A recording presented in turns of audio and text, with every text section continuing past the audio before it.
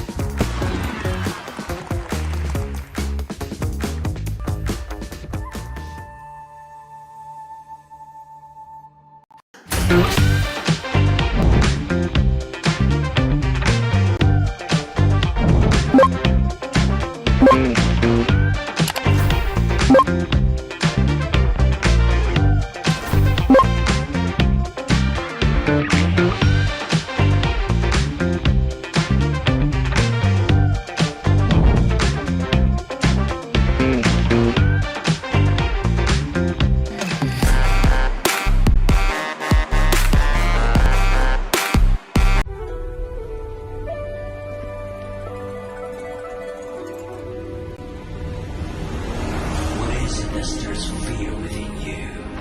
Is it danger or the weight of failing teammates? Many of the building are being trapped. Perhaps the uncertainty of what lies ahead. We're alone in this, so facing threats alone. We always stand already, but we have always been here by your side.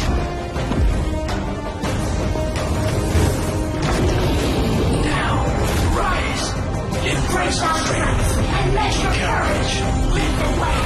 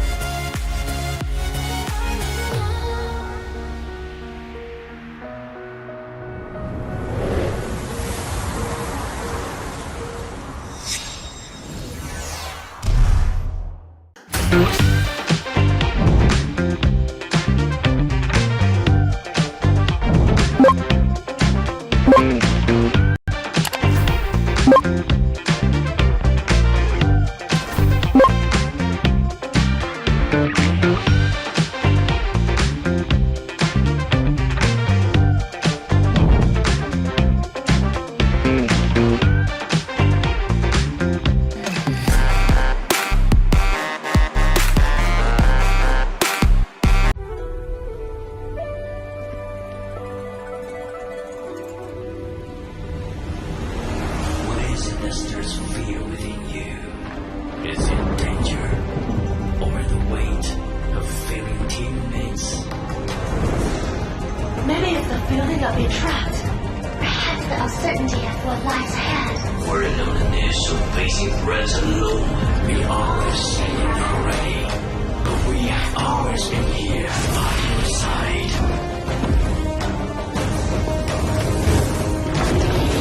Now, rise. Embrace our strength and let your courage lead the way.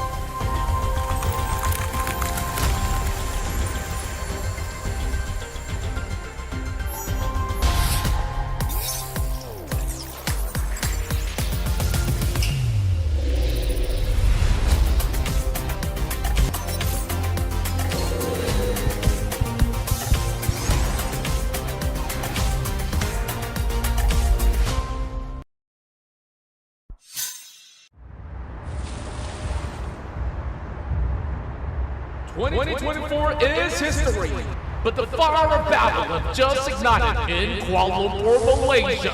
The chapter of the 2025 PMSL SEA Spring begins now, right here, right this moment." Hello, PUBG Mobile Esports fans.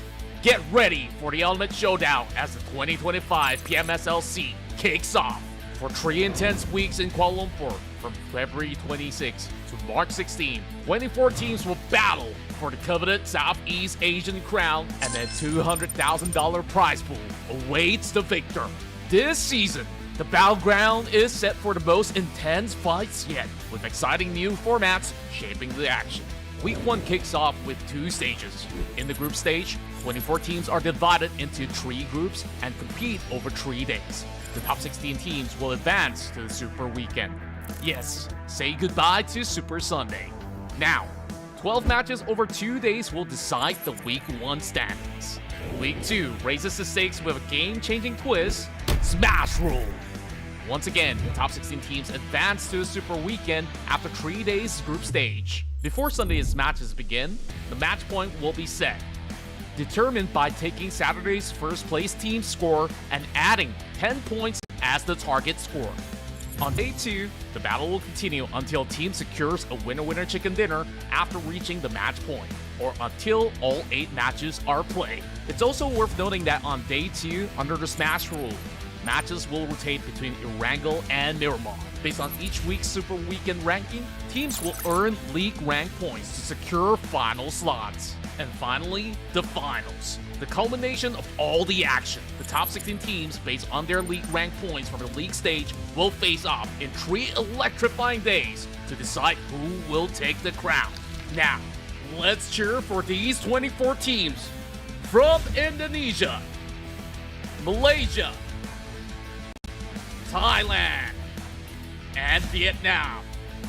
Rivals clash, legends rise. Only one will claim the throne and take the C slot for PMGO main event. The battle for glory starts now. Let the games begin!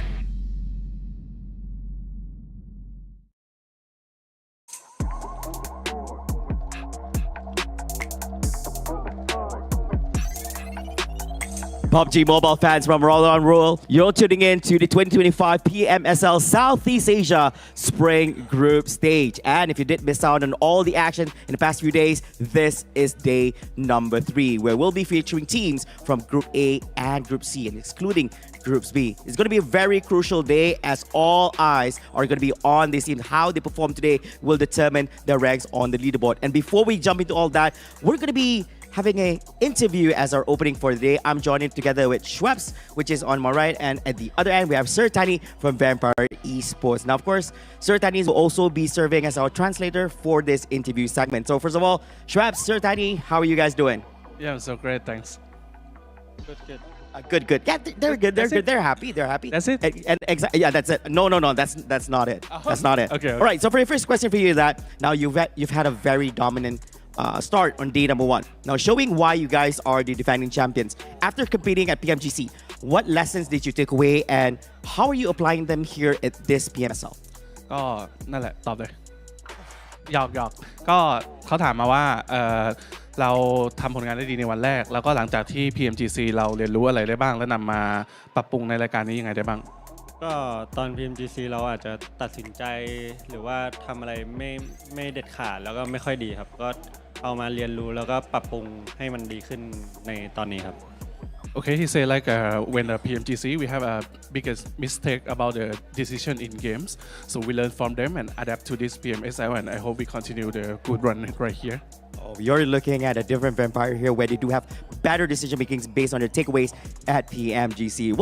We'll be looking more from them in the upcoming weeks. And of course, with your new lineup, you have Mormon and Onzax joining. How confident are you in taking up a straight 4v4 fight straight against Boom, considering that they are also a former champion and had an outstanding performance yesterday? ก็ตอนนี้เรามีไลน์อัพใหม่ก็คือมอร์แมนออนเซนถ้าเกิดตอนนี้เราไปเจอกับบูมแบบ4-4ที่ผลงานเขาดีในเมื่อวานเนี่ยตอนนี้เรามีความรู้สึกยังไงบ้างก็อยู่ที่ไทมิ่งแล้วก็โพซิชันมากกว่าครับว่าใครดีกว่ากันหรือว่าอะไรเรื่องยิงก็ผมว่าทีมเราทำได้ดีอยู่แล้วครับแต่ว่าในเกมมันต้องมีอะไรอีกหลายอย่างครับ He said like depend on the situation about the position or the timing in the game. So we think like we have the same skill on the PMSL right here and also Boom. So yeah, he said like depend on in-game situation. But considering if the situation was equal, who's gonna come out on top? ถ้าเกิดทุกอย่างมันตรงเป๊ะแบบเจอต่อหน้าคิดว่าไงถ้าอยากจะขนาดนั้นก็เราก็ได้ครับ If you say like that, yeah, we are. Yeah. So yeah, I think they're confident they can actually take Boom down in a 4v4 situation. Assuming, because I think we understand it's a very situational kind of thing, right? Yeah, but we also the friend of Boom, so I love you, yummy. All right, so hopefully all the Boom fans out there don't take it too hard on this. Now, of course, as last season's champions, every team has their eyes on you. A lot of people, and of course, I think based on previous seasons as well. Now, do you feel extra pressure to defend your title, or does it fuel your motivation to dominate again and become back-to-back champions? ก็เขาบอกว่าในฐานะที่เราแชมป์เก่าเราถูกจับตามองจากหลายๆทีมคิดว่าตรงนี้มันเป็นการเพิ่มความกดดันหรือว่าเป็นการเพิ่มไฟให้เราที่แบบทำออกมาได้ดีขึ้นกว่าเดิมก็ไม่รู้สึกอะไรครับก็เราก็โฟกัสไปเกมต่อเกมวันต่อวันไปครับไม่ได้คิดถึงอะไรขนาดนั้น Alright, he said like we focusing on the process what we do game by game, day by day, so we don't think about the outside much, so it depends on the game that we have to run for it, and yeah, we become champion, it will be okay again. Yeah, I think those are splendid answers. Of course, I would like to take this opportunity to say thank you so much, Webs. Thank you so much, Sir Tani, for joining this interview. And of course, ladies and gentlemen, in a few short moments, we're going to be jumping on to our opening match here at day number 3 at the group stage, week 1. So for those who are currently tuning in, hopefully you guys are excited because we're about to witness some amazing PUBG mobile action. And of course, I'm going to be handing over back to our amazing commentators back at the studio to share a little bit of insights on what has transpired in the past 2 days and what can we expect this day in day number 3. And of course, which teams they do predict is going to be performing well here at the end of the day. All this and more. Back to you guys, casters.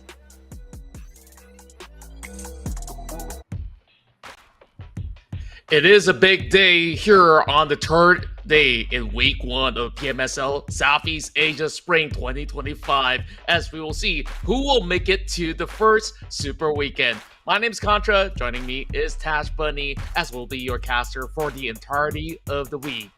You know, it's really exciting when you heard that interview just now. I think in a lot of situations, Boom Esports and Vampire Esports have been teams that have been really back and forth with each other, both with their own pros and cons in terms of play. But I think in terms of, the player lineups as well, there's a massive change. Boom Esports opting for some new blood coming into this year's roster alongside a brand new coach as well. Vampire Esports, the only thing that's changed right now is taking more experienced players, putting it into the main roster.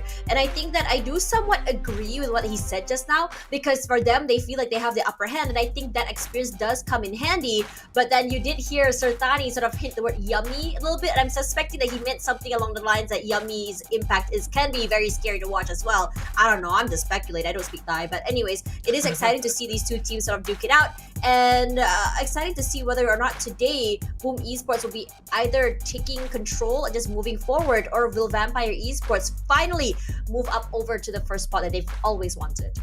Yeah, this narrative between both VP as well as Boom is definitely very, very exciting to see here within these two groups. And then we also do have the teams that are waiting patiently to see what's the final verdict, because some teams, they might score just about enough to make it to the top 16. Some others don't, because we have even Alter Ego Aries and a few other little big names who are on that danger zone. So we'll definitely have to check out a whole lot more as we dive right into all the format. If you guys are brand new to the tournament, welcome on board, as we got a $200,000 on the line for some of our top teams across Southeast Asia. For those just following right now, we are using the stock standard format with 10 points for first place, getting that chicken dinner, and then it goes down and down and down, where one elimination means 1 point, which is why we're seeing a shift in how teams are playing. Either they're going to go a little bit more aggressive, looking at teams like Vampire Esports, Boom Esports, who prefer to go a little bit more aggressive early, get those pickoffs, the same as CD Alliance as well. And some teams play a little bit more placement. I'm looking at VOIN Donkey. But before we go more into that, we also have the schedule right now, where we are on week 1 right now, where next week we're looking at the Smash format. That's right, and if you guys wondering what exactly is the Smash format, it will be played in week 2, where we will eventually elaborate, but we are now fighting to see who gets into the Super Weekend. So this will be the very final day of the groups here on Friday, and when we go into the Super Weekend, they will tabulate all the points necessary to qualify for the finals, and the Smash rule will involve the following, where we'll set a match point for the amount of points accumulated on the Saturday run, and the number 1 team's total result will add that with 10 points. That will be the match point that teams will have to reach, and then they will have to secure a chicken dinner to close off the day of the match. Interesting predicament today, given the fact that now we already have one group no longer playing. I'm talking about Alter Ego, Talon, NEC, CD Alliance, CM, OSJA, TH, Flash, as well as RRQ. And that does actually explain as well why certain teams like CD Alliance, MEC were taking a little bit more of a proactive, way to as they come into yesterday as well. And I think it's a little bit more scary if you're not playing on the final day, because it's that idea, right, where you're just gonna have to sit there and you have to watch as other teams sort of surpass you in terms of points. And it's going to be really, it's just really scary, especially when you're the team at the bottom, when you're not sure whether or not you cukup makan or not. Then the word in Malay, cukup makan, in English, it means we just enough to make it to the top 16. Because at the end of the day, right, whether or not you're first to 16th, what matters is getting into that Super Weekend to get those points that matter to bring you to the grand finals. That's right, and overall, when we take a look at it, teams coming from both Group A as well as Group B, we got some of the teams who are definitely gunning to be on top of the podium, and there are those who are still fighting to be within the top 16. Currently holding on to that 16th spot is KAGENDRA with that 32 points. So any teams currently on 17 and below will really have to fight tooth and nail to try to surpass the amount of points that KAGENDRA has achieved over the span of 1 day of play. As you can see, that majority of the teams coming from 17 to 24 will be playing today, therefore plenty of opportunities. The SEMBILAN, maybe it will have to work a little bit harder to get along with TODAK Esports. I mean, ENAM, SEMBILAN, and TODAK have a very similar, I would say, mindset in how they approach the game. They can go very aggressive, they can take up space, but a lot of their fights, so I think while TODAK has a little bit more, I would say, survivability, they're a little bit more, they're not really the type of team to go aggressive early either. Most of their fights have been that mid-rotations, and unfortunately for them, they're not really necessarily on the same page when it comes to fights as well. It feels like they're a little bit, I would say, disconnected, especially in these 4v4s, which resulted in a lot of their losses. But then again, you have to say this is a brand new team that just came up on top here to the tier 1 scene, so it may need a bit of time to kind of like transition into the higher stage play. Meanwhile, for ENAM, SEMBILAN, I think they have really good firepower. I think they're very aggressive, which is very fun to watch. But at the same time, this high risk play doesn't necessarily come with the reward that they want.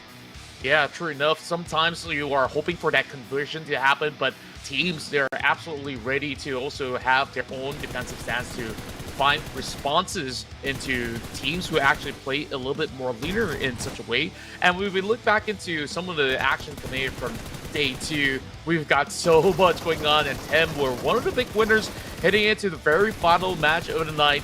With their leap of faith, they secured that chicken dinner to close things off.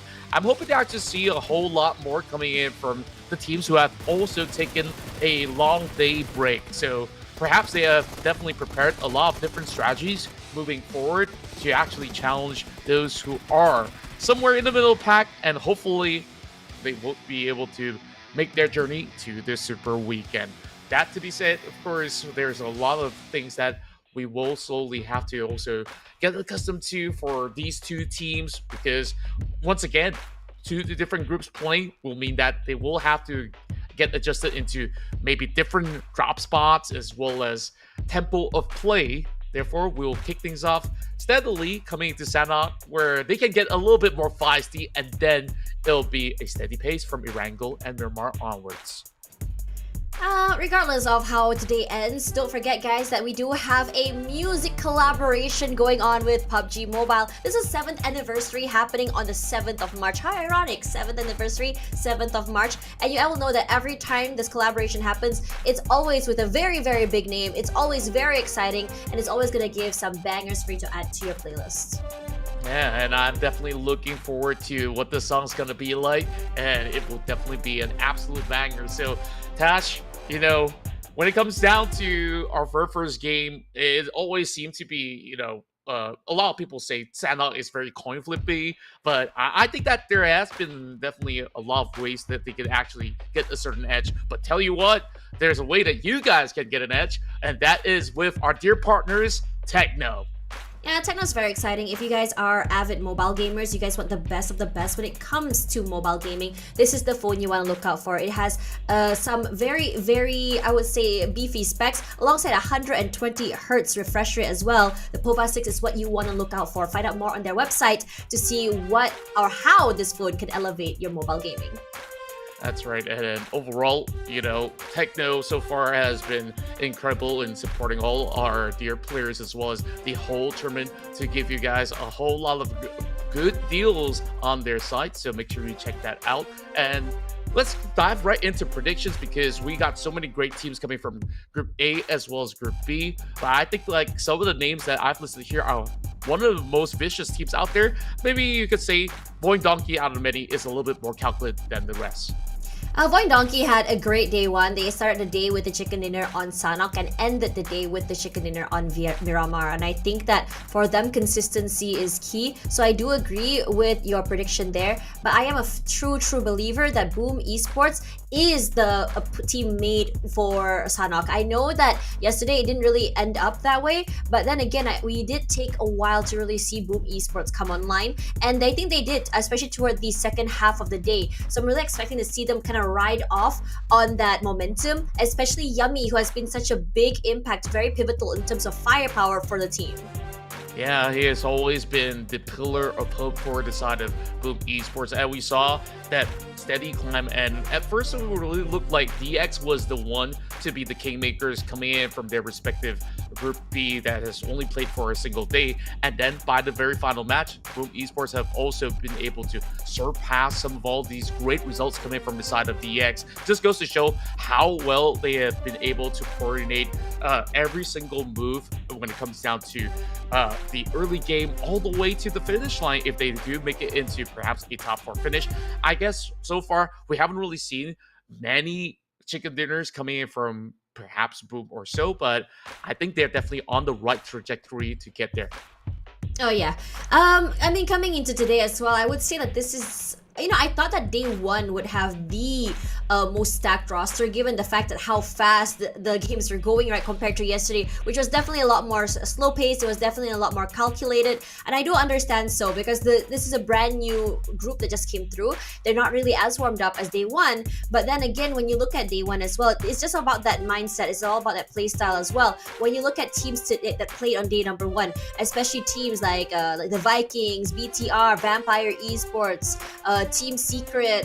These are teams that I would say love to play and just, you know, kind of increase the pace. And then you add it in with, you know, a group, I think it was Group B, with CD Alliance going aggressive as well. It does make for a very, very chaotic day as well. And I am very excited to see that. That was a very, very fun day to watch. There was a lot of skirmishes, while it was a little bit more later in terms of that first contact, that first blood.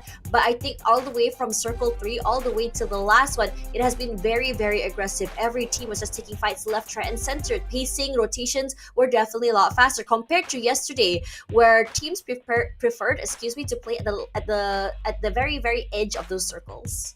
Yeah, I'm really glad that you actually brought up about this group and how fast this tempo could actually be, like when we get into all the matches that will be played out for today. So let's see how they will adjust to Sanhok, as we will have all our 16 teams here from A and B dead set and ready to secure the final few chances here to make it into that super weekend. So without further ado, let's dive right into the first match of our Friday run.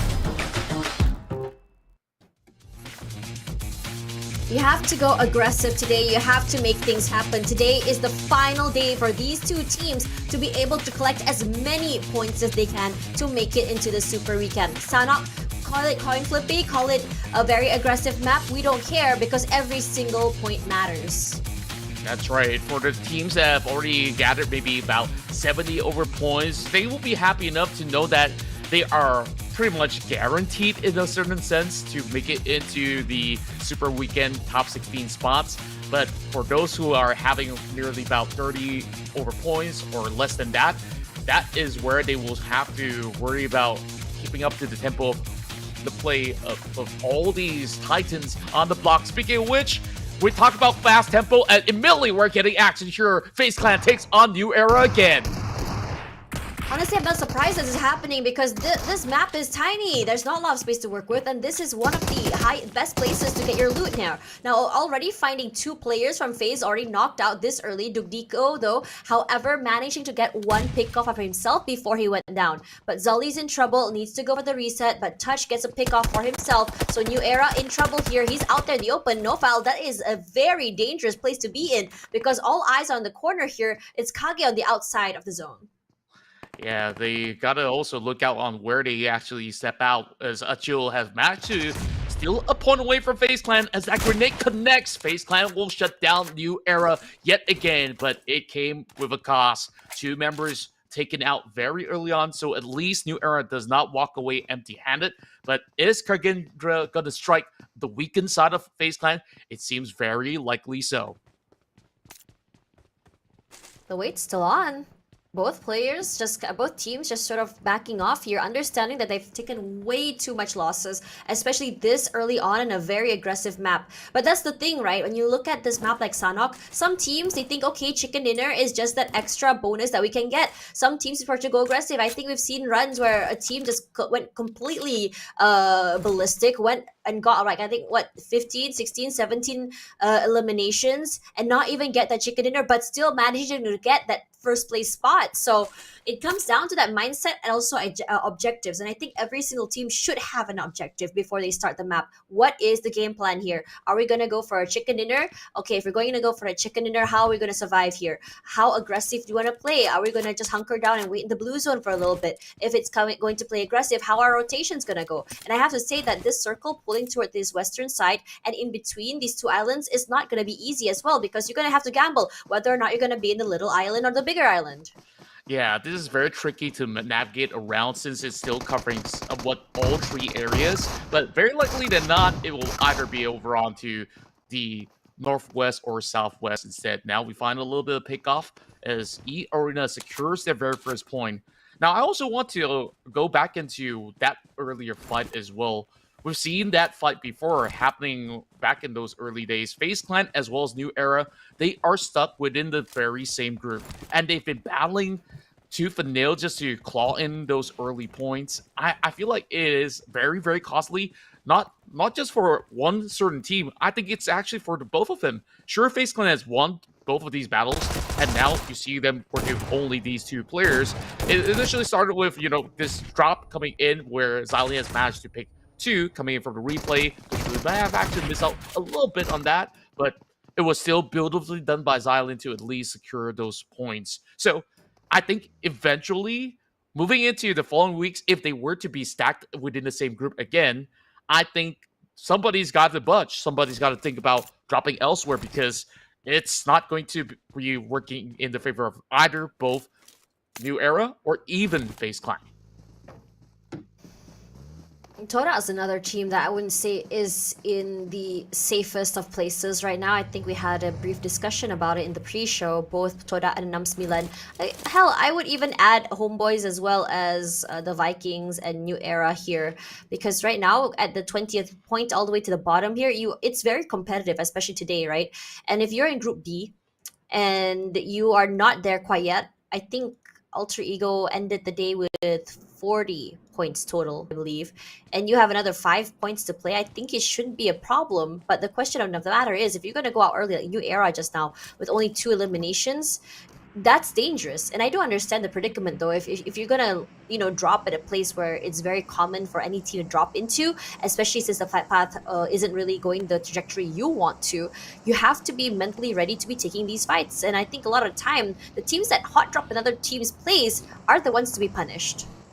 Yeah, I certainly agree with that. And overall, sometimes they can also base it. Maybe there's a little tinge of luck where you drop directly onto maybe M249 machine gun, and you just have that full confidence to actually spray onto everybody, and your opponents don't really get those items. So I guess gambling on that sometimes work out, but you don't want it to be that conflict once again. You want it to be a little bit more affirmative in the sense that you got to get yourself prepared, and then you got to know that you have advantages in some of all these fights rather than to gamble it away. So right now, I've been checking as well onto some of the overall leaderboards. So the cutoff point that we're looking at right now, surely it's being held by KAGENDRA with 32 points. But with 6 games of play, I am certain that they will surpass maybe certain other teams who are not playing today. So the teams who are not playing today that is holding the lowest score is currently TALON Esports with 39. So teams who are not scoring above 39 right now, they got to work super hard. And within 6 games, they can't afford to actually flop at all. Getting 39 points, I don't think should be an issue, especially when you have teams like Strangers and FaZe. I think they're quite consistent with how they play. They tend to go out with maybe between 5 to 6 points, which not necessarily is the end of the world in my opinion. I think the most important thing is, okay, if you're gonna accidentally get knocked out early, what's the game plan here? We're in trouble. What's the safest way to retreat? Now, it's ENAM Sembilan going aggressive. You're taking this fight against D Xavier. And D Xavier, despite losing Woon this early, we all know they have their protocols on how exactly to play a little bit more back, get the pickup against teammates. Now, ENAM Sembilan, understanding this, decides to go a little bit more aggressive, take up a little bit more space. Here comes the vehicles, here comes the speed, here comes the cars. But D Xavier with the lower ground here, they don't have a lot of advantages to work with. Nade falls as well. Kryptonite yesterday has been a heavy hitter. And look at how aggressively they're going, playing ring around the Rosie, going aggressive, taking out space, running them over. This player has been very much in your face. The player to breach compounds and areas just somehow manages to get in that damage. All football will try to spray here. Levi's tries to make it work, tries to make something happen, get a little bit more space and a little bit more damage, but they're not able to steal a single member away from ENAM SEMBILAN. Wow. And you're talking about the team that just made that debut here, and they have shut down one of the biggest teams hailing from Vietnam. DX, they walk away with no points whatsoever. Surely they might have actually changed a little bit of their lineup today, starting with VOIN, but like it didn't seem like DX was even prepared at all. You saw that run in, the millet nade that drops right through. How quickly 6ix9ine actually responded in that circumstance. They just rushed right in, like you say. The cars were flying in. The nades were basically pushing them to the limit where they had to actually disperse all scattered across the field, and DX just have no answers. Here comes another fight though. SEMB9 takes on the rest of MKVE. The Vikings getting crunched left, right, and center here. Goes to on the outer end, spots out Kenny. Jump shots all abound here, but he wins that out. But behind him right now, FaZe is in the backline, ready to provide cover fire for his teammates. Trexie will fall, but FaZe is the one to secure those kills. Now, we're down here in a 1v1. It's getting dangerous right now. He needs to be able to get this fight. A reset to come through here. No time, no space. The jump shots, it's massive! And the Vikings, they're in trouble. They're all out. Not before they stole 2 members of SEMB9. The MVP of day 2 is on fire yet again. He saves the day and keeps the hope and dreams alive for SEMB9. All 4 points back by this gentleman right there. Wow. You can absolutely count on him. This is basically the best transfer that SEMB9 has ever gotten throughout their whole entire organization's legacy. Have you ever seen a player like this? Always clutching every single moment when you need him to be. FaZe so far has been outstanding. But take a look at this though. Cheeky lurking right from below. Zeta's catching a little bit of that notion though. So is he going to be safe or otherwise? I think he knows where Zeta's at.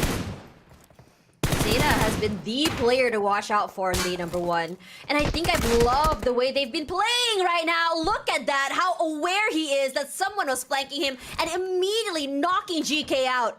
Team Secret is also a team to be feared, but I have to say that for VOIN Donkey, they have so many, I would say, protocols set in play as well. Needs to come through here, not going to be landing on to break. But the rest of Team Secrets, they're going to take this out. They're going to hang around in this blue zone for a little while. Make sure that they're able to wait it out. But for the rest of VOIN Donkey, so aware, marking their locations. A peep through the window is all they need to knock one player out. And Zeta, despite it being the blue zone, no info gathered. He's going a little bit more aggressive than usual. Understands that he has to go and find break. He doesn't have to though, because he's done enough damage. The blue zone will just help him finish down the job.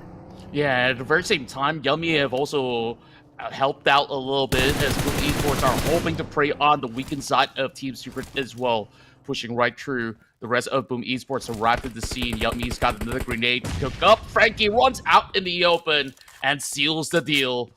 No elimination points in this round for Team Secret. As you can see how difficult this circle is. It's still in between 3 lands of the entire map. But of course, over mid lane, it will definitely be closed out. Meanwhile, over on the edge of the zone, we will see both Thai teams fight. It's FaZe Clan now going up against eArena as they were forced to play a little bit more defensive. Kim Tony slowly getting nated as Joker closes in the distance. I'm not too sure whether FaZe Clan can actually hold on as they are catching fire. More nades to drop right in. Here comes the jump coming in from Joker as he's looking to infiltrate the compound, and they will eventually shut him down. Dangerous predicament phase out already. ENAM SEMBILAN still getting active here. It's TODAK that's in their sights. What a nade coming in from Kryptonite. He's not done. Real rushes forward. Tries to give a little bit more space to see if anyone's kind of pushing through right here. But Real is there. One nade, all they need. But the blue zone hunkering down. And Kryptonite, what a nade, what a shot. Completely eliminating the Malaysian team. Wow, I have no clue what these guys had for lunch, but ENAM's Milan, they look hella good right now. 6 points already here inside Sanhok as they were sweeping from the edges, finding fights after fights, and it all started by taking out DX. The rest of Strangers Esports, they also got a trio of their own and have not lost a single member so far. While Yummy Bay this time around got caught out in the midst of rotation as they did not spot out eArena inside a bootcamp, and it pays a whole lot with the catch coming in from Sakura. They also do have to go in for a quick reset as Joker has been knocked down as well. NC2 now getting spotted out. It's going to be a sticky situation as they are still in the blue zone, but they will still secure the point up against Yummy May. It's going to be a long haul, but will they be zoned out or can they stand tall against the rest of them? As boom, they're already diving into the waters to keep themselves safe.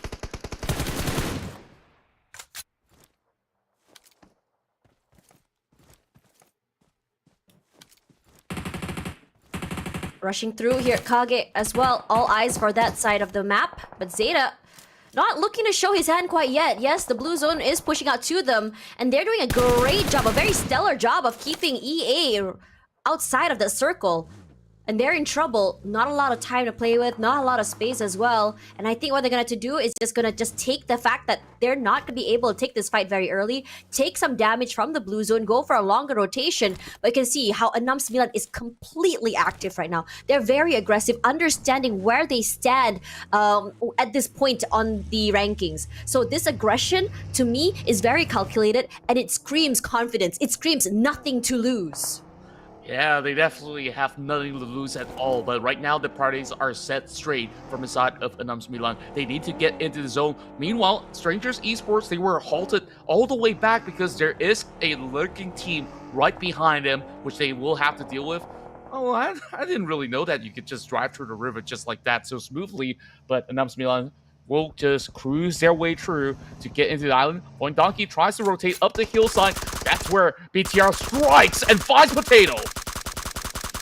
Somehow Zeta managing to dodge every single bullet. Not anymore though. Spoke too soon. Satarles beautifully played. But VOIN Donkey getting aggressive, trying their best to keep their teammate alive here. Zeta has no place to go, eating out so much damage. That tree line is the only thing keeping it alive, but Risey catches his teammates. Beautifully done. Look at that. The push-pull that they have, perfectly executed. BTR, a bit more quiet early, but they're finally showing themselves on the map. And I think their priority has always been positioning first. And I love that for them. Because when you get that perfect position, all you have to worry about is those rotations. People rotating into the circle, trying to fight people from taking your area as well. So I think it's looking good. But for Homeboys, that blue zone will finally chunk them out in the end. Look at that final member. He's so low right now.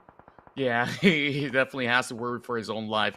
And also for BTR, they start off in the island. It just shows great discipline that this team has not really left the island despite how many teams have been moving across these sections. So they are definitely getting themselves a really good spot on the highest point of the map at the very moment. Just waiting for teams to eventually cut across. eArena did manage to make their way across the river though, but they are now finding themselves over onto the south side.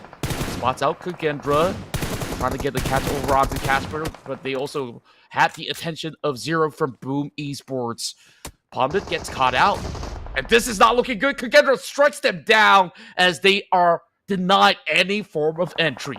It's always been, I mean, yesterday was the day where we saw Malaysian teams just sort of pass by each other. The rotations have been, just chunking each other out. It feels like Indonesia is going through the same thing today. And right now, eArena is in trouble as strangers find them crossing that bridge, unaware at all that they were playing in those corners. Homeboys finally gone out to the blue zone after so long, and Kage might follow suit. But you can see this aggressive rush forward here. Kage on a bike, and only a bike. And I have to say, this ballsy play might just give them a little bit more space to work with. You can see sprays coming in from ENAM's Milan and strangers as well. VOIN Donkey waiting for them already in a compound in the corner. But right now, I have to say that as time goes by, like 30 seconds to go here, it feels like everyone is on this uphill battle trying to find the right terrain. And it's not going to be easy. For Sem9, Fira now logged out already, which means that they're going to be eliminated at 8th place, which is good enough for them. Managing to get 4 eliminations, that's huge. Yeah, good enough for them to still have that consistency to eventually get themselves safe into a top 16 finish, I do hope. Big nades now drop in towards the side of Strangers Esports, and Sakura does not have enough meds to outlast the blue zone overall. Strangers Esports, they can't afford to take too long. The blue zone's already creeping right in, so it's crunch time already for both of these teams. KAGENDRA, Strangers Esports, they really have to find a way to hug the rim of the circle, while Vampire Esports, they got some casualties on board, and I believe that's once again ENAM SEMBILAN striking them down alongside with the rest of BTR.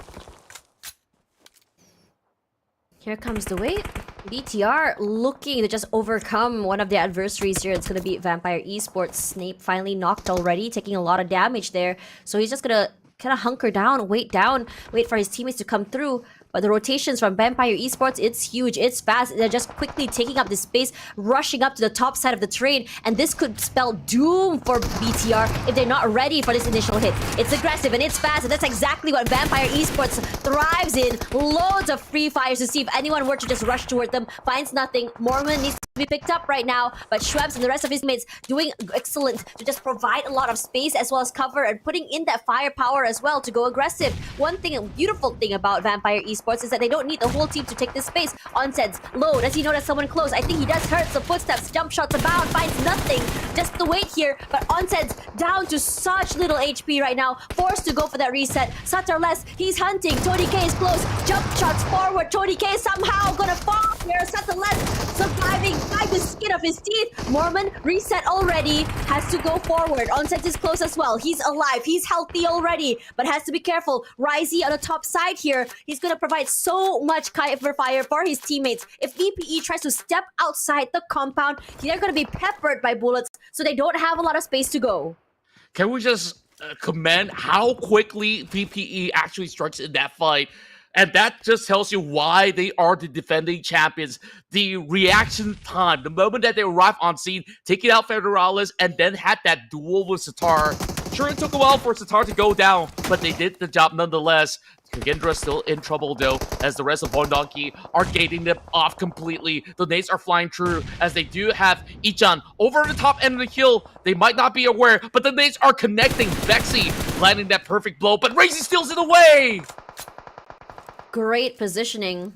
It's been hunkering down there for so long, and I'm quite surprised that VPE was not ready for this predicament. I mean, for a while now as well. They've been marking him. But I guess there's just too many things happening here on the side of this terrain. And it's not an easy terrain to work with as well. It's going as you go toward the middle, it's a downward slide. Yes, if you have the high ground, it's going to work, but you are going to be having your backs against the wall. And that's the beautiful thing about having Risey at the high ground, the very, very corner of that circle. Now Kage is in trouble. So much pressure from both Vampire Esports as well as Strangers. While Strangers has a little bit more pressure, a little bit more control to the southern side of the circle.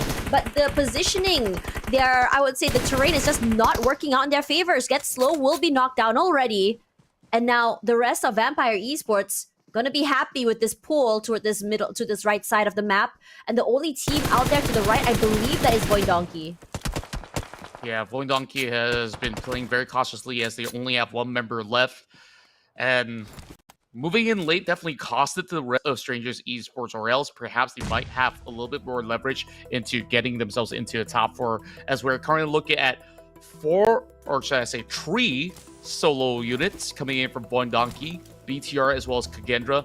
It's going to be the Thai squad that has the strongest squad strength at this very moment.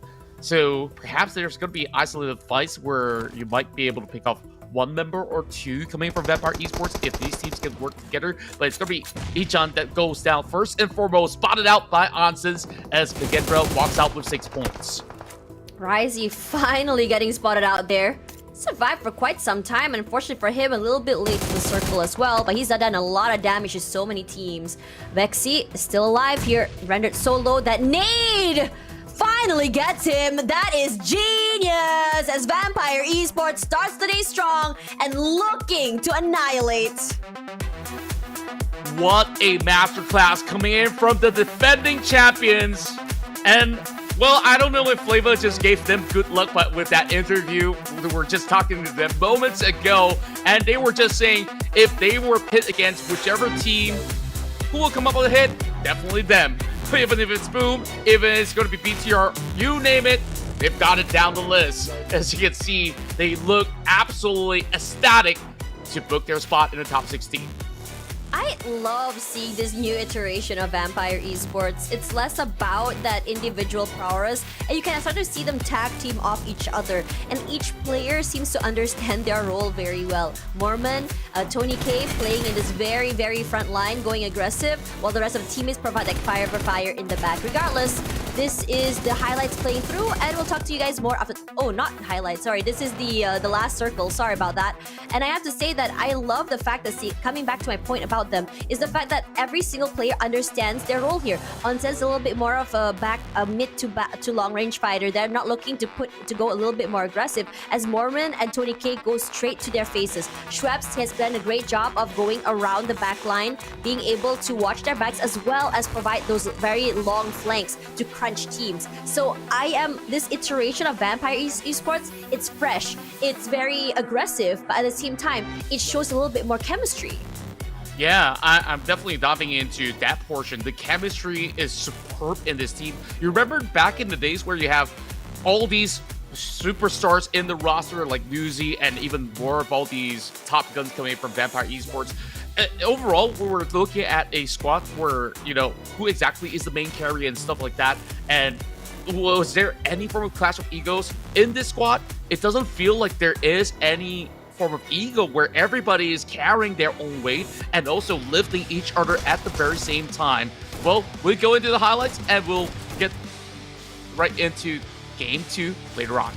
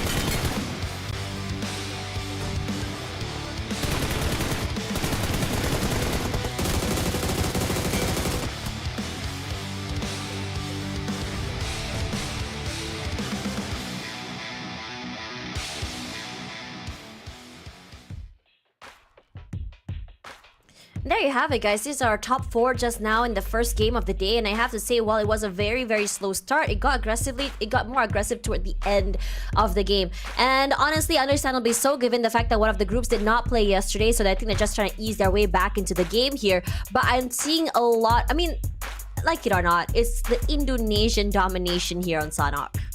Yeah, we definitely see a whole lot of all these Indonesian teams thrive. That also includes ENAM Sembilan, the newly promoted team coming from the PMNC, which they've also racked plenty of all these elimination points. But you look at the charts of the damage numbers, they look pretty insane off the charts. When we take a look at the best performing player is none other than Schweppes. You saw how he initiated those battles, not only suppressing some of the members of BTR on their push, you saw they were also bringing straight every single part of these rotations, and they also fought back at the very same time.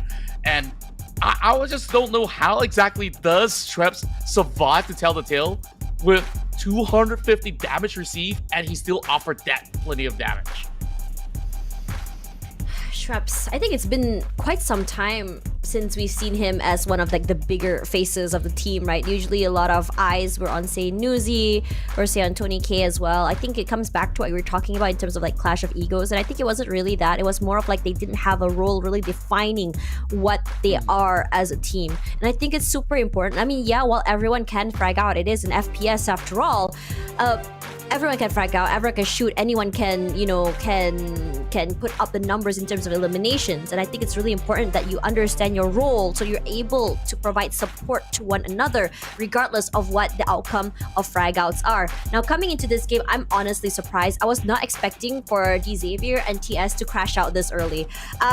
D Xavier losing out a fight against a smaller team this soon was honestly also very surprising to me, but at the same time, not really. Their positioning was just so unlucky. They didn't really have the terrain to work with, and I'm loving the fact that teams who understand these situations, understand the grasp of the advantages they have, and weaponize it are the teams to be feared, in my opinion. End of the day, we are still all up here in Tier 1. If you're not capitalizing on your advantages, if you're not, really capitalizing off other teams' mistakes, what are you doing?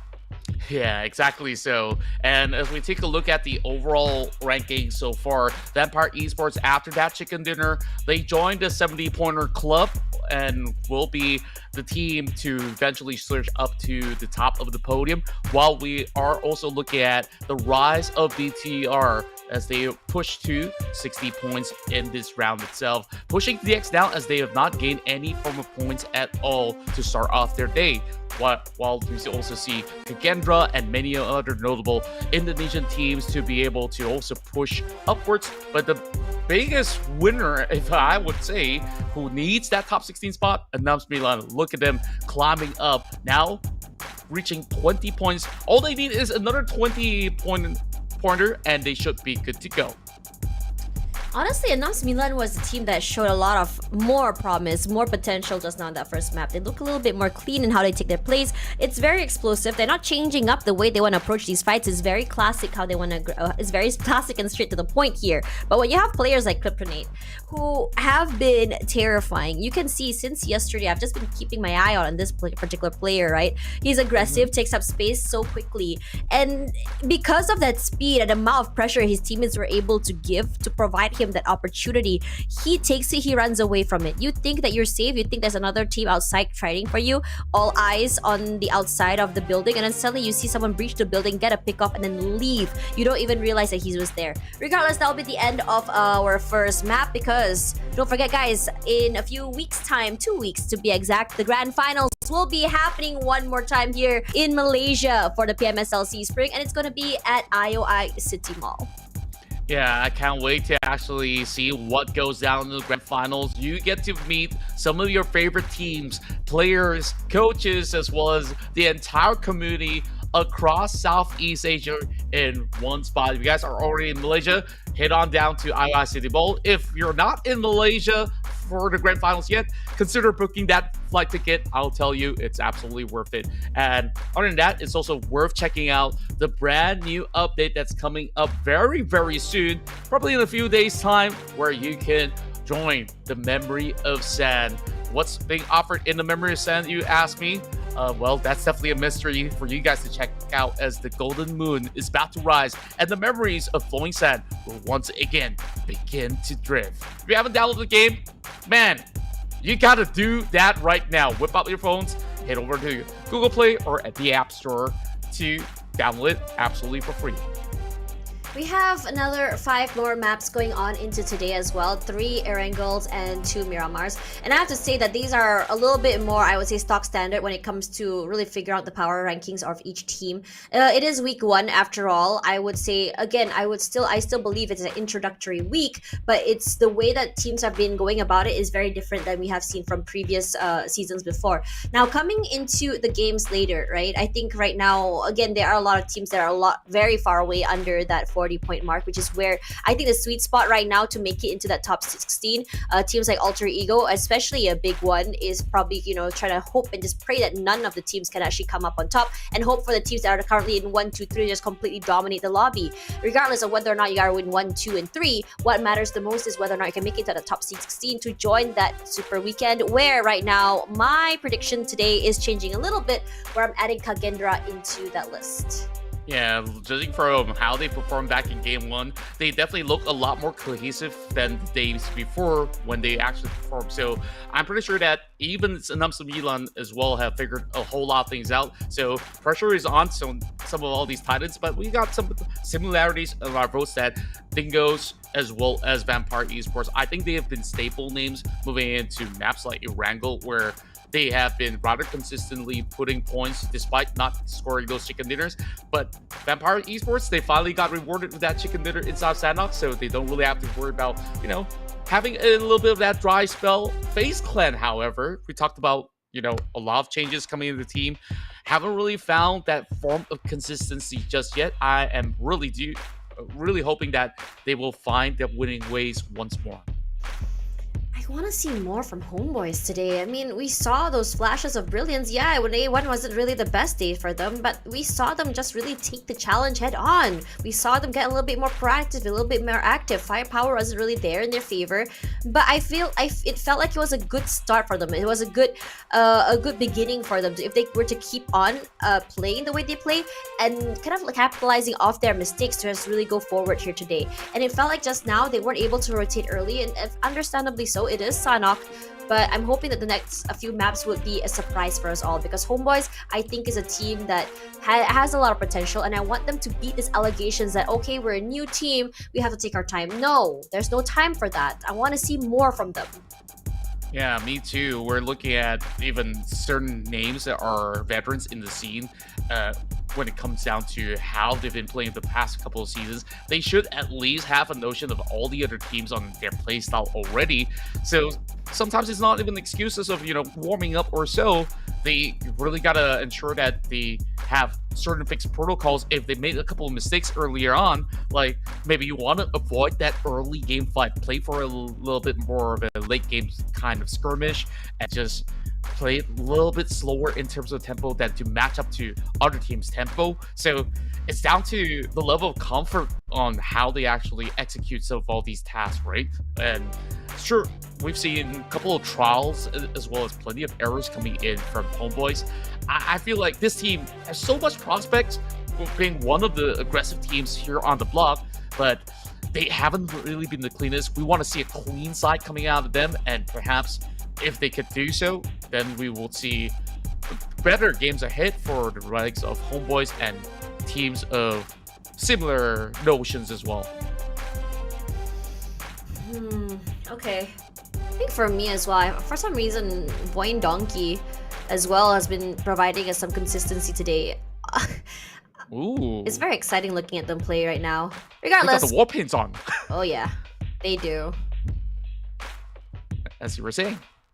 Oh, anyways, coming into today as well, right now looking into the first stock standard map.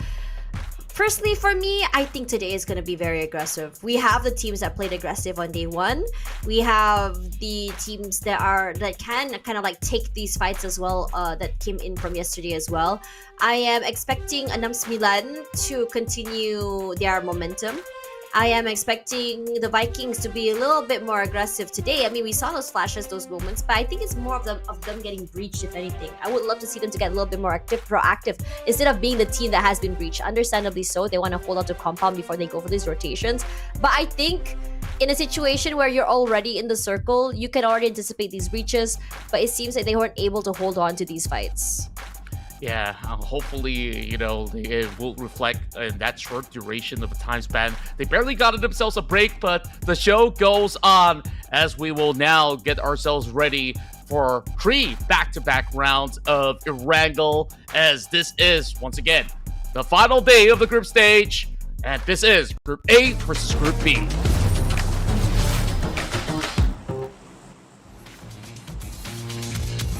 Ooh, okay. Erangel coming in, flight path on the southern side, I believe.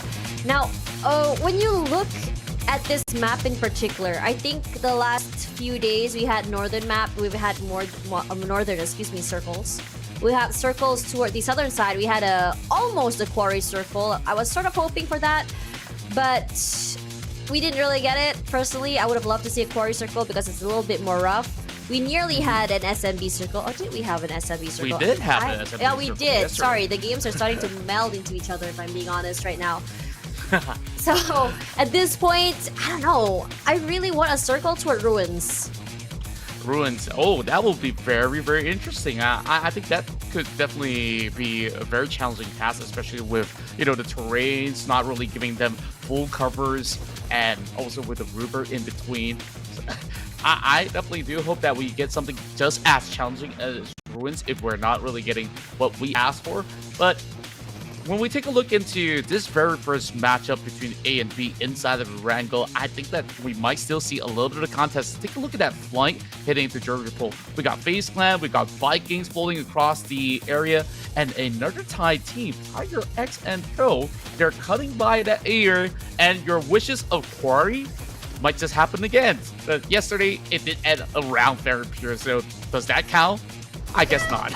I mean, it can. Okay, early fights. We already expected this to happen. Zully alone here in a 2v1.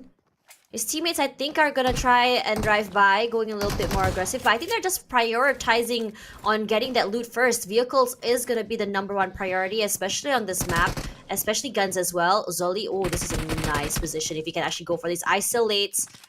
Not even close quite yet. If anyone were to cross, they're going to be in trouble. Zully is in a good spot, in my opinion, because if someone were to go up the stairs, they can just get completely chunked down like that. If they come close, he can just migrate out the window. One shot to the face. All he needs, 1v2, no problem. Let me just get your game out of here and into the lobby. Strangers losing 2 this early. That's rough. Wow, Zully just absolutely outsmarted the two of them. He just ran up and was like thinking, okay, what do I do right now? Oh, look, a little bit of railing. I think I could actually make this work. And just like that, took out 2. All was cutting it pretty close though. His health bar is dropping really low, but I think he should have no problems recovering. Just when we say that some of these Malaysian teams needed a little bit more of a boost, New Era so far, they have been on a decent streak. When we saw the day that they played out, sure, they had that scuffle with FaZe Clan when they started off the day inside of Sanhok, as per usual. But the rest of the maps, they were absolutely on the hunt. And after, you know, Zully taking on those 2 members, Lobby X as well as Mel, they're now separated pretty much across these compounds. Whereas the rest of New Era, they will try to at least cook up a plan to try to take them on, isolate the targets if they will. In terms of weaponry, I think that at least Lobby has got it sorted out with a mid-range to short-range weaponry in his arsenal for him to at least hold out. But level 1 hit gear for the side of Mela, I guess like it's really down to how sharp these players actually played this one out. He got all this info, but he can't really reveal himself. Tricky situation for Strangers. Man, this advantage is rough, honestly. And Zully managed to turn that awful 2v1 into a 4v2 right now. Xylin to go and just go in that shack just to hold on to the area. Lobby X and his teammate are not primed to play together here, isolated from one another. So I think they're just hoping to play the CQC and just get it out of the way. But New Era, they're reading the situation very well. A nade to knock down Lobby very quickly. Mela tries to put in damage, enough to chunk them down here. But the double swings from New Era might be a little bit more hard to deal with. A jump shot forward right now is enough from Wix to find the rest of Strangers. And they're gonna go down and out with no elims, with 2 elims, with no elims and no points, excuse me. Yeah, it's been so tough. You kick off the round.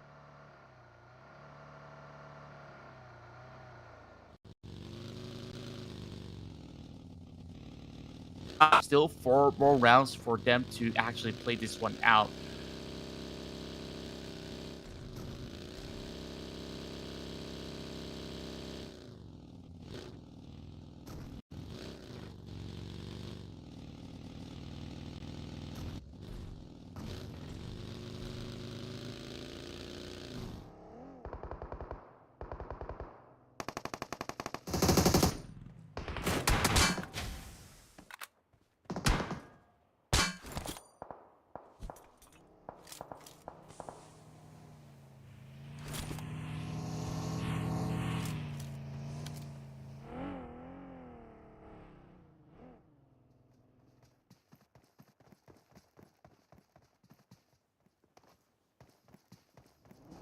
because we're back.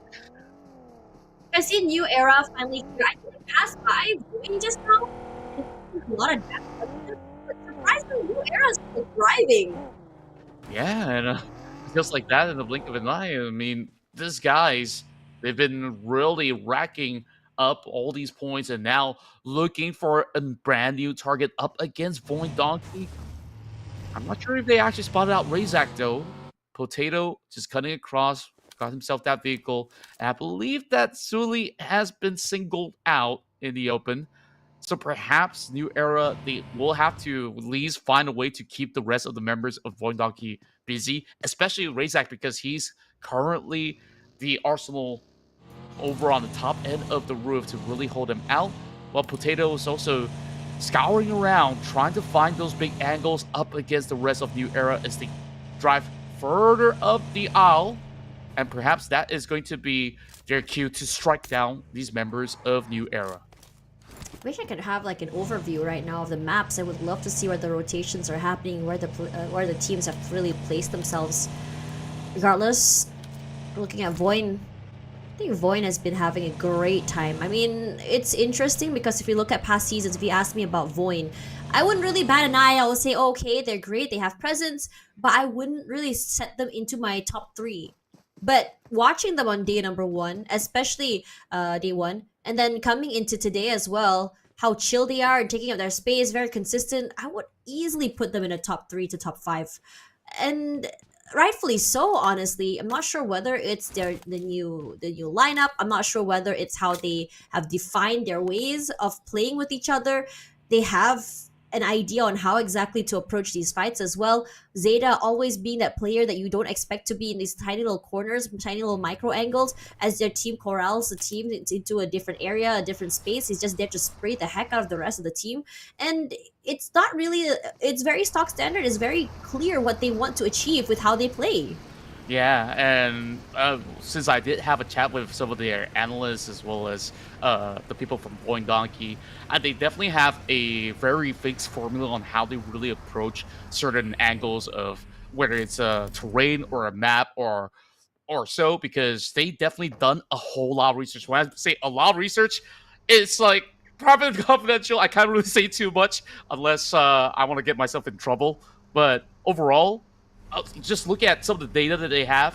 They know exactly how certain teams actually play out. They've done so much research to actually identify, okay, this is how this team rotates. We know where exactly they move, which is why you can see that they are always very calculative when they actually try to make a certain approach. They're not the team that suddenly goes in and say, hey, let's nosedive into a fight and pray for the best. That's not what they're built for. They have a really set ways where whether if it's a scout to actually be sent out or they have to go on to split, they will try to find a way to stick back to that same formula. And so far, it's been paying off for the side of VOIN Donkey, and I would certainly put them up there within the top 4 as well, judging from how well they have organized themselves as a roster, as a squad, and there's not too much changes within the dynamics of how they work all together. So it's been looking really good for VOIN Donkey. I could say the same about Boom, that has brought in some fresh hands into their roster too. Milan. So active today, especially Kryptonite. Look at how he's been moving around. Very in your face as well. I love how quick he reacts whenever he's playing with his vehicles. He had like, what, 3 to 4 kills just by running people over. He's quickly just jump off his vehicle. Look at that, how quick his reaction time is, jumping out, immediately spraying. Zeta rendered so low. I think he got kind of like chipped off by 2 different members of the teams here. Needs to be cooked. He's in trouble. He's so low right now. And Milan saying, okay, we know you dropped out of the vehicle. We're going to try and take up this space. But Zeta, he's just quick on the uptake as well. Rushing into the area, managing to get a reset somehow behind that tree line. So the rest of Milan saying, okay, now that the team is already inside of the circle, we don't feel like taking this fight quite yet.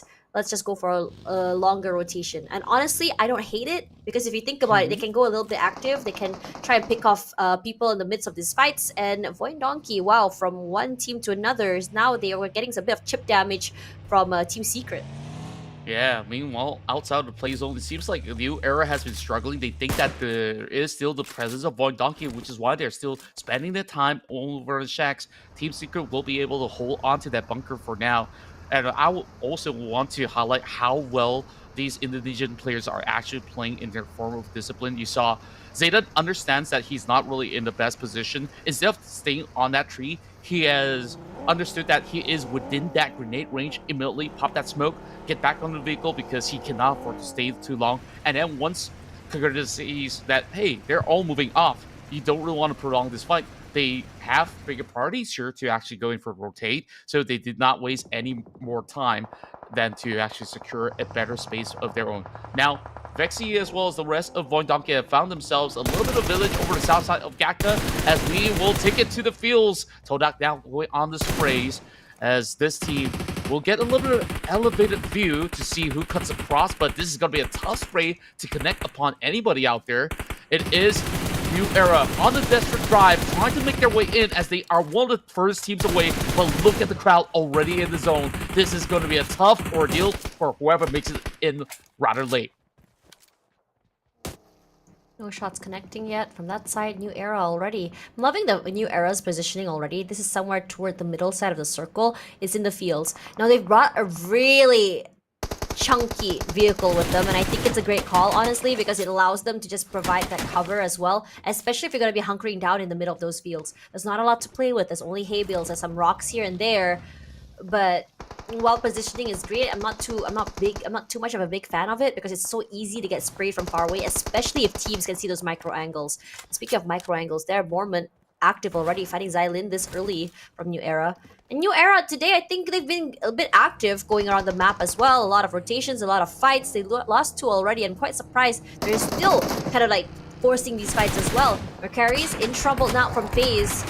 Rushing to find at least a bit of cover. Only chip damage around, but HOMEBOIS looking to chase here. He's all alone here in a 1v2. Manages to get one, but his teammates are there to make sure that cover fire is available. Available for the reset as well. Kid gonna find Mercuri's in the end and going for that reset as the rest of FaZe.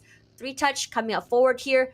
Is he aware that all the members of HOMEBOIS are hunkered down inside?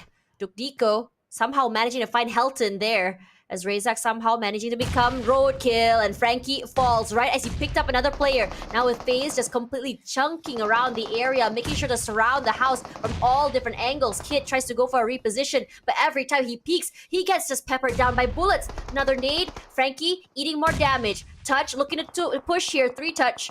Another nade to the name, and it seems that there's no more space to work with as Kid does get the reset. Our boy knocked down already. Frankie needs to be reset right now. Barbecue abound, and FaZe says, all right, it's time for us to stop playing around here. Let's just clear out the ordeal. But what the heck, Kid? How are you able to turn this around? It was not your fight to win. It was not his fight to win at all. That was ridiculous. We need a replay of that. Kid, he dodged all those flurry of grenades into the shelter. He went out. He get those taps of the DBS off. And just like that, FaZe Clan disappeared. My goodness gracious. You saw the flanks were immaculate. The tosses were good. FaZe Clan expected to win out that trade. And then they crumbled out of nowhere. That was an absolute miracle that he just pulled off right there. And I am just absolutely baffled. I can't really get over it. Honestly, Kid just pulling out miracles there. And I have to say that the timing for FaZe was just not quite there yet. I know that they were pushing in together. The timing was there. But I have to say, them kind of jumping out and unfortunately meeting Kid one by one allowed him for these isolated fights as well.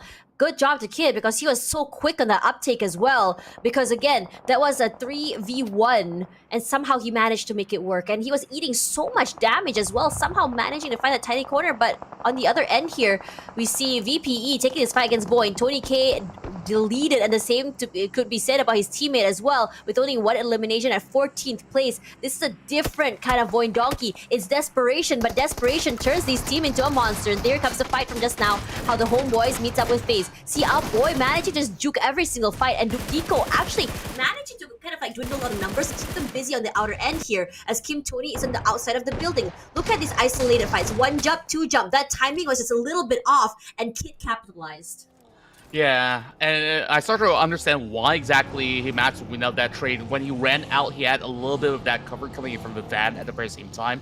And then that swing wasn't exactly wide enough. You saw all it was needed to do for the side of Kid is just to continuously spray using his DPS onto the very same angle. And just like that, FaZe Clan kind of slipped up in that very crazy moment that we just saw. Now, SEMBILAN going up against TODAK as they will try to drive by. No casualties thus far. Sondor is going to go for the second round coming. TenSky making it a little bit rough for TODAK to actually dodge all these grenades. TenSky goes down instead as 9 brings out the S12K into the battle. They're relying on the back of the kill just to get a little bit more cover. That grenade does catch over on Dimsy. Now it does open that space for Krypton to take a fight against Real. The car's in the way, but it will still be Real that goes down. 1-for-1 trade, and now down to Hulk. Hulk goes down at the very same time. Cleon, can he hold out? They spot out Sundara, and 6-9 is out. Sondara did a good job of making sure to stay in the backlines, provide that cover fire, but they were not expecting so much space or how much space that TODAK was able to hold on to. Coming onto this fight here, 2 nades towards Sem9 here, managing to clip down onto Mika, but not enough to take them out quite yet. And Team Secret, they're getting very aggressive here. They have a ditch to play with, they have a terrain as well, and with Sem9 with only 2 players left, it's not going to be easy. And the same could be said right now about BTR as well as TODAK. TODAK took 1 fight, barely got to reset, and BTR is already right in their faces, looking to capitalize, looking to take advantage of this situation. Dimsy gonna have to reset, taking his time behind his tree line to do that, while his teammates get a bit more active on the vehicles just to give a bit more space, and they do just that. But Team Secret just now, despite the fact that they were the ones that were kind of like going aggressive and going up against teams, eArena is the one to get active right now, just kind of chunking down their HP despite the smokes, despite the terrain. Those utils, those nades are just rolling straight at them. GK needs to be picked up, but there's not enough time to do so. 1 nade and 1 kill. Joker takes them all away.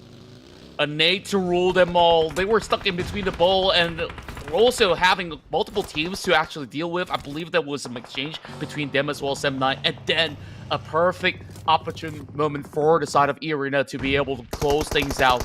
But over on the other corner, there's still Vikings to be looking to cut into the zone as well. eArena, if they do spot him out, they will have to really hold down the line to deny that entry point for Quang and the rest of the squad coming in from Vietnam. They do have some couple of vehicles that they could actually make a deep rotation into the zone. So, rather risky, but if there's no choice, they really have to full send it. Right now, Quang has to fall back, picks up his buggy, soaking a little bit of damage coming in from the blue zone.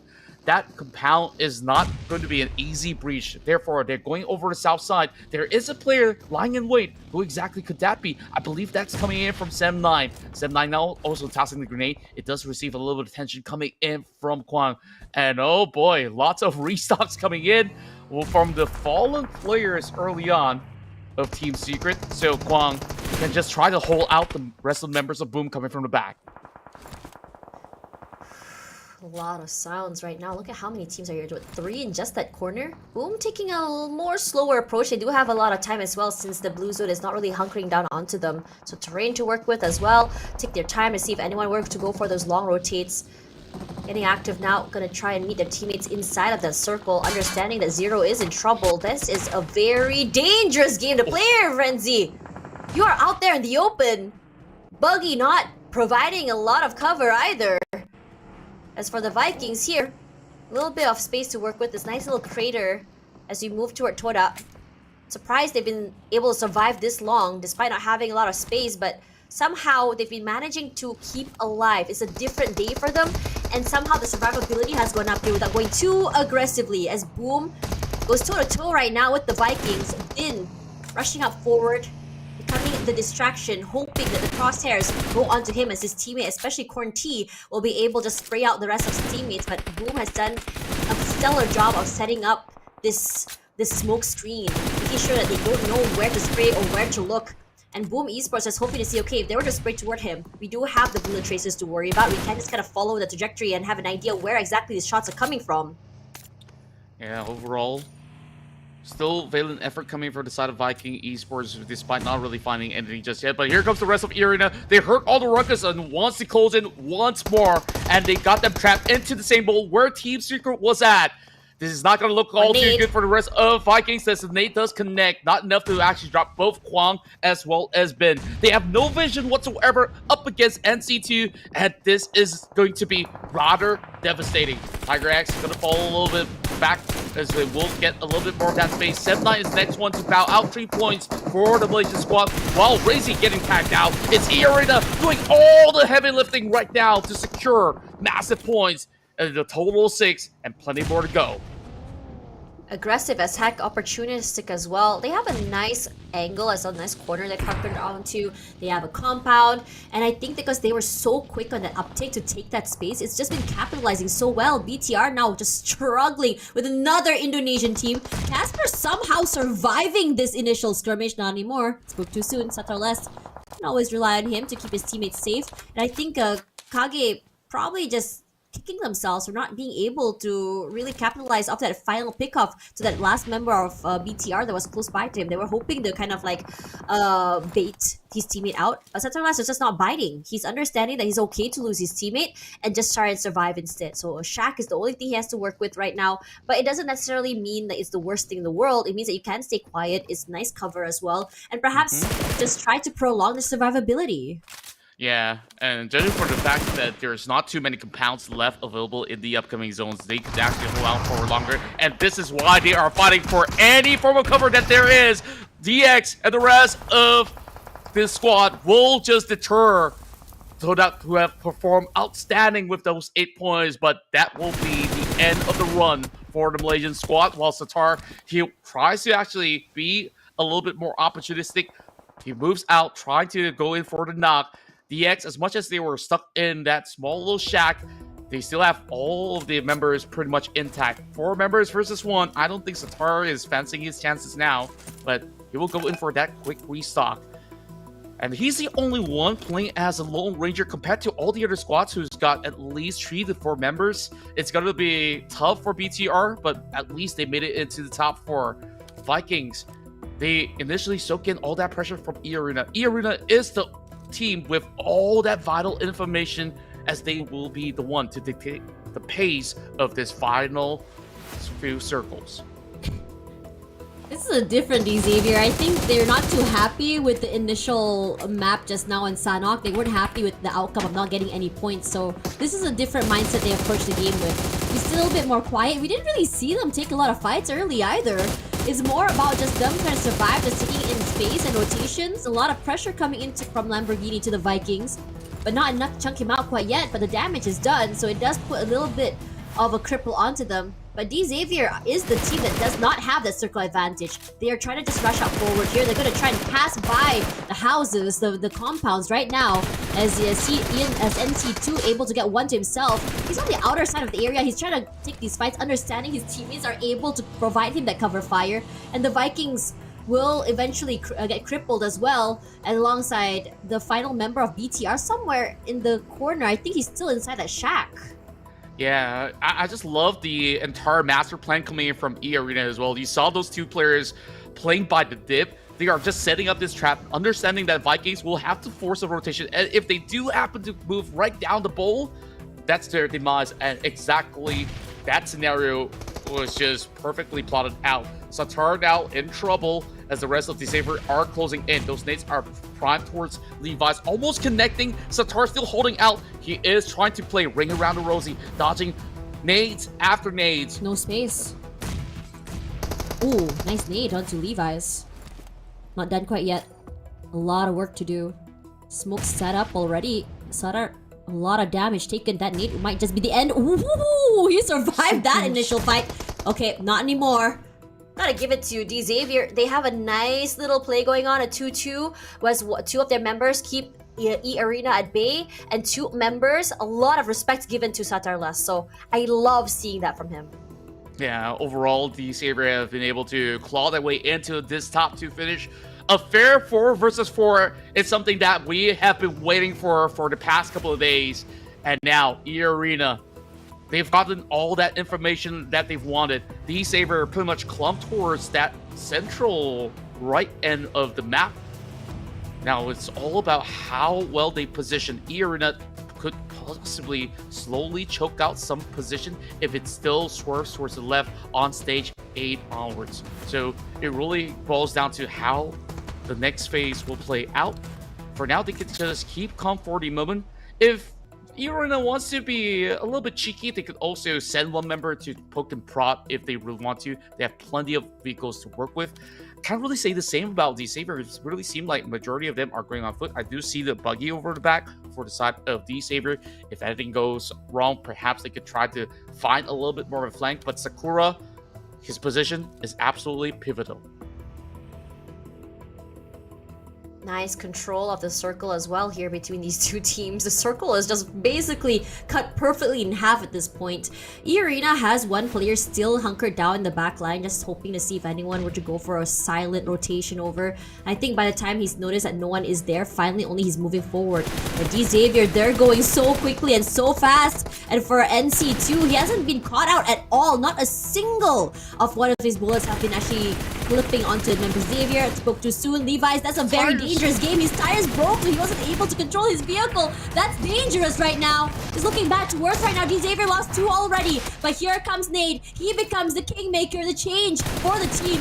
Not managing to knock out 1, but timing and space not on his side here. Tiger X staying very, very quiet in his corner, giving space to Joker to go forward. The blue zone rushes forward, but somehow eArena comes up on top. Despite the fights, despite the aggression coming in from Xavier, they realize they had the advantage and they intend to use it to their full potential.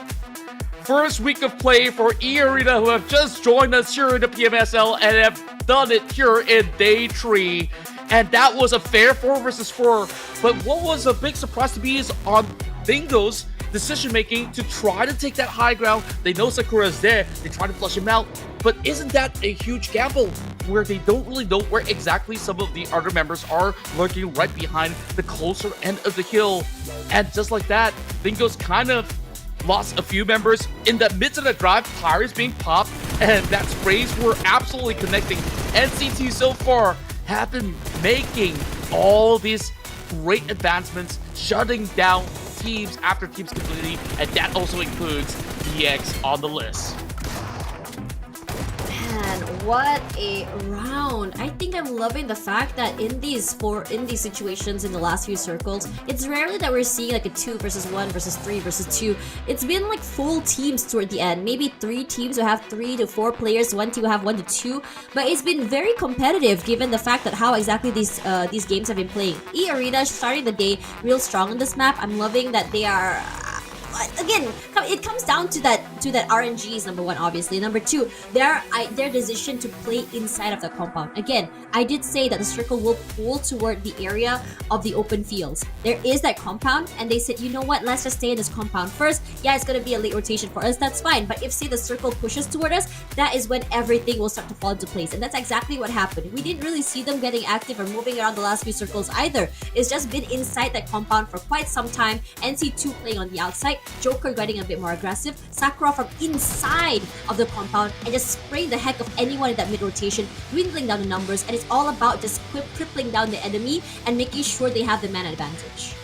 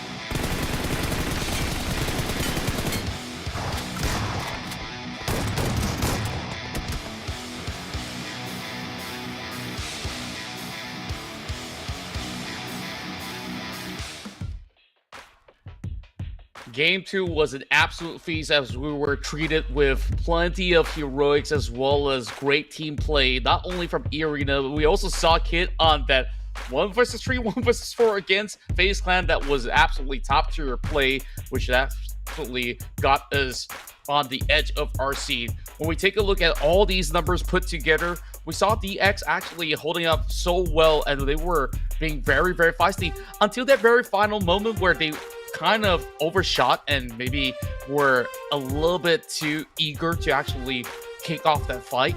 It kind of rendered them into unfavorable positions where eArena has been able to capitalize in that situation.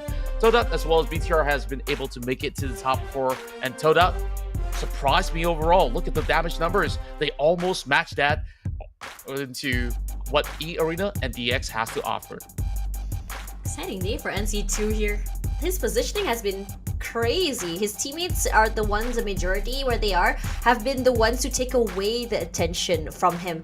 And while the other teams are going aggressive, they're so tunnel visioned on the rest of his teammates, he's just hunkered down behind a buggy or behind a rock or behind a vehicle, and he's just spraying the heck out of everyone in that mid rotation. A lot of those damage that he's put in there has been from those sprays. Yeah, overall, you also see that NC2 gives so much trust to Sakura to also back him up from back. If there's a good example to look at for a good 2-2 formation split, look no further than this game on how eArena actually executes many of those flights. Remember when they were fighting up against Team Secret, they push in and then they pull back into their safety net, and then they saw another fight happen, they send another 2 players in and just continuously repeat that same formula to perfection. They didn't even drop a single member, and just like that, they walk away with those 23 hefty points. Whereas when we take a look at the entire field, everybody got involved. Strangers Esports surely had the roughest of starts when they had to take on the rest of New Era. It didn't seem like they were well prepared when they were trying to actually secure themselves vehicles as well as loot. But hey, hopefully better game for the side of Strangers Esports. So we got some big updates on the rankings. Flash still dominating that first place spot with 87. Same could be said about OSJA and CD Alliance as well. So I don't expect the top 4 to move yet. The only thing I'm seeing right now, maybe DX and maybe Vampire Esports finally climbing up because the disparity isn't so much. And if you think about it, these teams have a lot of potential to have really amazingly good games. And we saw that from Vampire Esports. They go huge and then they go quiet. So I'm really hoping this is not going to be the case for today. But Boom Esports dropping this early, it was quite a surprise for me as well coming into today as well. Now coming into Ultra Ego, it's looking from bad to worse. Their standings are just dropping right now. We had a conversation yesterday about like what it means to not see Ultra Ego for the first time in a Super Weekend. I don't know. I cannot imagine that happening. Oh boy. And at least they were still within that ratio of 16. Now it's really down to the performance of the rest of the pack. TALON now pushed down to 17. Unfortunately, it has been confirmed for this Indonesian squad that they will not make it. It is definitely very shocking. I mean, TALON is also another big squad that we expect to see in majority of these Super Weekends. Regardless, look at the head-to-head here between VOIN Donkey and VPE. And you know, despite the fact that, you know, we see the average eliminations, average placements, most of the thing going toward VPE, but VPE, to me personally, they have explosive games. They have one game where they go completely bonkers, crazy, bananas, whatever you want to call it. But they also have dry rounds as well. As opposed to VOIN Donkey, while they're more, I would say more quiet, but they do make sure that they have protocols and SOPs in place. Passive early, a bit more aggressive a bit later, but never really full aggressive. It's been more reactive. If anything, it's if I think about a team that plays for objectives instead of going aggressive and taking fights, it's gonna be VOIN Donkey. Yeah, spot on.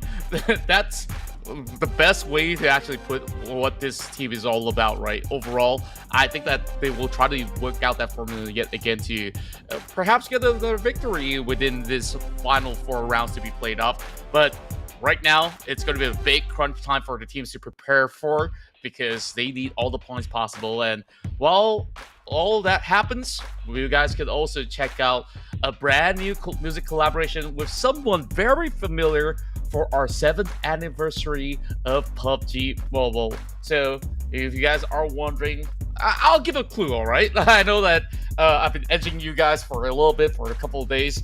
It's a DJ. Ooh. Okay. I don't know. Do I get in trouble for saying that? But you know, that's my only clue to all you guys. But I know that you guys will love this person once you guys find out who that artist is. I want to guess, but I don't want to guess correctly and get in trouble, so I'm not gonna say anything. Even though I don't know, I don't want to get in trouble for guessing right, so I'm just not gonna guess at all. Now we still have another four games today. Now we have 2 more Erangels and 2 more Miramars. Miramar yesterday was... Honestly, yesterday, if I'm being honest, day 1, fast day, aggressive as heck. We ended the day actually a little bit earlier than usual. Oh, yeah. And then, you know, given the fact of how aggressive the games were.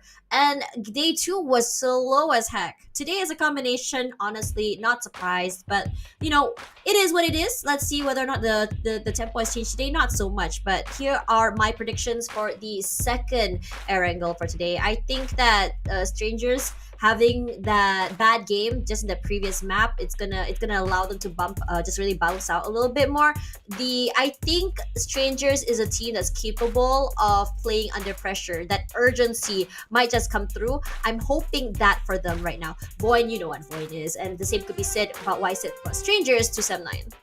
Yeah, meanwhile, I'm also voting for some of the teams that I think that has potential, despite us not really seeing all too much for today, coming from Team Secret, coming from FaZe Clan. KAGENDRA, sure, a top 4 finish, but it wasn't really that kind of huge, super results that you get to see coming from, you know, teams that does close out rounds. So KAGENDRA, as much as they did manage to score huge back in the first day of play that they had previously, today it really feel like they are struggling for a little bit more. And in terms of identity, I think that KAGENDRA kind of slightly reminds me of a mixture between VOIN Donkey a little bit, and maybe some tinge of alter ego when they do go on the aggressive approach. So I don't know if it's fair for me to actually judge them based on 2 different squads, because they do have their very own identity. But today, looking a little bit more lackluster than I really hope to actually see out of the 3 squads I voted for, which is why I'm just giving a little bit more of that moral support. I was looking at the stats just now. 9 from TODAK. His name has been popping up a lot, and I am not surprised to see that. So TODAK is in an interesting predicament. A lot of the time, 3 out of the 4 members would get knocked down when it comes to these 4v4 fights, and it's usually in the midst of that rotation. I think just now, they got knocked down twice. 3 of the players, that is, and there was a lot of reliance on 9 to kind of like seal these deals, seal these fights as well. You saw the amount of damage he was doing. Look at that, 757 compared to the rest of his teammates is actually insane. Because it comes to those, when it comes to the wire, you can rely on 9 to go a little bit more aggressive, a little bit more active around the map. And that rescue parts has been 9 kind of like just picking up his teammates, going for that reset the first time, and then it happened again the second time as well. So it becomes this chain, right, for TODAK. And, you know, that's why I was questioning just now during the game. I was like, how the heck is TODAK still alive? They took fight after fight, in the open twice or 3 times, barely any terrains to work with as well. And somehow, 9 is the one that can change the tides of what is supposed to happen. Yeah, and overall, he's been really outstanding. He really opened up a lot of all this space, and on those important targets we really have to land those shots on, he really built them down to keep the rest of TODAK safe. And I'm also really liking on how they start to take fights a little bit more differently. You know, back then, TODAK likes to try and rush towards enemies. And this time, you know, playing a little bit more reactionary, playing even on that defensive stance, they are playing it a lot smarter than they used to before. And it's looking rather good, if you ask me. And once they get, you know, chances for third party, when you get those free picks, hey, add that one to the tally. So far, things are definitely looking very, very good for TODAK. I think this could be a very good chance. If this is continuously the trend, we may actually see TODAK to be contending in the top 16. Where, how many points do they really need? I guess we'll check on the scoreboards later on anyways. But overall, Talon's already out, so that's big news. Everybody starts to be pretty much excited to know that, hey, if those teams can actually surpass Talon, we can even make it past maybe even Alter Ego and just knock all these Talons out so that we don't have to deal with them on the Super Weekend, and we get to for a whole lot more and worry more about week 2 than anything else. I think when it comes down to TODAK, so I agree and somewhat disagree with you on that as well, because there were a lot of moments that where TODAK were still playing the usual style play. I think it's because they were playing a lot of regionally in Malaysia, which is understandably so. And I think if we talk about Indonesia and Malaysia as a region and how they play, you know, the word barbar is something that both these regions say a lot, right? I think on day one, we saw a lot of that, not day one, but the first day that TODAK played, we saw a lot of that happening in the beginning. And I was questioning why is this a thing right now? Because I understand that you're used to playing this sort of like style play here in Malaysia, but this style play doesn't necessarily translate well in the bigger stages, because it feels like every single team have their own protocols and ideas on how exactly to counter this style of aggressive plays. But here's the part where I say I agree with you now. It's the part that they are learning and evolving. It felt like from day one they played all the way till today, there's a lot of adjustments coming through. And I'm loving the fact that it didn't really take long for them to adjust. They have a lot of control in how they play. They have a nice crossfire setup, especially when it comes to terrain control as well. You see them have a 1-1-1-1 formation here. One behind a vehicle, one behind the terrain, one behind the tree line. So I'm loving the fact that I do have this idea on how to play catch here between the team, and I would love to see more of that from them. Yeah, now that you've mentioned about, you know, how cohesive they actually look, also take note that this roster was formed not too long ago as well. You know, they brought in players coming from Indonesia. Dimzy definitely is a star back in Indonesia, where he played back in Team Pandem, and Team Pandem have played globally. So TODAK is willing to invest in a player with that level of experience, and I think like now with that form of shared knowledge, they are definitely having this beautiful melting pot of cultures between the usual Baba playstyle from both Indonesia as well as Malaysia.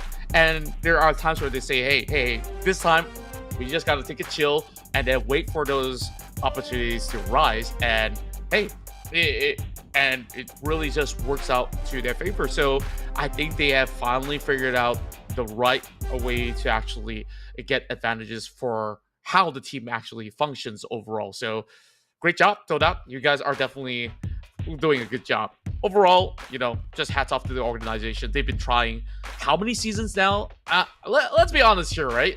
They have not made it into, say, the global leagues yet, but they are just putting everything on the line to make sure one day they will get there. Perhaps this might just be the season. Yeah, when we talk about mixed rosters, I'm starting to see a lot of Malaysian organizations kind of head that way.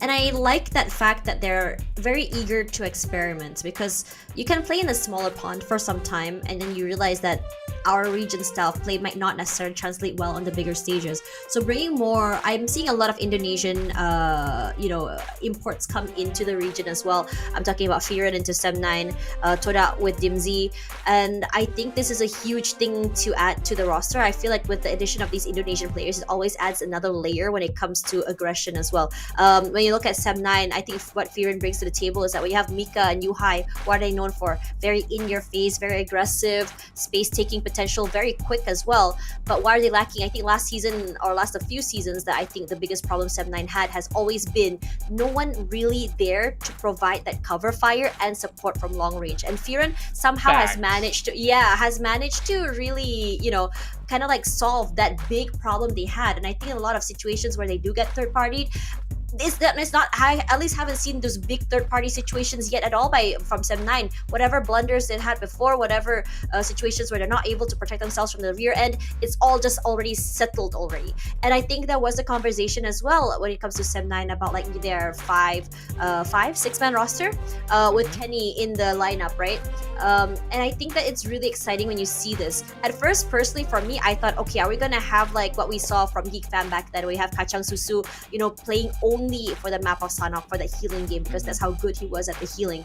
But now I made me realize that it's not really that actually. It's just more of like how they're kind of like rotating the players out depending on what they need at that particular moment. I think for me personally, bringing in Kenny is a whole different ballpark when it comes to playing with depth. Kenny provides that, I would say, an answer when it comes to those, those calling. He can help call in the mid rounds. He can help kind of give an idea on what exactly they want to do. I mean, he's known as an IGL for quite some time now. now. So if you feel like you need a secondary IGL to help with the calls, you bring in Kenny. But if you feel like your games are doing fine, but what you're lacking is firepower, you can always bring in depth to go a little bit more onto the aggressive routes. So it depends exactly on what the coaches want exactly for that particular map. Yeah, and remember, when you mentioned Kapchang Susu, it gave me a big throwback on those days where Sanhok is all about healing. I'm glad that that update is pretty much done and dusted. So, of course, with all these new iteration of players as well, I remember Mamparang entrusted Kenny to take over the helm when he was just the brand new prodigy, and that was so much pressure. But remember this, Yuhai used to be in that place before as well, so they have plenty of different ideas they can also bounce out around with. And remember, there were also that iteration of 7-9 where sure, Yuhai was kind of there, and then he sometimes gets put into the support position, which you can clearly tell Yuhai don't feel that comfortable playing as, you know, a supportive role, where his usual job has been that guy in your face, goes in rushing compounds. And now when you have such a solid backing from Firen, this team could beat anybody on a good day, I can assure that. Now, I believe that we're getting ourselves ready for our third match of our series for today. So this is going to be a little bit daunting for those who have yet to scratch maybe those double digit. I believe, you know, I gotta fix what I just mentioned, because most of the teams are already at least more than 10 points. Anything less than 20 points right now, very worrisome. You only have a few more maps to play before we eventually get ourselves ready for that standout round. So over on the top side though, I think they have the biggest definition of nothing lose, meaning to say that even if they drop rounds, I think this is where big teams who are within the top 10, they can go for trial and error if they want to change around with their roster and stuff. Go ahead, muck around, and you might actually find that, hey, there's a new formula that can actually work out. Carlos, as we go into this match very, very soon, second Erangel coming up forward. We've been gifted with so many surprises today. I am so excited to see more. Like it or not, this is the second Erangel of the day. So ladies and gentlemen, let's go.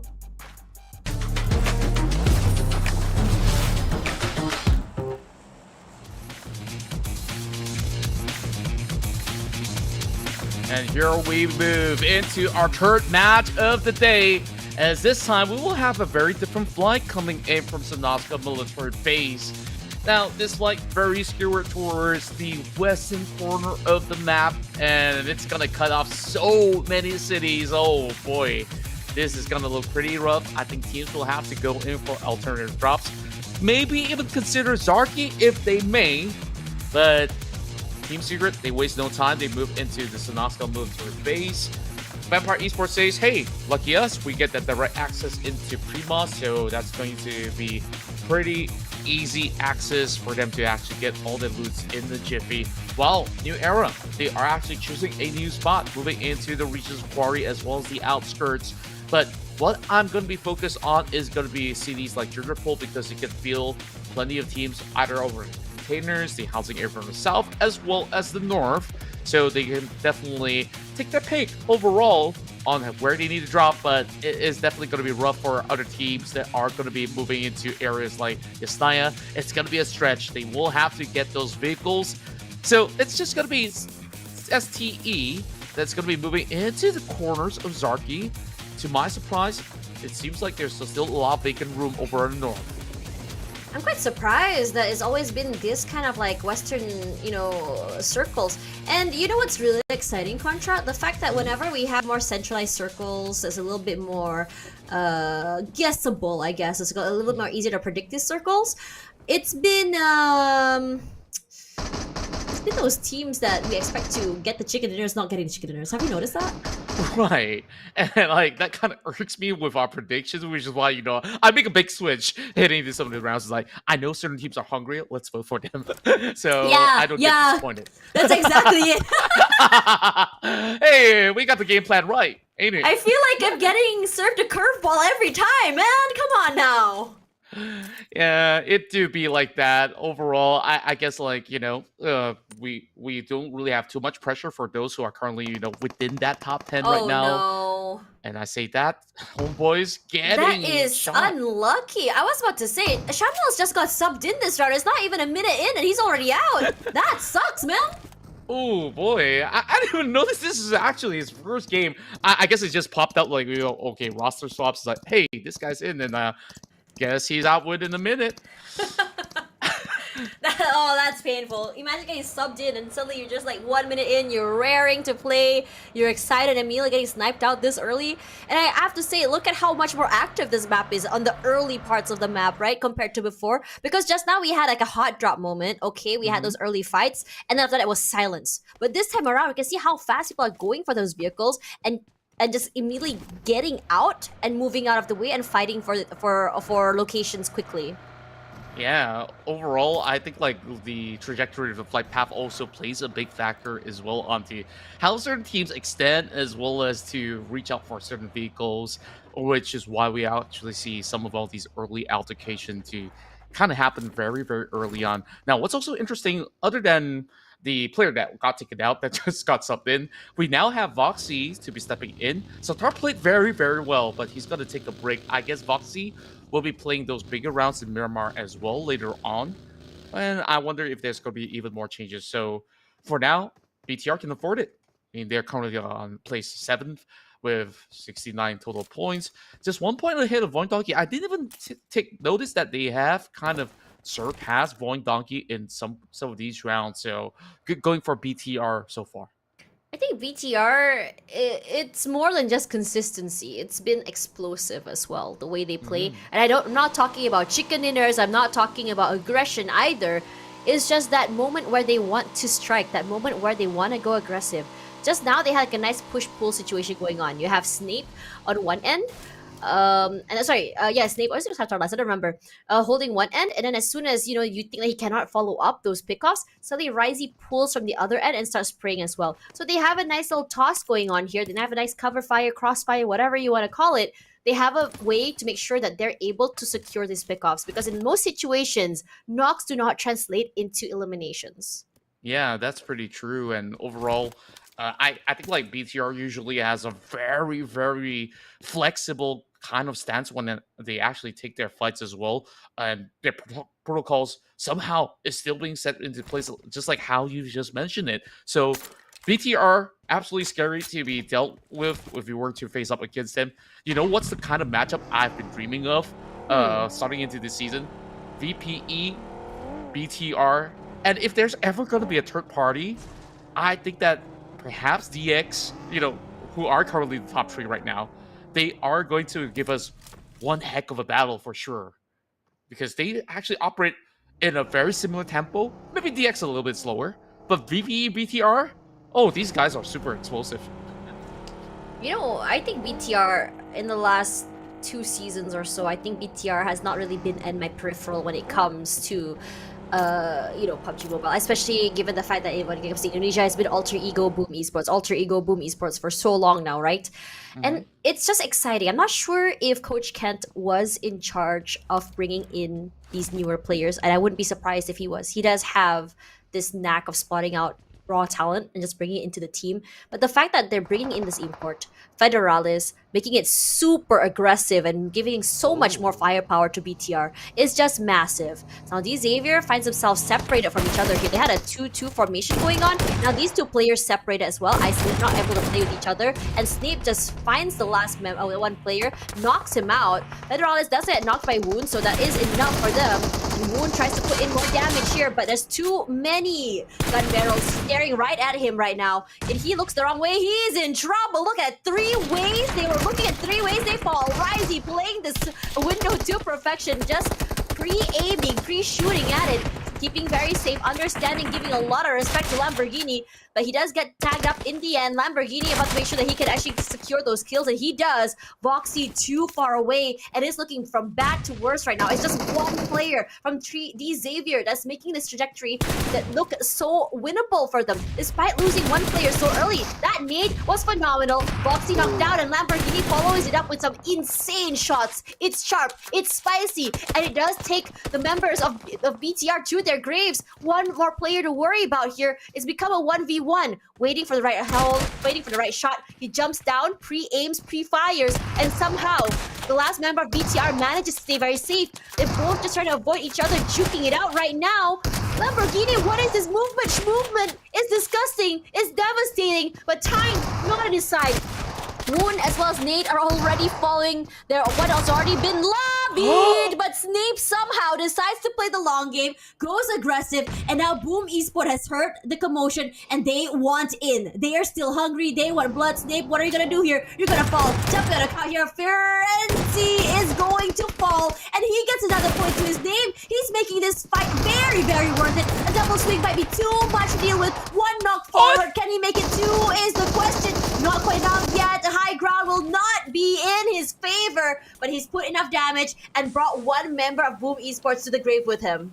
Oh, he run out of bullets on that DBS. He was forced to reload. He could have actually perhaps traded for more. That was crazy coming from Snape. He won that long duel. You saw how insane Lambo with the movements are. And I was talking about dream matchups. That was pretty much it. All it takes maybe is for Vampire Esports, and that is going to be complete. But we got that perfect duel, and my, that was a bloodbath. Speaking of bloodbath, FaZe Clan now getting involved as well, trying to pick off players coming from KAGENDRA, moving across the field. Tree Touch also getting sprayed while the rest of KAGENDRA tries to swerve back, tries to trade back, but not really finding it just yet. But they brought him down low. Only one bullet necessary to knock him down. KAGENDRA in the middle open. This is exactly the best spot to be, but here comes the rest of FaZe to regroup. Achil now 1 versus 2. What's he gonna do right now? He tries to juke it all out as the Pico comes in for the wraparound, but John's being fired back as he gets taken down. So low right now. Blind sprays managed to take a little bit of damage off of Kim Tony, but it's not enough to really just secure that deal. But instead, he's gonna get annihilated here. Kim Tony playing around the corner here. These CQCs, FaZe Clan looks so confident playing it. In the smoke here, that nade, Kim Tony, oh, it's enough to knock him down. Ichan coming up forward. He wants to secure that kill if he wants to. Hasn't been able to find it quite yet, but FaZe, they've managed that reset, at least onto one of the members. On the hunt right now, the smokes dissipate. They know exactly where he is. Throws out that nade. Ichan forced to give away that space. Kim Tony staying very safe on the outer side of the building. He's done a lot already to itself, but that nade is gonna completely hit onto two members, and somehow one of the teammates not able to hold on for any longer as well. But FaZe gonna be happy here with 3 eliminations, but with at the cost of 2 players this early into the game, I'm not sure about that. Yeah, it's a really tough battle out there. It's just teams going after each other right now. New Era wants in. Now they challenge the Titans from Thailand.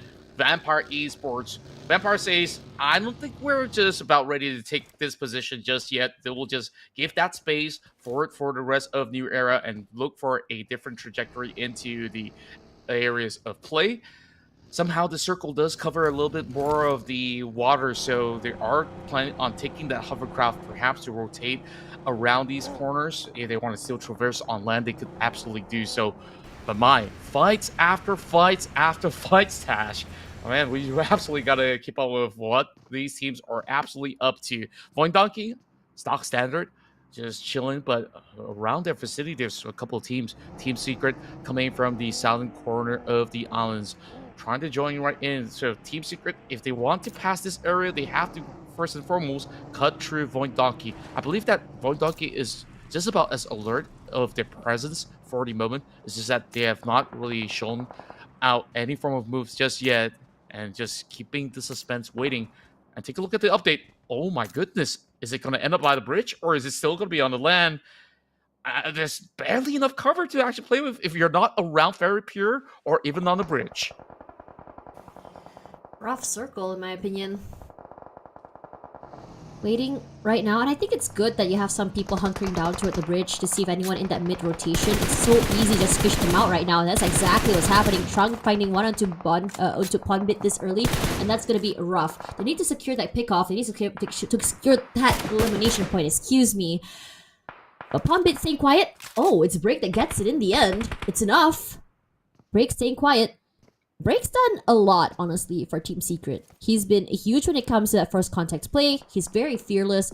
And there's a lot of trust between him and his teammates to make sure that if he gets knocked down, he will be avenged, or at least he will get the cover fire. But you know who's getting fire right now is Dubico. Found all alone here in the grasslands. No man's land with no cover, no teammates. Just picked off like that with no answer at all. Yeah, it's been rather tough. I mean, we saw that duke out happen early on, and Strangers Esports, they were also wrapping around. They saw that fight happening from quite a far, so they were just waiting for some of the movements coming in from FaZe Clan. Now only down to one. Makaris, we saw him being the last member standing when they were in the midst of the battle, and now he has to do it without any form of help, even despite him getting some revives off. Now, Vampire Esports have moved towards the spine of the hill as they spot out some members of Vikings Esports. Now, this is going to be a very wide angle wraparound. The rest of Vampire Esports pretty much scattered across with a 2-2 split. Not going to be easy task for Quarantine to even get a proper space throughout this windows, as the angles are kind of limited for them to actually do much for the very moment. Just a couple of taps, nothing actually hitting so far. Vikings, they want to take a slow approach. They don't really want to put all their eggs in the basket just yet, because this is just stage 3. The circle could still ping pong from 4 or 5 onwards. So I guess this is a very good stance for a majority of the teams who are still trying to navigate their way, while Strangers Esports chasing up, this time landing just across Sem9. Guess they'll steal away. No, they're not looking to take this fight early. I think Sem9's changing the way they play, their trajectory right now. They're not looking to fight every single thing that's crossing their peripheral and how they start the fights. They're looking to just find a compound first, find their positioning or their footing first before they actually commit to these fights. Because a lot of time that we see Sem9 getting knocked out is always in the midst of rotation. It's always between the tree lines, always between the lower grounds here. And I think they're understanding these priorities. If they were to take that fight against Strangers just now, there was no way they would win, given the fact that Strangers has a nice terrain to work with. But that's early already. ENAM's Milan this time around, not able to hold on this round. And I'm quite surprised at FaZe, right? Given the fact that how aggressive they are and how aware.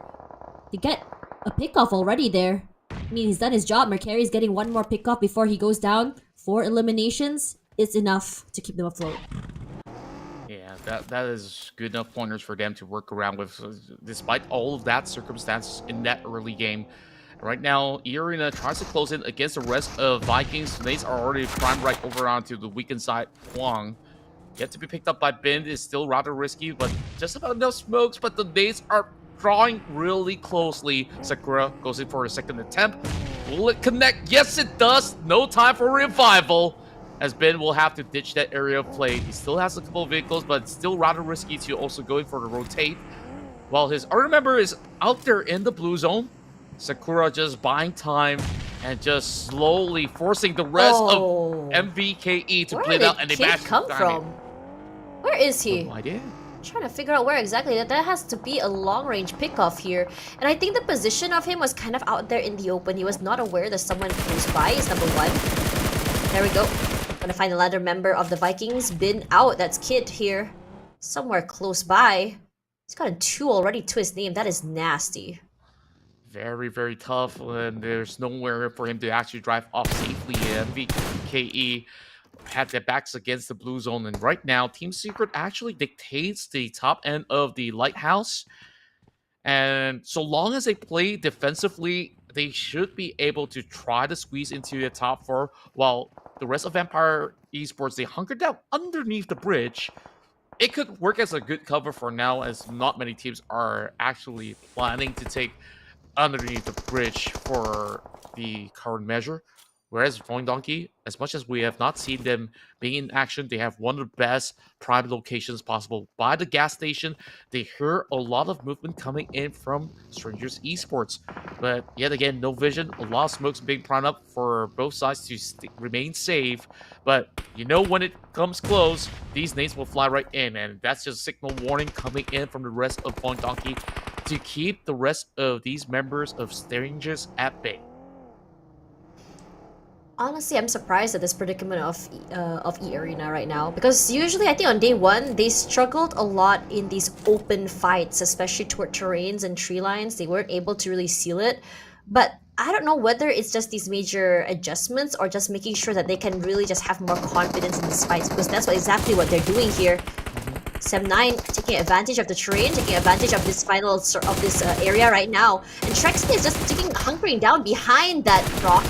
Finally punished in the end. Firen comes up forward, the hero of Sem9 right now, but Kenny will be spotted out there by NC2, taken out already, but Firen, he's on a rampage. 2 names to himself put into the pocket, and now Sem9, they're on a rescue mission. They have to pick up Trexy, they have to pick up Kenny, but with eArena just rushing up toward them, Mika managing to jump ahead, staying very safe.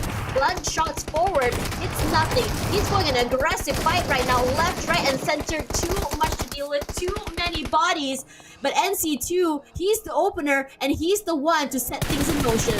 But Tiger, not dead quite yet. A lot of pressure onto the members of Sem9, and unfortunately for Sem9, not able to go for the reset, that pickup, leaving them with only 1 member left.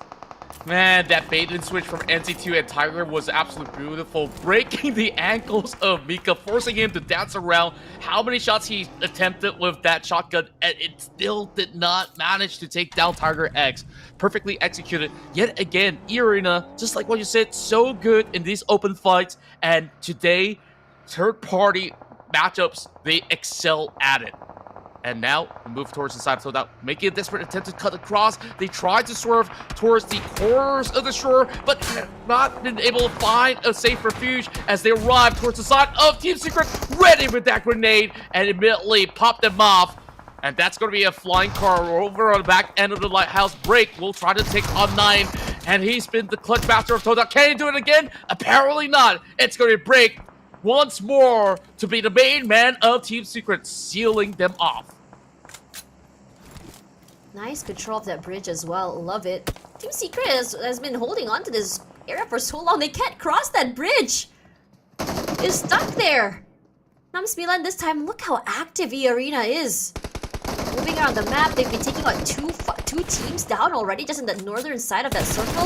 Finally moving away, and they're so quick. They're not allowing. I think there's a lot of awareness from them that the areas of the compounds have people. So the way they've been crossing has been quickly and fast. They're not even fighting back with cover fire. They're just making sure they can get into that compound, that area, into the circle. But meanwhile, for VOIN Donkey, it's been a great start for them. Very quiet, but doesn't have to be flashy. But they're still getting enough points to just really get them through these rounds to make sure they still stay in the game. Strangers looking to find that comeback. They're really hoping. They're aggressive. They want to make up for lost time since they weren't able to make up any points at all in the previous Erangel. Yeah. Holding. Sorry, go ahead. Apologies for that. And VOIN Donkey finally tries to push forward. It's going to be Razak to try to go right into the container. Gets scouted out by Lobby as he's been there for the longest of time. This time, he's going to be advancing forward after clearing that member out inside of VOIN Donkey. And instead, he gets spotted out from the top. Vexing with the angles. And with the jump shot, he finds 2 members of STE. This is not the outcome that STE was hoping for. VOIN Donkey keeping very safe for some reason. Potato stays alive and Vexy eats the full force of that nade. Oh, that's rough. Nades come through. Easily going for that pickup. It's still a 2v2 regardless. Both teams forced to be quiet. Sorry, it's 2v3 actually. But that nade, oh, it's perfect. Confirms that pickoff. Mela looking massive right now. We didn't really see his impact. It's been very quiet. Potato, barely there. Whew. Managing to reset right in the nick of time. Tries to chase, can't quite do that. This wall is not helping him at all. He's going to try and rush through here. It takes quite a fair bit of damage for another team here. The blue zone will come through, and it's Frankie that decides that he wants to get active. The sprays are disgustingly accurate, if you ask me. And STE, nowhere to move, nowhere to go with the blue zone hunkering down. Perhaps they just denied some points just by going down to the blue zone, but I think they still want to fight. Yeah, they definitely want to at least try to hold on for a couple seconds longer. Just look at the space. It's so tight. And they're forced into this meat grinder where Team Secret is just funneling them down with no angles to even try to step out. And that explains why these two teams who were calling for a truce initially, VOIN Donkey as well as Strangers Esports, started to erupt with that fight. They say, okay, we're not getting it out of here scot-free, especially without anybody challenging Team Secret at all. These guys, they're just going to be camping up there on the lighthouse, and nobody's going to be able to stop them at all. Just look at Frankie. This is going to be his perfect moment to spray. Aggressive as heck here, not allowing any space for STE. They need to take this fight to get into that circle. Look at how many teams are stuck there. Team Secret is there alongside STE, so Mela is just gonna rush through here, but break 5 eliminations already. I am loving this idea that Team Secret has. Let's just kind of like hunker down that bridge, make sure no one can cross through, and just pick off kills. That's exactly what they did. STE does finally go down here. It's Boom Esports that's gonna be responsible to that final pickoff. But the way that Boom Esports is playing right now, oh man, Zero, you don't have a lot to work with. You don't have any terrain, you don't have any cover. You're out there in the open, in the seaside. That's rough for you. And VPE, they've been stuck here for a good 5 minutes, I believe, because Team Secret has not been allowing them to cross this bridge at all. Yeah, and now they're also forced to move because they're not by the edge of the circle. Team Secret notices that and immediately puts all their attention towards the rest of Vampire Esports. Onsens remains over on the top end of the bridge though. It's going to be Schweppes that tries to open up that space. We saw the Hail Mary attempt coming from Strangers. I guess this time, Vampire Esports, they got to make a decision how this Hail Mary is going to look like. Is it a push towards Team Secret? Looks very likely as the nades are flown right in. Finally, they're able to just breach that defense that Team Secret has held a hold on to them. Using those smokes is perfect. Schweppes needs to be picked up here, and Mormon, look at how they're playing. As soon as Tony K moves back, Mormon rushes up forward. He puts the damage, he puts the pain, he puts the aggression. Still, look at the amount of util being used right now. Everyone just cooking nades. Trung rendered so low right now. Frankie all the way in the backside here. That nade does clip onto Mormon. Tony K forced to move back here. They're all low. They need to kind of play a little bit more safe. Onsens is there to go for that pickup. Mormon and Tony K has done a phenomenal job of providing that space for his teammates. But Trung decided he's had enough. He's going out. He sprays, but not enough for that kill. Trung already lobbied right now. One nade forward. Schweppes in trouble. Not enough to knock him out quite yet. Tony K also just fighting for his life. Mormon with his DBS rushes forward hoping for a CQC, but Team Secret is not allowing that opportunity to happen. Spots the head, not enough to clip those kills quite yet, and they're gonna rush him with 2 members forward. A lot of gun barrels, but can he isolate? He does. 1 knockdown already, make it 2, and Team Secret in trouble. 9 elims, they've done the job, but VPE as well will fall with 3 elims. My jaws were dropped in that fight. You saw how close that was. And it boiled down to that fight on that mushroom house. Frankie barely had enough of that space. And that push was perfectly executed. Despite none of them actually surviving to that ordeal, plenty of points now sent the way of towards the side of Vampire Esports after a very hefty trade. Which is because they know driving straight into the open is not going to be a safe option at all. But for some reason, we talked about Zero, the only member remaining from Boom Esports to try to actually pull points in. He's still by the edge of it. He does get the circle, but eArena, they want a piece of the pie. They still have those 3 members. New Era, they kept themselves safe throughout the entirety of the run. ENAM SEMBILAN have made it into the top 4 for the very first time. How the heck is Zero alive? He's been there for so long. He's gotten like a few pickoffs, but I don't think anyone has even noted him. Okay, maybe Zully does. I think he is kind of looking toward him. No, I don't think so. I don't think anyone is aware that he's there. He's been fairly quiet. Hasn't shown his hand quite yet.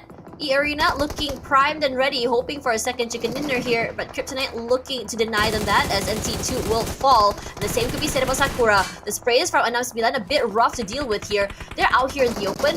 no cover. The only thing they have are those cars, and New Era is just looking to fully capitalize. They have this high ground to play with. They have some time before the blue zone finally chunks out forward. They have a nice 3-1 formation. That's the bottom side of the circle, full in their control. As EA in trouble, and MAQNA looking to capitalize and go aggressive here. They get eliminated, but with 8, that's huge. Yeah, I think EA kind of overheated. They tried to book right into these spots, but it was flocked with crowds coming in from the members of MAQNA, and they were ever ready on that form of setup that they've had for the longest time. New Era, I started to understand why they've been able to actually capitalize on many of these situations, because Silent was at the top of the roof, getting that bird's eye view across the shore, and now all that's left to do is to drop in big nades upon the rest of MAQNA right now. Still not fully reset it yet, and they managed to do so in the nick of time, and that forces that member to quickly make a huge U-turn, slowly going in for the flank. This could be pretty huge to get those angles up against Kryptonite. Kryptonite, MAQNA don't have a lot of place to go here. They're stuck between the blue zone. They rush forward. They have a bit of terrain, but look at Zully. Because they have a nice cross set up here as well as a flank, they know where Hulk is, at least a general idea. Kryptonite hiding behind the package over there. The shots are huge. It's disgusting from New Era right now, and this is the New Era that we were hoping to see activated, and this is exactly what we're given. This is a winner chicken dinner for this Malaysian team. For the very first time, we have New Era to be on top of the list of names to be scoring the chicken dinner, as they have made their mark on their debut here in the very first week. Trials and tribulations throughout the past few days did not deter them, as they put pedal to the metal to score all the way up there, and perhaps this could be a great chance to get an inch closer to the top 16. New Era, when push comes to shove, we saw the glimpse of aggression for them. We saw the glimpse of potential for them. It took a while for them to really come up on top. I'm glad that we finally made it here. I guess it took a while for them to figure out what the recipe for success is, if I'm being honest. Because they started off this competition, I think it's the same problem as TODAK, the same problem that TODAK had, right? Likes to go aggressive, likes to go with the word of the Malaysian and Indonesian players, barbar. They like to just breach into compounds, take these fights. It feels very, very reckless, and they weren't prepared to deal with the consequences. But now it feels like they are a little bit more controlled. But I think that today, we talked a lot about Zully and what it means for him to return to the scene. And I think that because of this control style play, a little bit of a veteran mindset to kind of lead these newbies forward, is exactly what's needed for them to kind of balance between strats as well as firepower.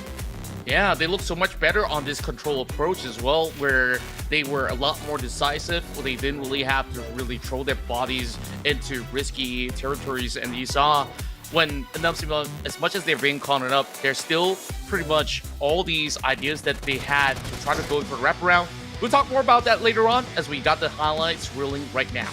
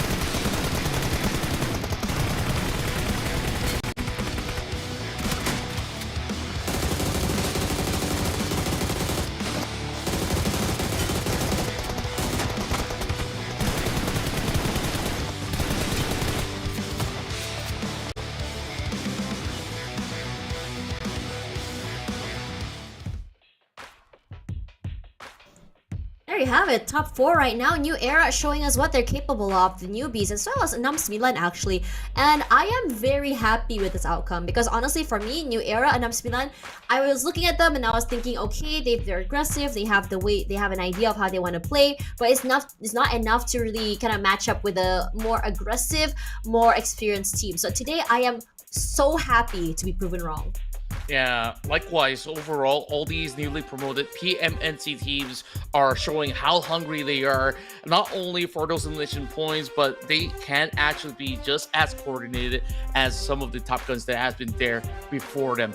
Overall, NoFal was the one to deal the final blow, and with his presence of mind into that matchup, you saw eArena was up on the approach on their vehicles, and he was also the one to also get those initial first contact to also halt the initiation coming from eArena, or else things could have actually gotten a lot worse where it could be a 50-50 between them, ENAM Milan, as well as eArena. But with that form of a great idea of how to actually navigate through the battle, they walk away with 14 points, tied together alongside with eArena. Team Secret had that big brawl with Vampire Esports. We saw them walk away with more points because they were at the beacon of the tower throughout the whole time. On that lighthouse, they've been farming eliminations every step of the way. Yeah, they were. Honestly, okay, looking at this, the strats and the plays, right? I can understand how some teams want to play aggressive and some teams want to play a little bit more passive. But at the same time, it feels like teams like VOIN Donkey, like SEM9, like D Xavier, who want to play a little bit more aggressive this time around, were punished, and heavily so. Because in these initial, skirmishes, a lot of time these kind of fights were kind of in the midst of that rotations. It's not really a breach, if anything. We didn't really see any of those. But to say the circle is a little bit more hard compared to the rest. But I feel like these younger teams that have, these new firepowers, the ones that you don't really meet before on the bigger stage, are just catching a lot of these kind of older teams off guard, and this is always very fun to watch. Yeah, super fun. And on top of that, that was an excruciating circle to play against. Even the likes of Vampire Esports had to turtle underneath the bridge for how long? Almost the entire game, until they were forced to fight up against Team Secret. And a lot of all the other teams, even like VOIN Donkey, were forced to pick up the fight against strangers. They were lasting pretty long in the matchup, but they only walked away with those 2 points. So you see, VD, they slowly move down into the 8th ranking, but at least they are safe with those 70 points. But biggest movers here, eArena, Team Secret, and New Era now joining into the top 16. They have surpassed Alter Ego as well as Talon. So they are currently safe, but they still gotta put more points because the rest of the pack, they're on the chase. So this final page is what we're gonna focus on. STES, 6ix9ine, FaZe Clan, HP, TODAK, they all do have a chance, and they got to ensure every point at the table is going to be enough to eventually overtake Alter Ego. I think a lot of these teams are starting to change up the way they play. I'm seeing a lot of aggression. I think they want to go for elims, and understandably so. 1 elim, 1 point. And I think especially if you go for these early rounds, you're not necessarily sure if you're going to be able to get these placements. So by getting these early fights, by getting these early elims, sometimes you can just be able to farm up elims and get even more points in the 1st, 2nd, and 3rd place of the people who get the chicken dinners. Regardless, as we go into that one, we still have another 3 more maps. And I think with one more Erangel, for teams that are a little bit more, I would say, comfortable playing Erangel, this is your final chance to really prove yourself here on this map, to play a map that you're more comfortable to play. Because personally, for me, whenever I see a Miramar, it feels like a lot of teams are really challenged out of their comfort zone because of how daunting the long-range fights can be.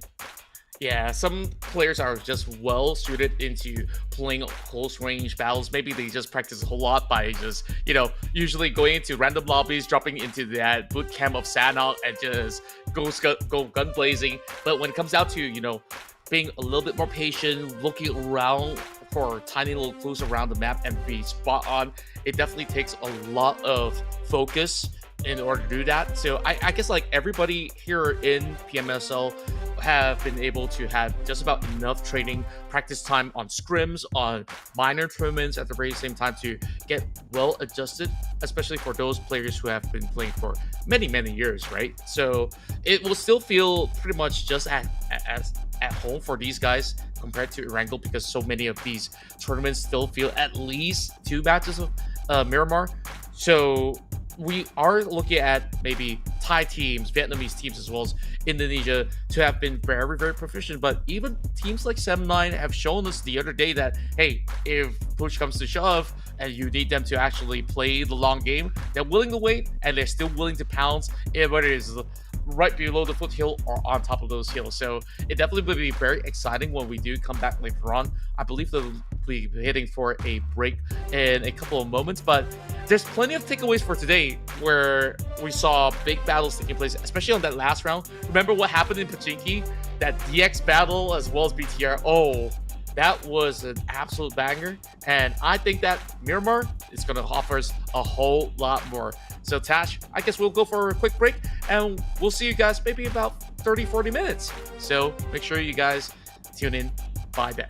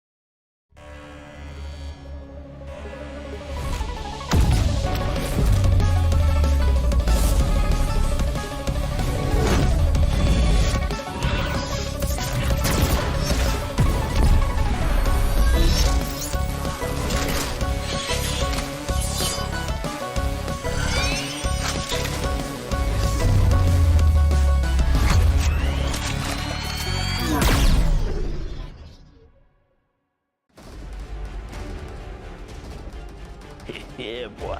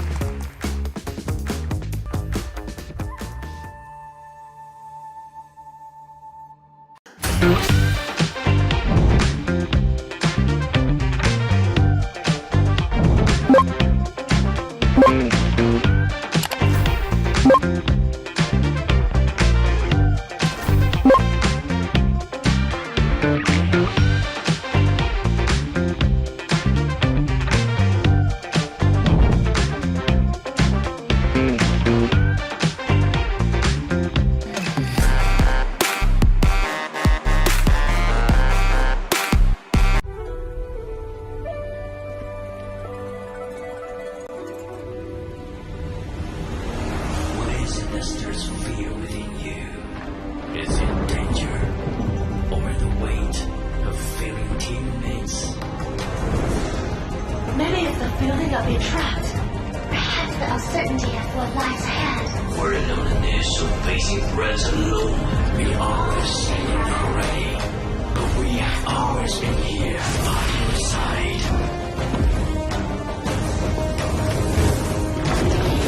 Now, rise. Embrace our strength and let your courage lead the way.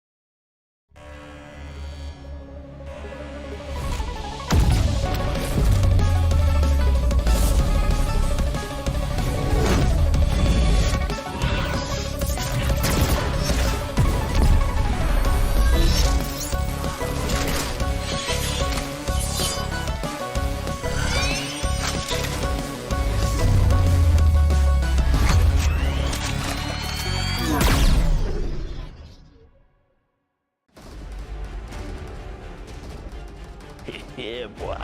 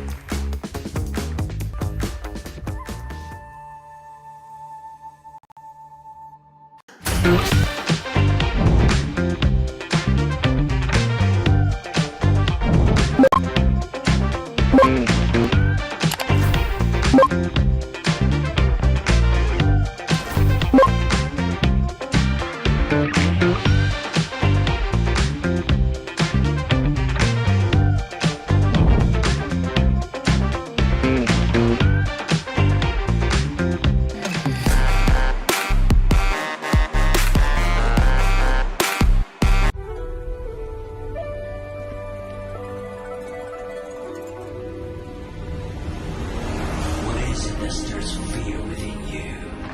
Is it danger? Or the weight of failing teammates? Maybe it's the feeling of being trapped. Perhaps the uncertainty of what lies ahead. We're not initial facing threats alone. We always stand ready. But we have always been here by your side.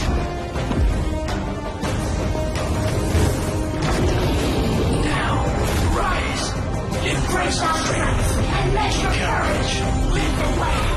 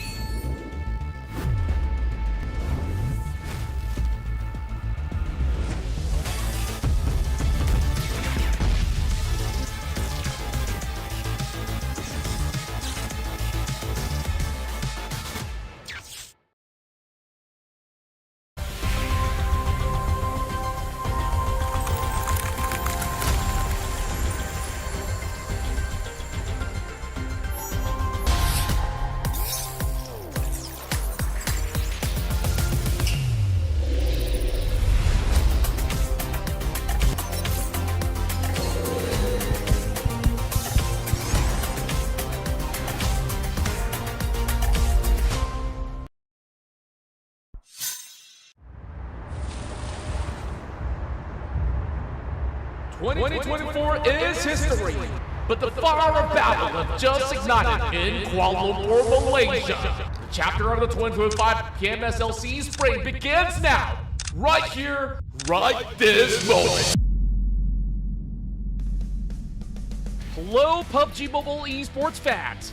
Get ready for the ultimate showdown as the 2025 PMSL SEA kicks off.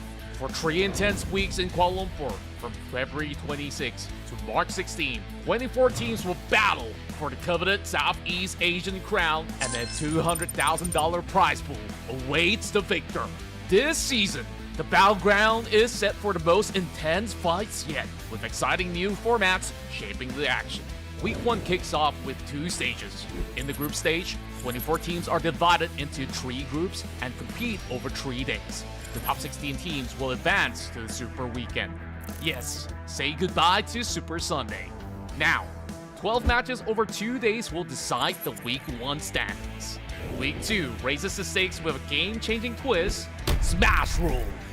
Once again, the top 16 teams advance to the Super Weekend after 3 days group stage. Before Sunday's matches begin, the match point will be set, determined by taking Saturday's first place team score and adding 10 points as the target score. On day 2, the battle will continue until team secures a winner-winner chicken dinner after reaching the match point, or until all 8 matches are played. It's also worth noting that on day 2, under the Smash Rule, matches will rotate between Erangel and Miramar. Based on each week's Super Weekend ranking, teams will earn league rank points to secure final slots. And finally, the finals. The culmination of all the action. The top 16 teams, based on their league rank points from the league stage, will face off in 3 electrifying days to decide who will take the crown. Now, let's cheer for these 24 teams from Indonesia, Malaysia, Thailand, and Vietnam. Rivals clash, legends rise. Only one will claim the throne and take the C slot for PMGO main event. The battle for glory starts now. Let the games begin!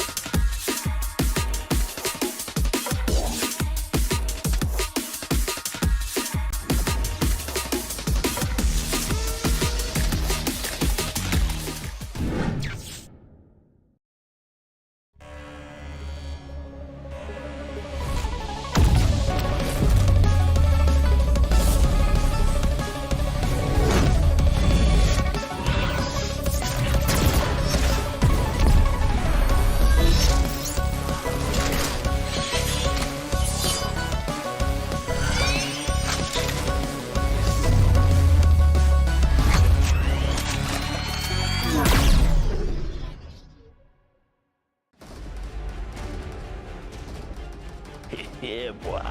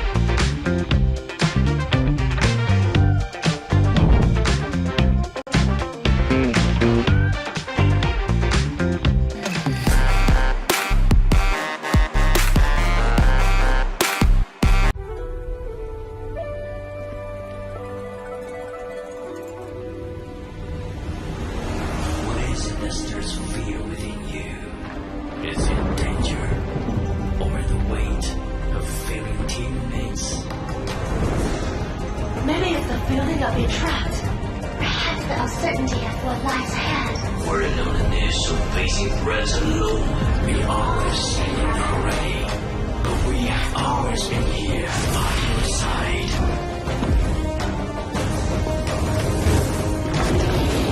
Now, rise, embrace our strength, and let your courage lead the way.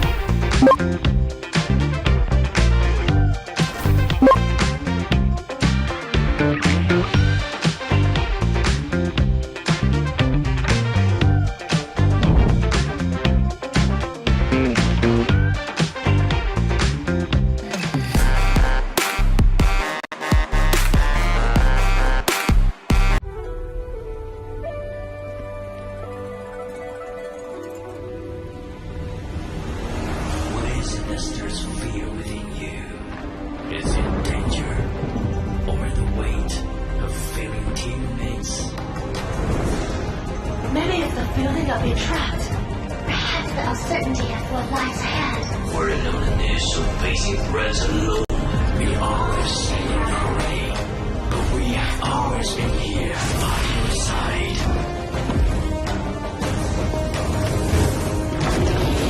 Now, rise, embrace our strength, and let your courage lead the way.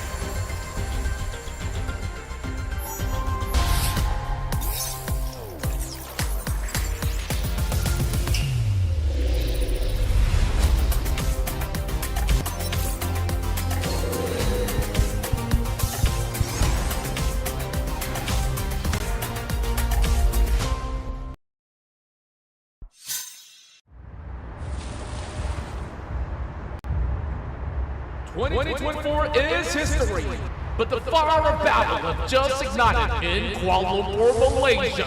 The chapter of the 2025 PMSL SEA Spring begins now, right here, right this moment. Hello, PUBG Mobile Esports fans. Get ready for the ultimate showdown as the 2025 PMSL SEA kicks off. For 3 intense weeks in Kuala Lumpur, from February 26 to March 16, 24 teams will battle for the coveted Southeast Asian crown, and a $200,000 prize pool awaits the victor. This season, the battleground is set for the most intense fights yet, with exciting new formats shaping the action. Week 1 kicks off with 2 stages. In the group stage, 24 teams are divided into 3 groups and compete over 3 days. The top 16 teams will advance to the Super Weekend. Yes, say goodbye to Super Sunday. Now, 12 matches over 2 days will decide the Week 1 standings. Week 2 raises the stakes with a game-changing twist, Smash Rule. Once again, the top 16 teams advance to the Super Weekend after 3 days group stage. Before Sunday's matches begin, the match point will be set, determined by taking Saturday's first place team score and adding 10 points as the target score. On day 2, the battle will continue until team secures a winner-winner chicken dinner after reaching the match point, or until all 8 matches are played. It's also worth noting that on day 2, under the Smash Rule, matches will rotate between Erangel and Miramar. Based on each week's Super Weekend ranking, teams will earn league rank points to secure final slots. And finally, the finals. The culmination of all the action. The top 16 teams, based on their league rank points from the league stage, will face off in 3 electrifying days to decide who will take the crown. Now, let's cheer for these 24 teams from Indonesia, Malaysia, Thailand, and Vietnam. Rivals clash, legends rise. Only one will claim the throne and take the C slot for PMGO main event. The battle for glory starts now. Let the games begin!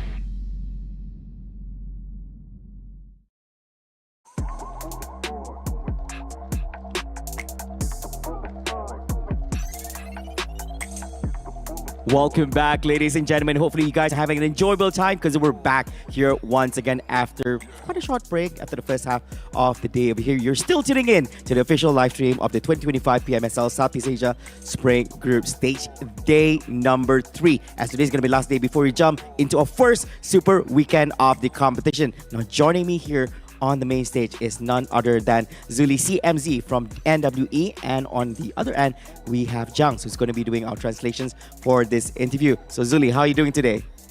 Doing great. Right, he's doing great. Now, of course, I have to ask you this. Now, your team haven't been having a good start here at the tournament on the first day, but the last chicken dinner was a huge turnaround, a comeback, should I say. What changed for you and your team in that game? Okay, untuk pasukan New Era awal-awal boleh dikatakan permulaan yang agak kurang memuaskan, tetapi dengan game ketiga tadi korang berjaya mendapatkan chicken dinner. Boleh ceritakan sikit tak apa yang berlaku ketika game ketiga tadi? Bagi saya untuk starting mungkin player saya masih nervous lagi. Tapi untuk game ketiga tu just saya sebelum start game tu saya cakap jangan nervous, main je macam biasa dekat tournament-tournament sebelum ni. Confident je, just trust yourself. Okay, so basically yes, I admit that we have a slow start, we have a rough start, but then I think that's one of the reason because of the players still nervous. And yes, before the game 3 start, I did tell my teammates to be confident, to trust themselves, they can do it. So basically I just support them for giving them a moral support. So yeah, that's how we do it.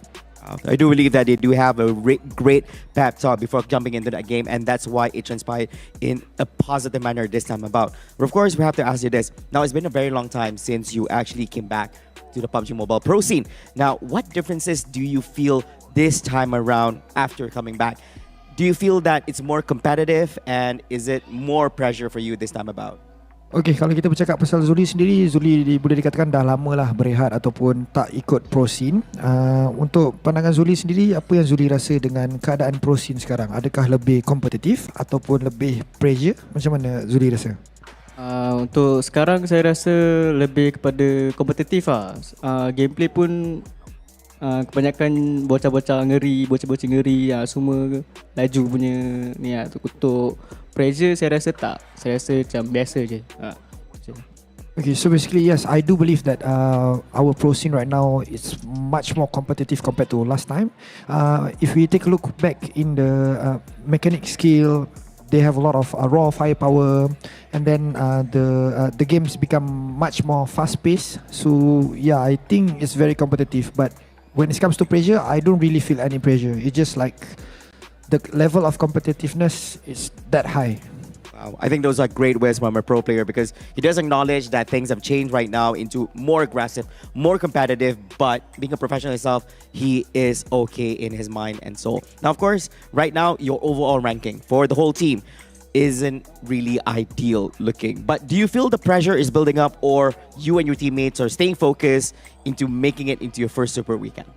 Okay, sekarang ni kalau kita tengok overall placement untuk pasukan New Era sendiri taklah begitu bagus. Berbaki lagi 3 game untuk melayakkan diri ke Super Weekend. Adakah Zuli rasa pressure ataupun korang just fokus slowly untuk masuk ke Super Weekend?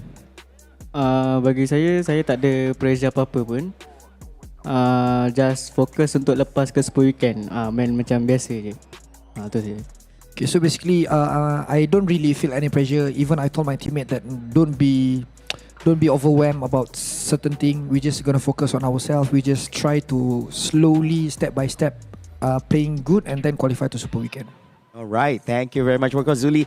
All the best to you and your team. Of course, the other teams are competing as well. Jung's amazing translation. Now, ladies and gentlemen, in a few short moments, we're going to be kickstarting our second half here of day number 3. Now, all these 3 upcoming matches is going to be crucial, as these teams are competing. Team A, Group A, and Group B are scouting around for as much points as possible. So we're going to be passing over back to our commentators to actually let us know about what we can expect the next few games. Back to you, studios.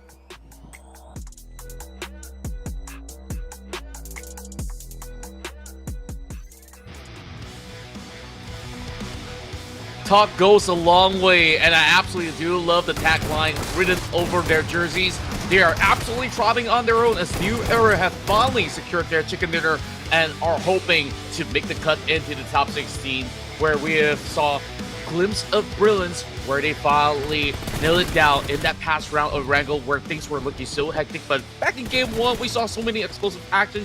Game 2, the pace just keep on going faster and faster, and that's why even Zuli could also feel that even after being absent for a while, the pace right now is set up really high. Can the players now handle the heat? Ooh, that's a good question, actually. Coming into this second half, I think, if anything, I think we heard the interview just now with New Era, right? About how he said that Zuli is the one to give that pep talk, as you mentioned before, and I think it's good that he's actually taking the initiative to be the guy to do that.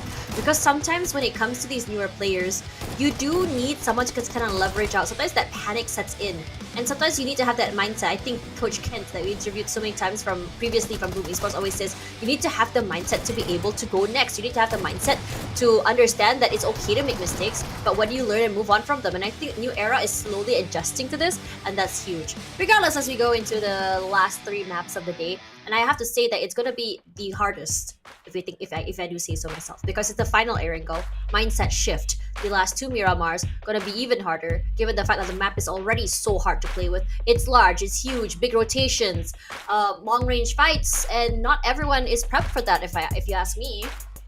Yeah, I certainly agree with you, but for a majority of all the teams that loves this map overall, since this is, after all, the classic map where everybody drops first and foremost when they enter the game, I think like if this is their strong suit, they gotta show all their cards right now, because they might not actually get much of a chance moving into the cities of Miramar, where it gets even more chaotic from then onwards. But we'll have some great strategies coming in from Vampire Esports, Boom, and all the top 4 of the list, which will expect them to still continue to thrive heading into the next upcoming matches.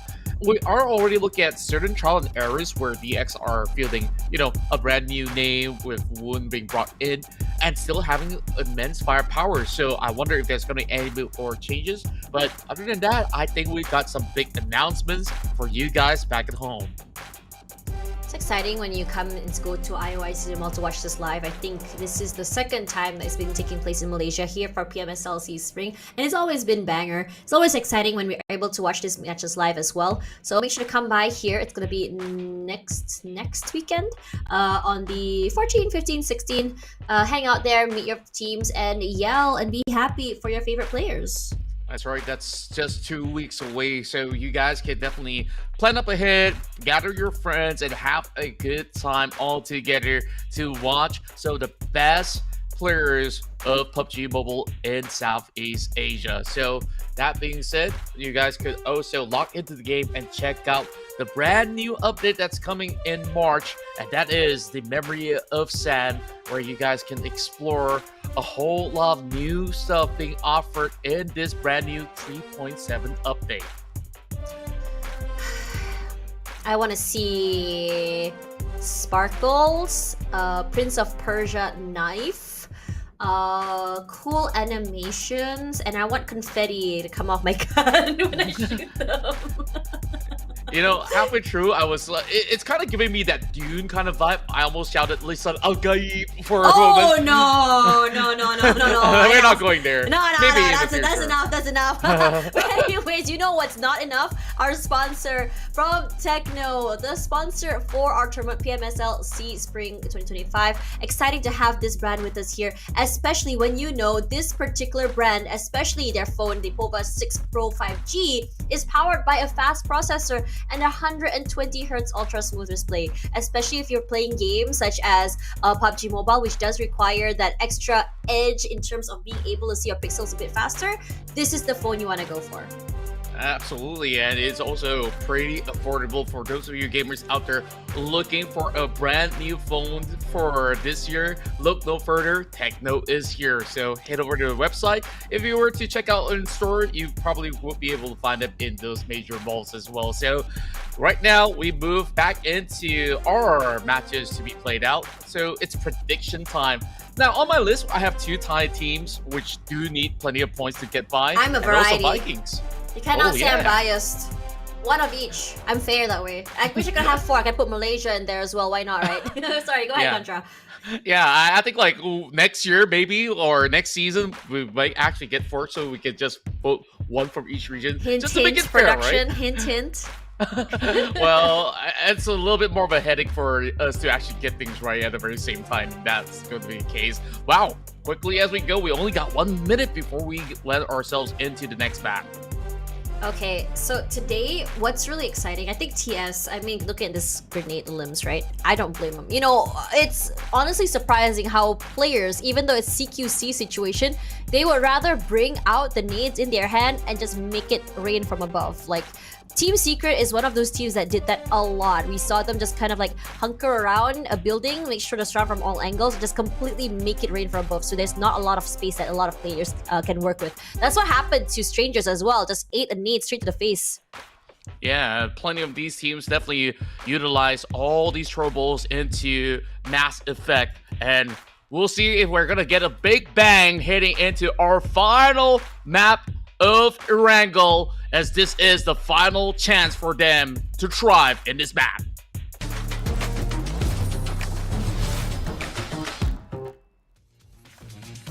Phew!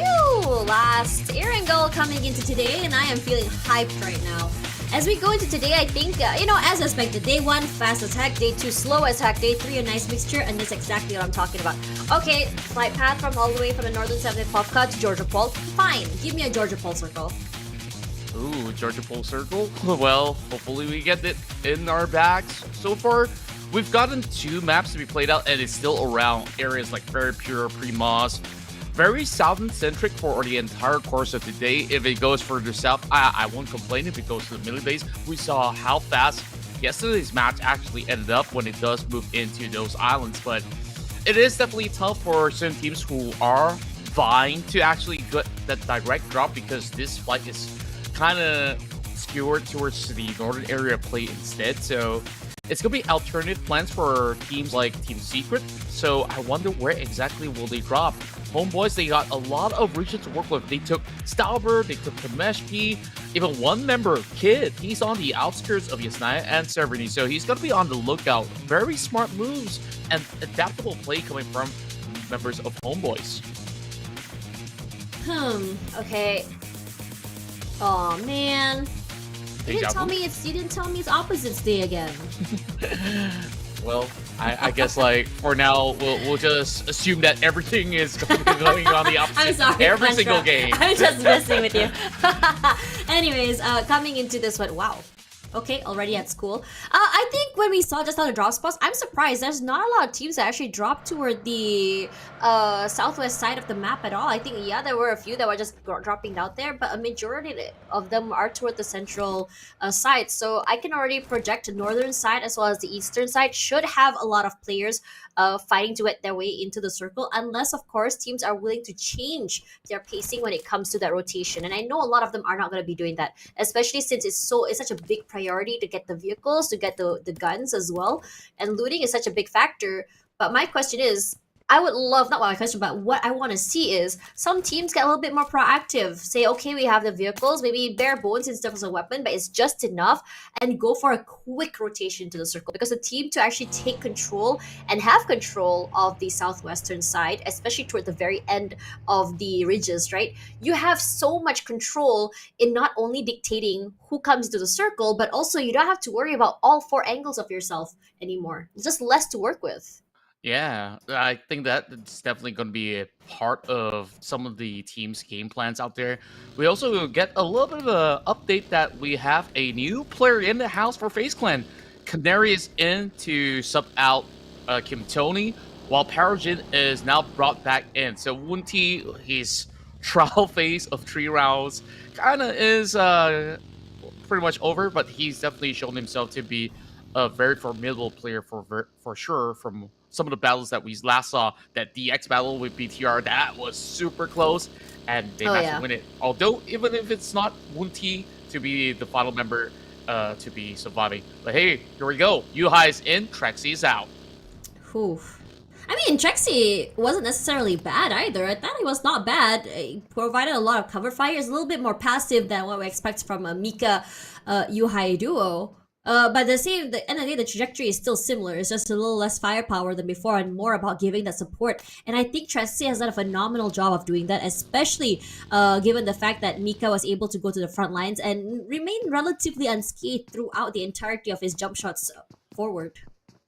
Yeah, overall, I guess like these are all preparations to be made right before Miramar, so it is gonna give them a little bit of warm up first here inside of this final map of Erangel. A little bit more amped up firepower onto the side of SEMBILAN, to say the very least, on what they could potentially offer in this round. I would dare say that Seb9 is in a very stable place with 62 points at the current moment, where I there is a agree. significant gap between them as well as New Era and perhaps certain teams who are not playing at the very moment. Well, of course, I kind of forgot about Kagendra that's currently just about New Era with 46 points. So right now, STES, I guess they are going to find maybe 4 more points, knock down Talon, knock down AE, and then continue on with the chase to eventually stabilize in the top 16. Yeah, you are. I just realized that big gap between Sedna and Kagendra here. They're very comfortable right now. But Kagendra does tend to have those pop-off moments, right? It's not often. But once they do, it's actually devastating. It's very similar to what we expect to see from Boom Esports, from Alter Ego back in the day. They go quiet, they have quiet games. It's like pop off and get like 20 plus points and then go quiet again. And I think Geek Fam also had that as well back in the previous seasons. So it's not something that's surprising nowadays. But for me personally, I still prefer. I mean, I think I had a conversation. I think I asked you this question before, but I don't remember the answer. Contra, in your opinion, do you prefer teams that are able to pop off and get 20 plus 30 points and then go quiet, or do you prefer teams that are more like they get like 6 points, or maybe maximum 10, but they're always getting points every round? What's your take here? As a guy who used to manage a team, I wish every round my team could just get 6 points every round. Like, just eliminations itself, I don't really care about placements. You get the chicken dinner, sure, that's 16 points, yay. But if you walk out with 6, okay, that's steady. By the end of the round, you know that you're going to be ahead for at least maybe 2 positions if you have that constant flow. But if you were to stagnate, I mean, if you were to continuously stick with those numbers, that's not going to win you that championship. But it's good enough for you to survive a long-running marathon such as the group stage. So real. On top of that, I think some players, they forget that these weekday fights here, the only thing that matters is making it to the top 16. You don't really have to show off and go all out here, you know what I'm saying? They keep that strat book for the weekend. Unless, of course, things are not working out, then maybe you want to change it up.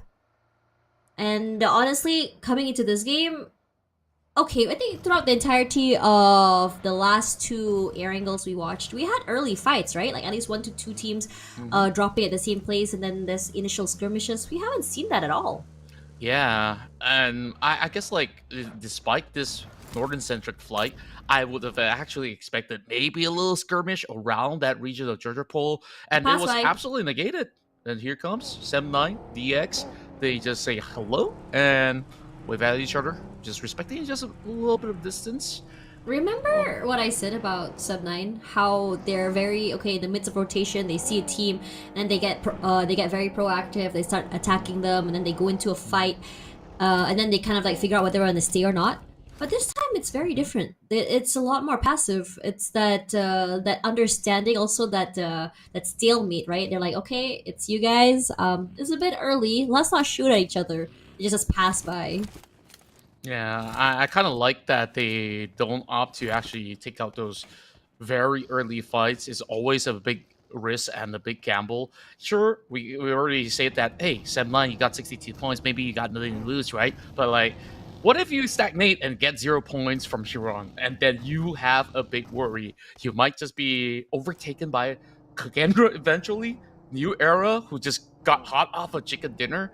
So any safety measures that you can take in that early game is worthwhile. Like, sometimes these exchanges, you might lose 2 members, you might get 1 point. Is it worth it? Not exactly. So as much as it looked very similar on how the circle initially opened up, it will now close towards the side of Gatka. So this is going to be a different circumstance, which we saw. DX, they took over the spot of Team Secret, which was a power position. Now they have to re-rotate. They got to find another different spot.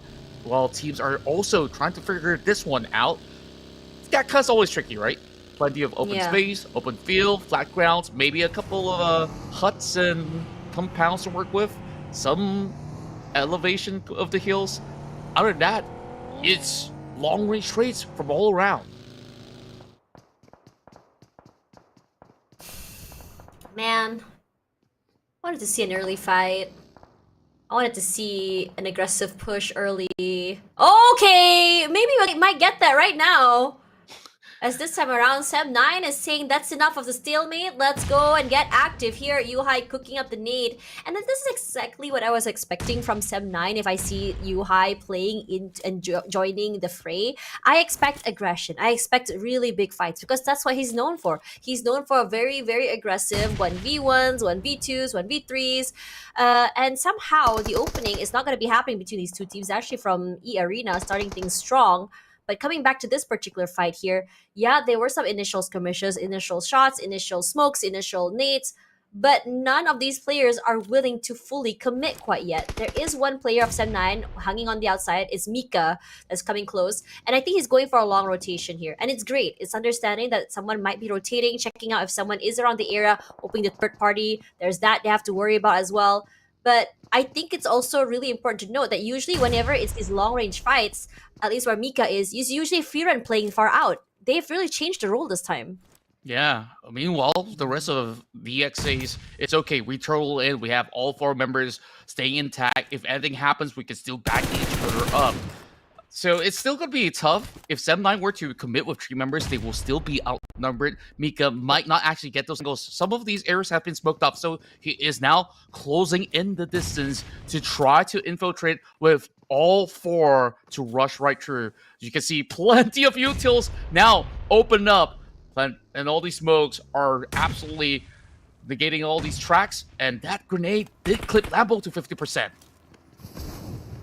Here comes the wait. Oh, I like this high ground take by Yuhai. I'm sure they've already noted his footsteps, so they are going to be on high alert here. Finds no one on the outer end, and this is huge because he gives him so much cover. It makes him realize there's no one outside here. But these Xavier are okay to just really play inside, and understanding that the reason why they don't want to go inside is possibly because they have a DBS, they have those shotguns. You can hear the shouts of the guns coming through, but nothing is actually hitting right now. And there's another fight happening at the same time. It's eArena getting the upper hand. I'm not too sure against the... Oh, it's actually against a different team. There's the opening now. It's going to be Nate coming up huge against Kenny. He's been knocked down already. He's playing close just to make sure no one can actually spray him. The rest of Sem9, I'm actually quite surprised at the lack of response right now. There's only nades. There's not really a breach. Understandably so. But I would love to see a big opening to them. There we go. Xavier taking things to their own hands. Actually finding out Firen this early, knowing that he's inside of that shack. Yuhai takes things into his own hands as well. He wants to answer back, and he does. 1 knockdown already. He's playing it relatively safe, making sure that no one is playing these corners. He's put a lot of space between himself as well as Xavier. Understanding the gun himself that he has is not made for these kind of fights. 1 knockdown already. He's looking to spray. Jumps down. The timing is not so great right now, but unfortunately for him, Xavier's timing is even better. Parajin, how are you able to get away with this? Because it is looking so good. Miramar, like usual, looking to third party, and they do just that. They're hungry. They want to go for these points. They want to chase. Levi's looking to change the trajectory of this fight. 2 members gone already. Paradin eliminated. Kryptonite, the player that has been making waves, making impact for the team, taking out space. Sonara on the outside, searching for the final member of the Xavier. And one by one, they fall like dominoes. And the Xavier also will go down. Make way for ENAM Milan. Look at the Cavs. They are absolutely on fire. They just struck them down when they were trying to go for the reset. And the Xavier, that looked pretty impeccable on how they hold out on that defensive stance. And perhaps you could say Sem9 took a little too long. Yuhai climbed up there. He was ready to pounce. But when they tried to move in, you saw the knock onto Mika. And then Firen tries to enter from the opposite end. They were kind of isolated from then onwards. So the Xavier, they just pushed out and they slowly isolated the fight, win that outrighteously so, but they weren't prepared at all for 6-9. My, that was a grand battle. And here we have another one. HOMEBOIS now takes on Vampire Esports as they drive right through. Shamils continues on with these form of assault. Tony K pulls all the way back, giving a little bit of help towards the side of Mormon. But no full commitments just yet coming in from the rest of HOMEBOIS. Honestly, looking at this new roster of VPE, if someone asked me to make a fantasy team, I think, okay, take the roster of FaZe, put it with VPE. It's like a dream come true to me. I'm loving what I'm seeing from them so far right now. But as the circle shrinks, not every team is able to get inside, and the Vikings are looking to get active, looking to become the gatekeeper.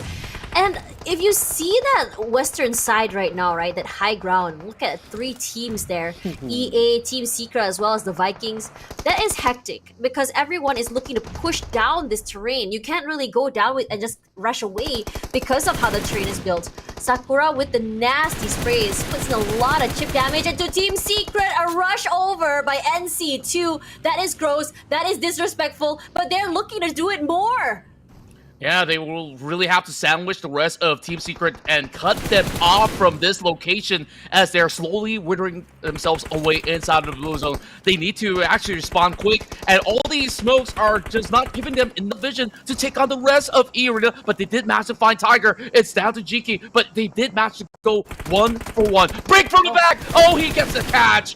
A great recovery for a response, but Break, he's all low now. Whatever points he can basically stash, this is the time to do it. And now, he's only got that tree to cover up. Joker, he's just gotta wait. He gets those angles right. Gets a couple of tags over on his shoulders, but that's not enough just yet. Does he have any momentum? He just really have to find a way to book it. Sakura is the next one to falter. And this one is coming from Break, who just broke all of their arms and ankles. He doesn't have any heals. Yep, that'll be the end of that. Honestly, my question for EA just now was that why didn't they just quickly work together to find him in the end? I understand they want to go for the reset, but at the same time, it felt like they didn't really have to lose one more member this earlier. Sometimes you need a bit more aggression, and I think they were punished for that decision, but that's fine. Oh, yeah. I'm just trying to soak in as well, like, exactly that question, right? Like, they could have actually done it so much sooner than so. And I guess they were also worried about those teams who are trying to swarm in. There was another squad over on the foothill initially, so they were staying a little bit more cautious. Understandably so, What's that but shot? Wow, that's coming Where from did that come Brazy. from? Over the Oh, hillside. BTR. They always get that high ground advantage. I'm so sorry for cutting you, Contra. Oh, no worries. All good. Anyways. Yeah, go Carry back on. to your point. Oh, me? Me? My turn? Yeah, I'm just kidding.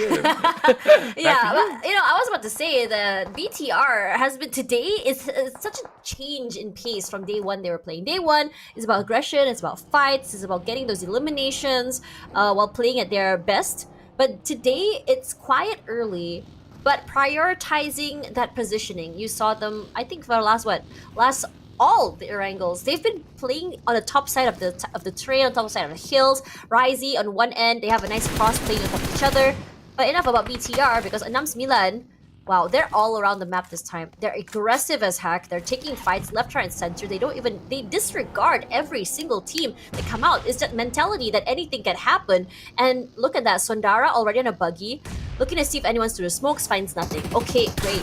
But VPE, they're hunkered down together. They know strength is in numbers, but their positioning, because they're so close to each other, it just allows for the other members of, say, Homeboys, who's third-partied them, to come online and just completely spray the heck out of them. And ENAM Milan, even though they started off the fights just now, they were the ones to back off and give that space, hoping the Homeboys would start it off. And they're like, okay, the Homeboys is here. Let's just wait and see. Let's just steal kills. And they've done quite that. They've stolen away one member of Homeboys already. Mormon needs to be picked up, and so does Shamils. And the rest of VPE say, I don't want to stay here right now because what's important right now is that we're managing to stay a bit more alive and keeping our points in check. Yeah, that three-way rally has now turned into a four-way battle as well with the presence of BTR. It was a very practical move coming from the rest of Homeboys, but New Era, they crashed the gates, and they are challenging the rest of VOIN Donkey that has been here the entire time. And just like that, they crash out from kind of victory surprised. to nothing.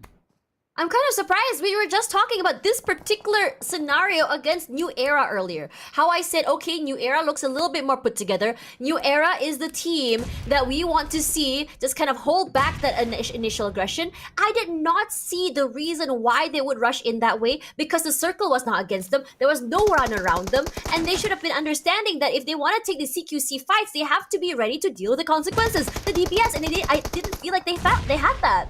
Yeah, not at all. Especially there are cars parked around that vicinity. They should know that there's a team around. Sure, they might think that it could be a potential challenge that can win, but they were late on arrival and they were arriving in a spot where they were absolutely exposed to all the members of VOIN Donkey. Speaking of exposure, this is going to be Max being exposed for TODAK as he did manage to strike one down before going on his knees. Lobby try to find something through the smokes. There's still plenty of Strangers members that needs his help. But he is deterring the rest of Vampire as they are going on their own reset. Lobby's got to go in quick as well to get his teammates back on track. This could potentially become a four-way fight, honestly. You can see all eyes are on the middle side of the pack, and that's the danger of coming into the circle early. Now, HOMEBOIS managing to survive that initial skirmish just now, gonna move out the way. And I'm really liking where KAGENDRA has placed themselves. It's a nice little terrain. It's right at the side of the circle, so they can take their time for that rotation is number one. Number two, anyone rotating inside the circle, it's just easy pickings for them. And on top of that, given the fact there's three people fighting in the middle of the circle, KAGENDRA can just easily go for those long-range pickoffs. We've seen Ryzy do it before. We've seen Fearon do it before. And somehow this three-way fight, I'm surprised it is going this long and no casualty quite yet. Onsense does get a bit of the name, but Kwang's positioning, that is huge. He's right there in the smack dab in the middle of the circle, but because he's all alone, no one's really paying attention to him. So he's able to get away with 2 pickoffs just now. This is an absolute battle royale that is going to involve more than 5 teams right now directly in the center. BTR, they've decided not to be involved, but Strangers, they hold out. Vampire Esports managed to deter the rest of Vikings on arrival. I thought there would be a lot more coming from the side of Vikings. They were on an elevated corner, but yet again, they got shut down. But they did walk away with those 3 points. But now here comes KAGENDRA, the next challengers on the block. How are these wheels still running for the side of Strangers? Beats me. It's been a long time. And Achil finally gets a little something. That's going to be a member out from the side of Empire Esports. And that is Tony K already off of the list. Pretty huge as they are denying a little bit more pressure coming from the squad. But oh my goodness, where are they going this time around? They're moving towards the rest of these members of BTR, and the nades are dropping by. BTR has nice positioning as well. 2 areas of the high ground in their favor is looking good. Easy pickings for anyone rotating inside. They don't have, and it's quite, I think, frankly, toward the center side of the circle. So it's looking good for them. Now, Kage just now, I think they were punished for their, and I was saying it was good positioning, but as the circle pulled toward the southern side, it's making it so difficult for them. I think they were great having that high ground hold, a 2-2 formation, but now they're forced to really rethink their positions because right now, only 1 member from KAGENDRA is inside the circle and now forced out because of the sheer amount of teams and bodies there are on the eastern side. But Lele Boy is here. I think ENAM's Milan looking to fight them for that corner. But in this situation, you take this fight and immediately another 2 teams who are inside the circle are just going to be so happy to pepper spray at you. So this is a situation where you have to really figure out whether you want to show off your hand, go a little bit aggressive now into an all-out fight, or do you want to be a little bit more sneaky, put yourself into a 3-1, 2-2 maybe, and just kind of like really decide how exactly you want to approach these team fights. And speaking of team fights here, BTR, they're meeting up against another team there. It's going to be ENAM Milan watching from the outside. VOIN Donkey is so close by, and you know that VOIN Donkey also has the same situation where they're so sharp with their shots, especially Zeta. As soon as they see one little micro angle shown off in say a window when you're in the middle of a spraying or fighting another team, he will strike. Overall, it's been pretty impressive as well as to how BTR has been holding the only compound over on the southern corner of the map. They managed to spot out Cleon. They are trying to check every single angle, although the pressure is actually coming from the rest of ENAM Milan. The nades are dropping very, very closely. And take a look at KAGENDRA. They're also on the wheels. Who knows if they want to crash into these gates as well. But the nades are landing nicely onto the edge of Krypton. Not enough to take him down just yet. Hill of grenades all lopped right in, but nothing fully connecting just yet. But they have dropped both Sundara as well as Kryptonite a little low. BTR, they're not too concerned just yet, but the distance is just drawing to a close right now. They're trying to find whether if there's going to be enough room, and here comes Krypton. He's going to crash right through. you can always rely on him to do that opening, and it's massive against the heavy hitter. It's gonna be Federales that falls, so Dara as well will answer, but Snape as well as Hulk will trade off each other as well. Both teams suffering heavy losses right now. Voxy is on the inside. Ryzy is close at the very least, so it's still a two-player team for BTR. They can make some magic happen here. Sprays are good. You can always rely on Ryzy to make it clean, but Ryzy will eventually fall. VOIN, this is what I was talking about. Opportunistic as ever, waiting for the time to go aggressive. Get some pickoffs, and ENAM SEMBILAN, they're stuck here, but surprise, surprise, in the corner in the midst of that reset, Hulk shows his claws, and he comes up huge right now. Gonna be able to just quickly reposition with his teammates. Gonna go for that pickup, but it's not done quite yet. Boom Esports is close, and so is VOIN Donkey. Potato about to bleed to death. Razak is close right now, but it's so hard to go for this reset because Yummy is gonna make sure that he's able to pick off every single team that crosses in front of them. Yummy gets 2, Razak out. We have our top 4. Wow, so much going on in this map. VOIN Donkey was forced to leave the compound and forced to go on foot, being exposed to the entire team of Boom Esports, and lucky enough for ENAM SEMBILAN, they managed to still recover a member at the very least.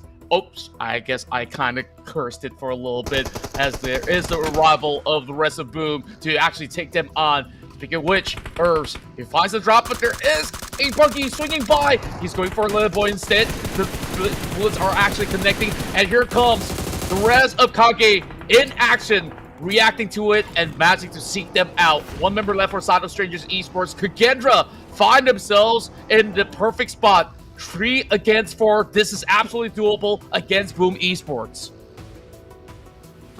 That right timing for Boom Esports, massive! They've been waiting for quite some time. They disregarded the 3-way fight entirely and kept the cards so close to the chest. Now somehow it's a 1v1, or rather a 4v3. Ichan gonna try and open it out. Actually gets Frenzy quite low right now. Ichan thinking, okay, cut our losses, let's go for a reposition. Ponbit relatively quiet right now. He's positioned himself.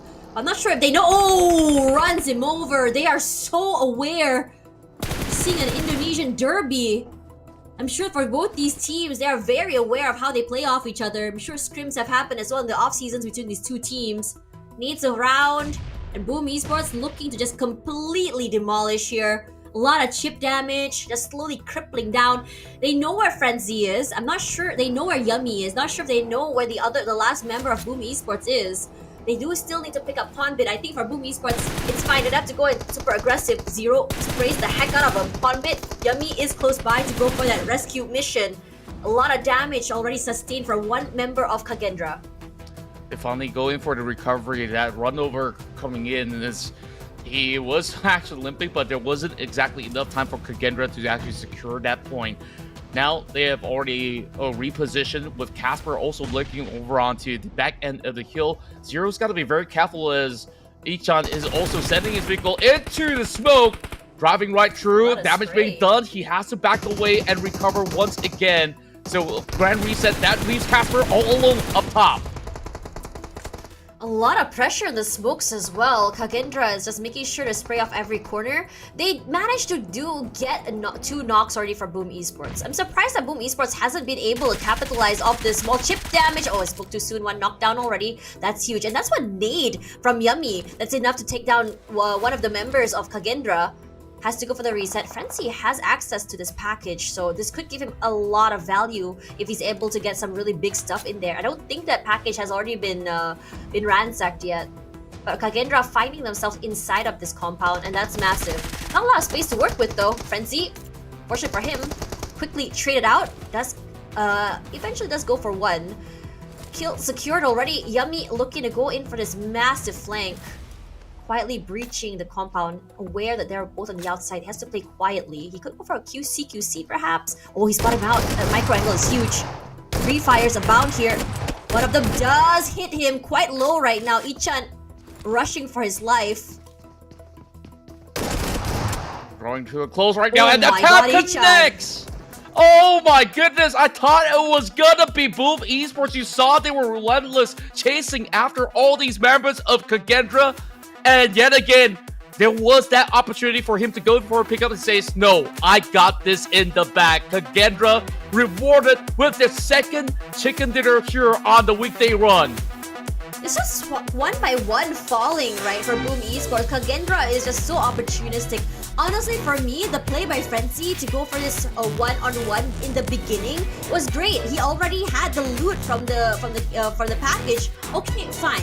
Aggressive space, huge. But my question is, what was the idea of not waiting for your teammate to kind of like start off that fight first? You don't have cover, and you have no clue where the other members of KAGENDRA are. And KAGENDRA has done real well in making sure, number one, to secure that compound. Number two, holding their cards close to their chest without really showing where their positions are. And number three, reacting off Boom Esports play. Because after all, Boom Esports is the one outside. Personally, for me, I think they should have waited a bit more. The circle will eventually pull away from the compound. But I think Boom Esports got a little bit too hasty, which landed that chicken dinner into the laps of KAGENDRA.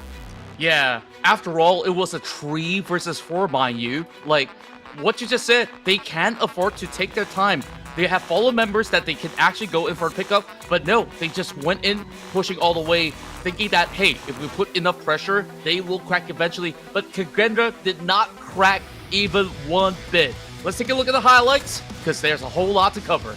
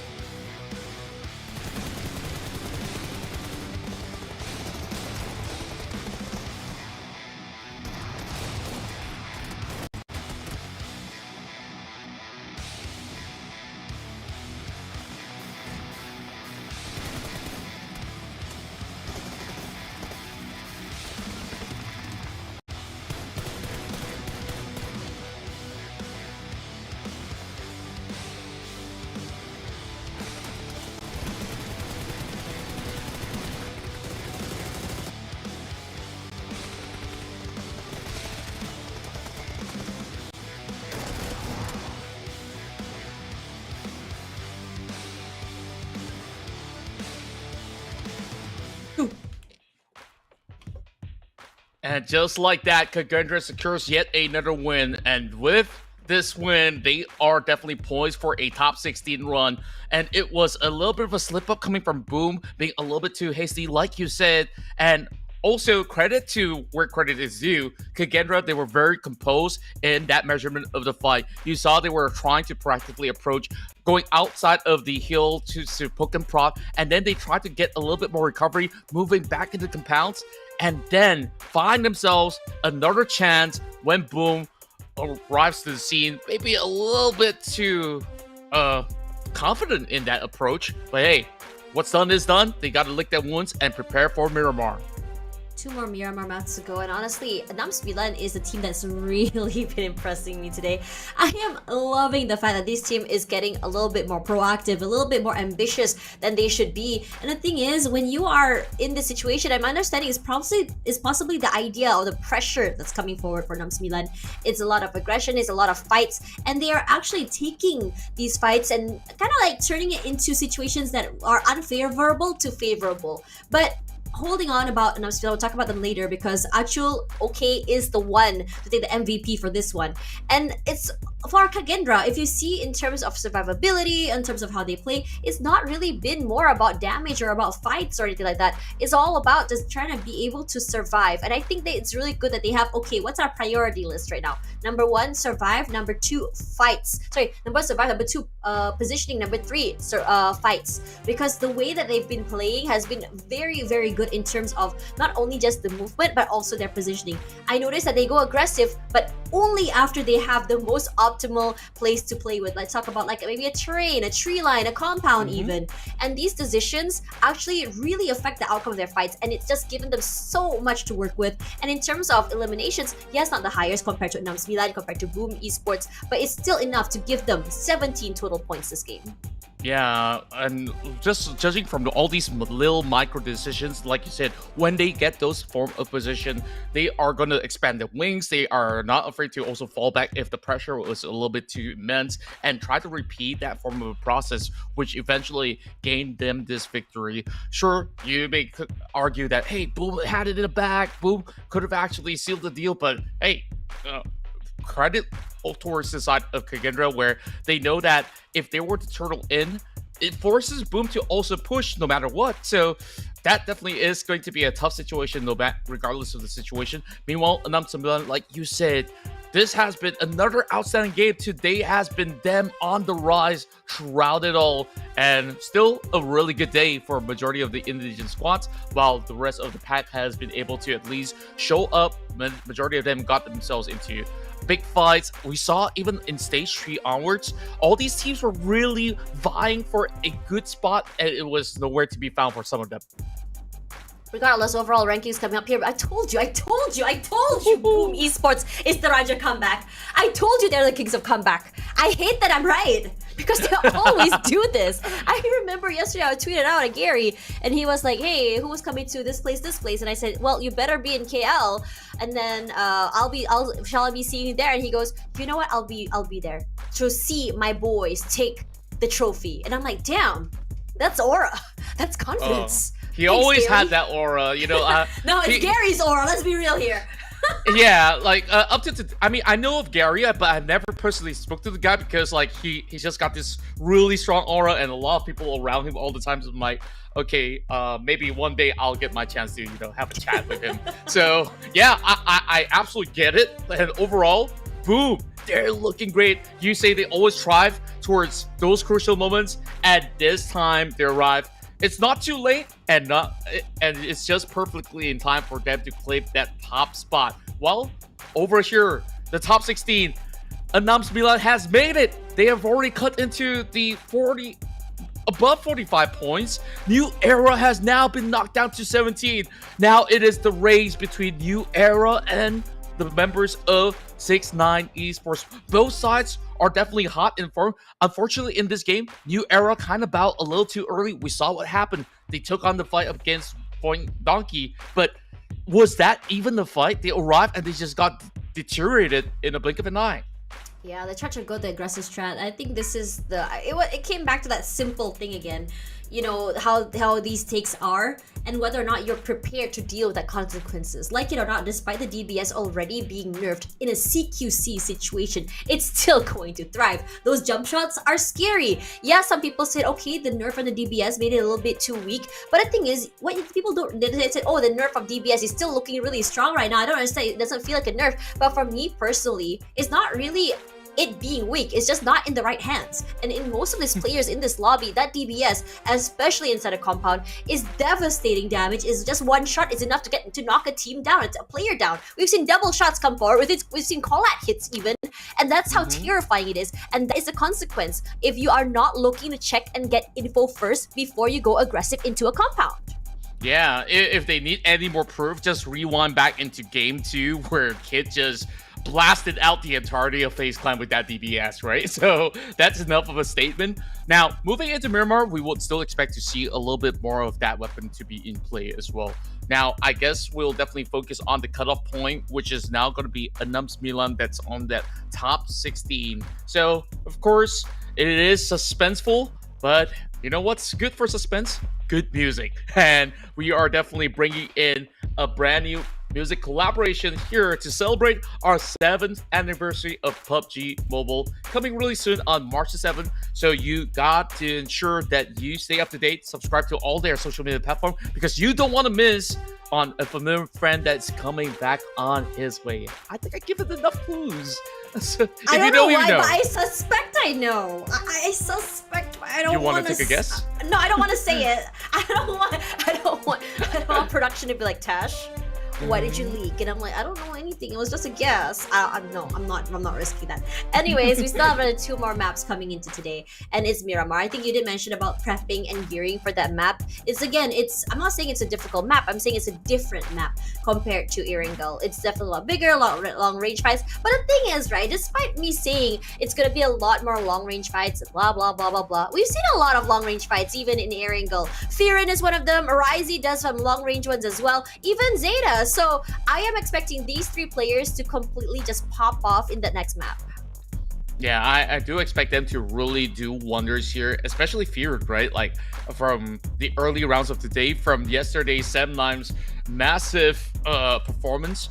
I think like he's definitely onto something. Despite this game, he went into a close range battle, maybe not his strong suit after all. I can't be wrong, but hey, I can also be wrong with predictions. You guys can argue with me in chat. Tell us who you guys predict. Hold on. But you guys got good predictions here. Hold on. This time our predictions are overlapping.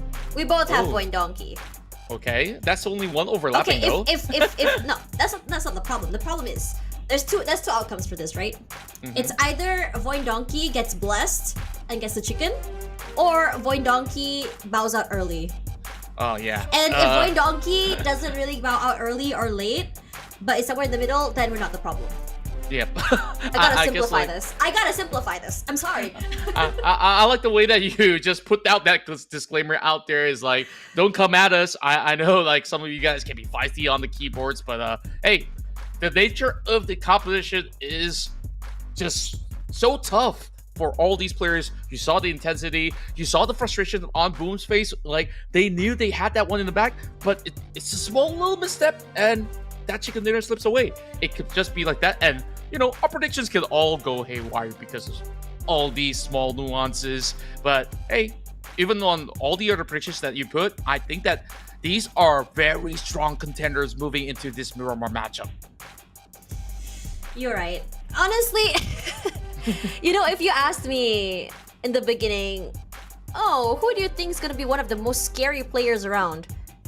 I would not even look at ENAM Milan. I would think, okay, this dynasty team, this dynasty player, this team has a really good player, I'll go for them.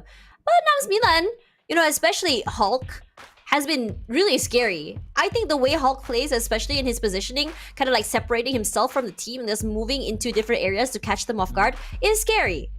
So, ENAM Milan today, I wish I put ENAM Milan into my prediction. Oh yeah, I kind of missed them out. I already locked my answers in. That's how it's okay. Let's pretend. We both have ENAM Milan in there. Yeah. At least they're in our hearts, right? And it's the thought that matters. Yeah, Hulk last game. This guy, he's a beast. He's a monster. He's absolutely incredible. I wonder what other incredible things can Hulk offer this time around. Maybe we have them to live too much. You can prove us wrong as we move into our rounds of Miramar.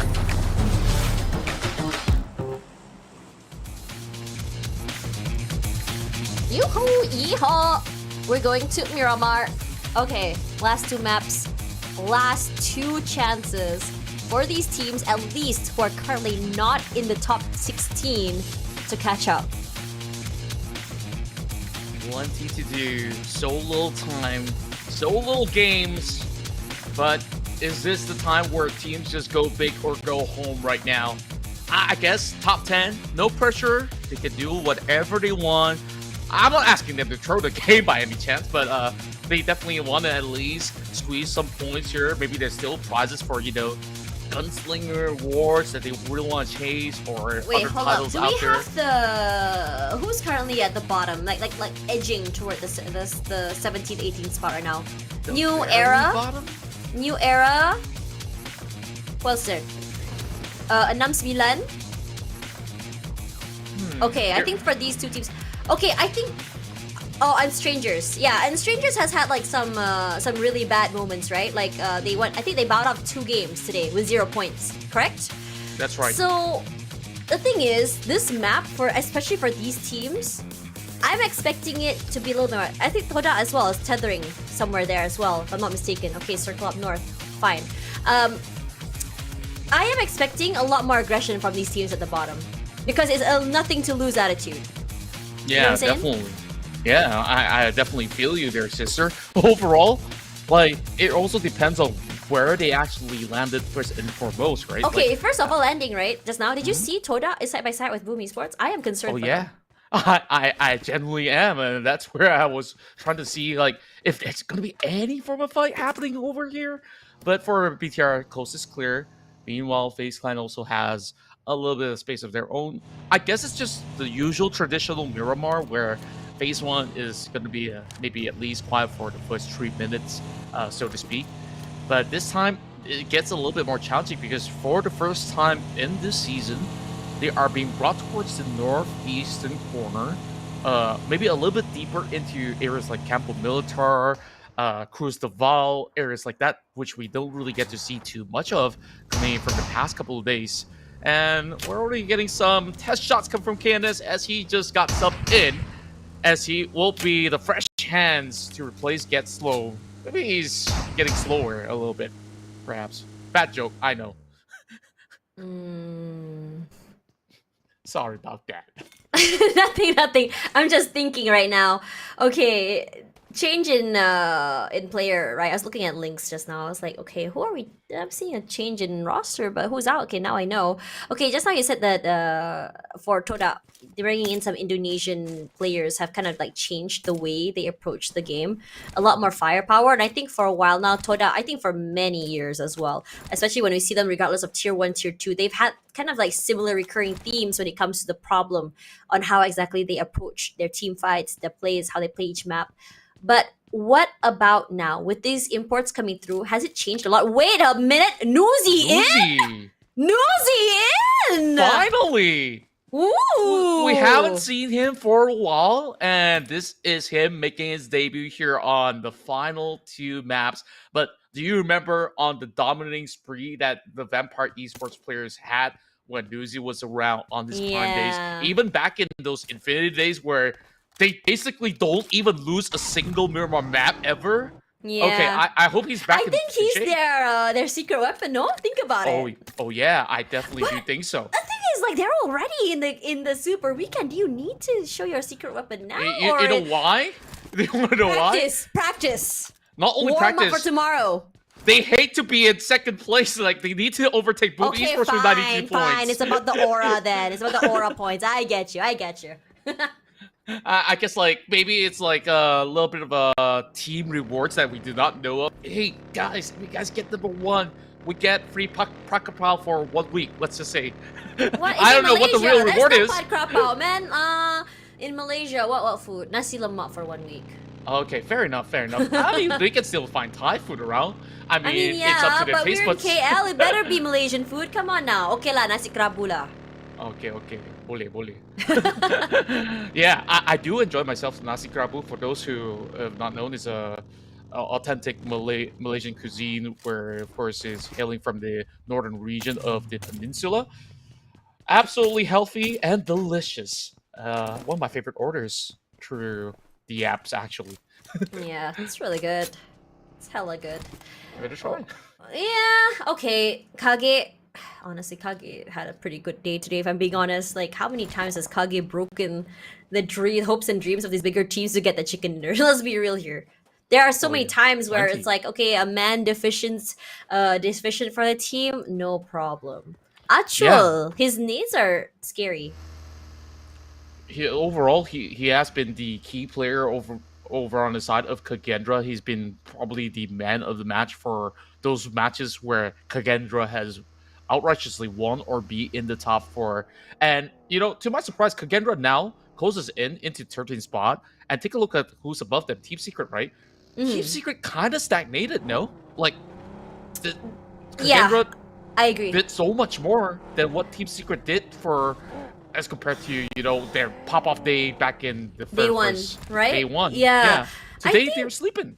I don't think they're sleeping. I think whatever their plans were, whatever they did on day 1 has been read by other teams. Other teams know how to deal with them because the amount of pressure, the amount of presence they've shown on day 1 has been massive. So if I were, say, a coach or analysts or even a team, I would be like, oh, today the team that I've been kind of like, been worrying about, that I'm seeing on the kill feed a lot, is Team Secret. What can we do to kind of like to deal with them? I wouldn't be surprised if they went back to their room, right? That 1 day break they had, and then they were like, okay, how do we deal with this particular team, especially Break? Because I think for today, where they did have like a 3-1 formation going on, where Break was the one who's just really, to play a bit more aggressive, somewhere back, playing that first contact game.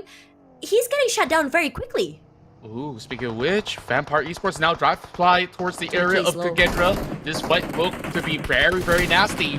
His shots are being fired. Captain gets the shot onto Tony K. Quickly deters him, but there's still more to come. As he tries to battle through the staircase, it's still going to be an eye for an eye. Trev secures it, while Trev is also being peppered from the back.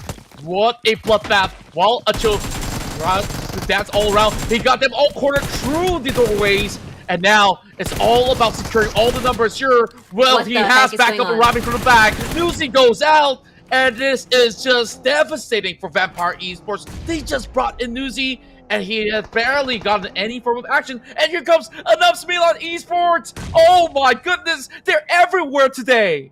They're just rushing around the map. Different motivation, different mindset come forward here, as Kage does manage to get a knockdown onto Hulk. His teammates are around to just completely secure the area as well as trade him out, and that's massive. Anyways, coming onto D Xavier here on the lower ground, they do have a compound to play with, but it's making it so hard for them to rotate right now, because the positioning for the Vikings on top of treatment is just making it so hard. They have this full terrain in their control right now, and D Xavier, for me personally, in the last 2-3 maps, they have had one of the worst problems in terms of trying to rotate into an area. They've been picked off from high grounds. They haven't been lucky in terms of their pushes as well, and this time around they have no clue where exactly the member of the Vikings are. Gosu is close, he puts in the damage, makes his presence known. He has a bit more of a tanky vehicle alongside Bin, so they can just kind of like put in the damage. They saw a majority of these Xavier come out, and then they decided to just move away. Now, coming back to the initial fight between Vampires, we talked so many times about how exactly you want to encroach the area, and I have to say, for KAGENDRA, they have their SOPs in play on how exactly they want to take these fights. In a lot of these fights, I didn't see KAGENDRA push out of the building at all. There's a lot of understanding that for Vampire Esports, that first contact play is always going to be Tony K. So they immediately kind of reacted by throwing out those smokes to cut the line of sight between Tony K and his teammates. They cannot shoot back. No one could save Tony K. And then it's all about just doing the cleanup work. Yeah, and after the arrival of SEMBILAN as well, the rest of KAGENDRA got a little bit more surprise on their arrival. And somehow, it is the final member of VPE that does survive the ordeal. I honestly don't know who exactly is the final member remaining, nor how on earth he actually still survive, even within the arrival of SEMBILAN, which perhaps there is a corner that they have not checked just yet. But yeah, that fight, KAGENDRA, like you said, locked right into that compound. They were trying to battle within the vicinity, and eventually, once they tried to open up a little bit of space over onto the outskirts, they were met by SEMBILAN eventually, and at least they walk away with those 3 points. So it is not going to be an empty bank account. Well, I can't really call it bank account. Empty sheet coming into this match, where they add a total of 66 points. So they are still very much ahead of 7-9 for now. Shrubs close by, crossing over. Oh man, Vampires losing 3 so early is just a shocker. But I'm surprised at how far ahead Boom has managed to put themselves. I don't know why, I guess I didn't realize it earlier. I only saw their positions, but I didn't really pay attention to the points. Because honestly, it's almost 10 points ahead for Boom. A relatively quiet start. And you know, where is Boom Esports players? I need to go around and just put that wreath around their necks that says, Raja, come back. Welcome back to the server, man, because we have missed you. And I think we had a conversation in the beginning, right? And the number on the first day they were playing, and we're saying, okay, they're having trouble adjusting. They have a new coach. They're struggling right now. They don't really have an answer on how exactly they want to play. But I don't know. I think for them, it's all about just trying to get a feel of how they want to play first. Maybe a few days, just kind of flail around a bit, and then finally go into their move and then into the groove. And then suddenly it's like back in full form. It's so dominating for them because it doesn't necessarily translate into chicken dinners. But at the same time, we talked about consistency. Boom Esports is consistent. They're consistently not only getting placements between the middle of the ladder all the way to the top side, but also in terms of eliminations. Wow, right now, new era means a new mindset of play, especially in the second last map, because it's all about hunkering down in this compound and stopping and just taking anyone that's crossing them, and that's gonna be HOMEBOIS. And I'm surprised at the amount of times these two Malaysian teams are meeting, honestly. Yeah, and these are the teams that really are desperate for those points as well. This is not going to look all too easy for them to actually get much more to be done. Vampire Esports, with a last-ditch effort, tries to rotate through the valleys and got spotted out by Sem9. So that's going to be quick thinking coming from Kenny to be able to take the first pointer for the Tigers. Now, taking a look at the leaderboards yet again. So right now, ENAM Milan, they add another 3 pointers, which makes it so much harder. New Era has to find a total of 10 points to book out this round in order to keep themselves competitive to the very final stage of the match, which will be played out later on. While TODAK did manage to get a good catch against Macaris, and immediately repositions, knowing that there's not going to be any members nearby, they will eventually secure that point.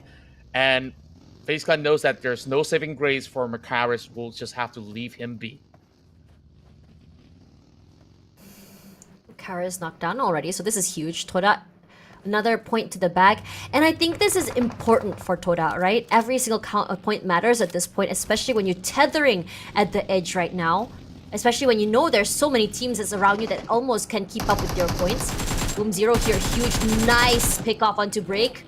Immediately hunkers down, understanding where the positioning of Team Secret is going to be. His head got popped out. As soon as that happened, Yummy just rushes forward and runs him over. Team Secret, we were just talking about him previously, about how they seem to have stagnated. And this is exactly it. Look at their positions. They aren't in prime position to play off each other. Yes, they have control of the area, but not in a position to trade off.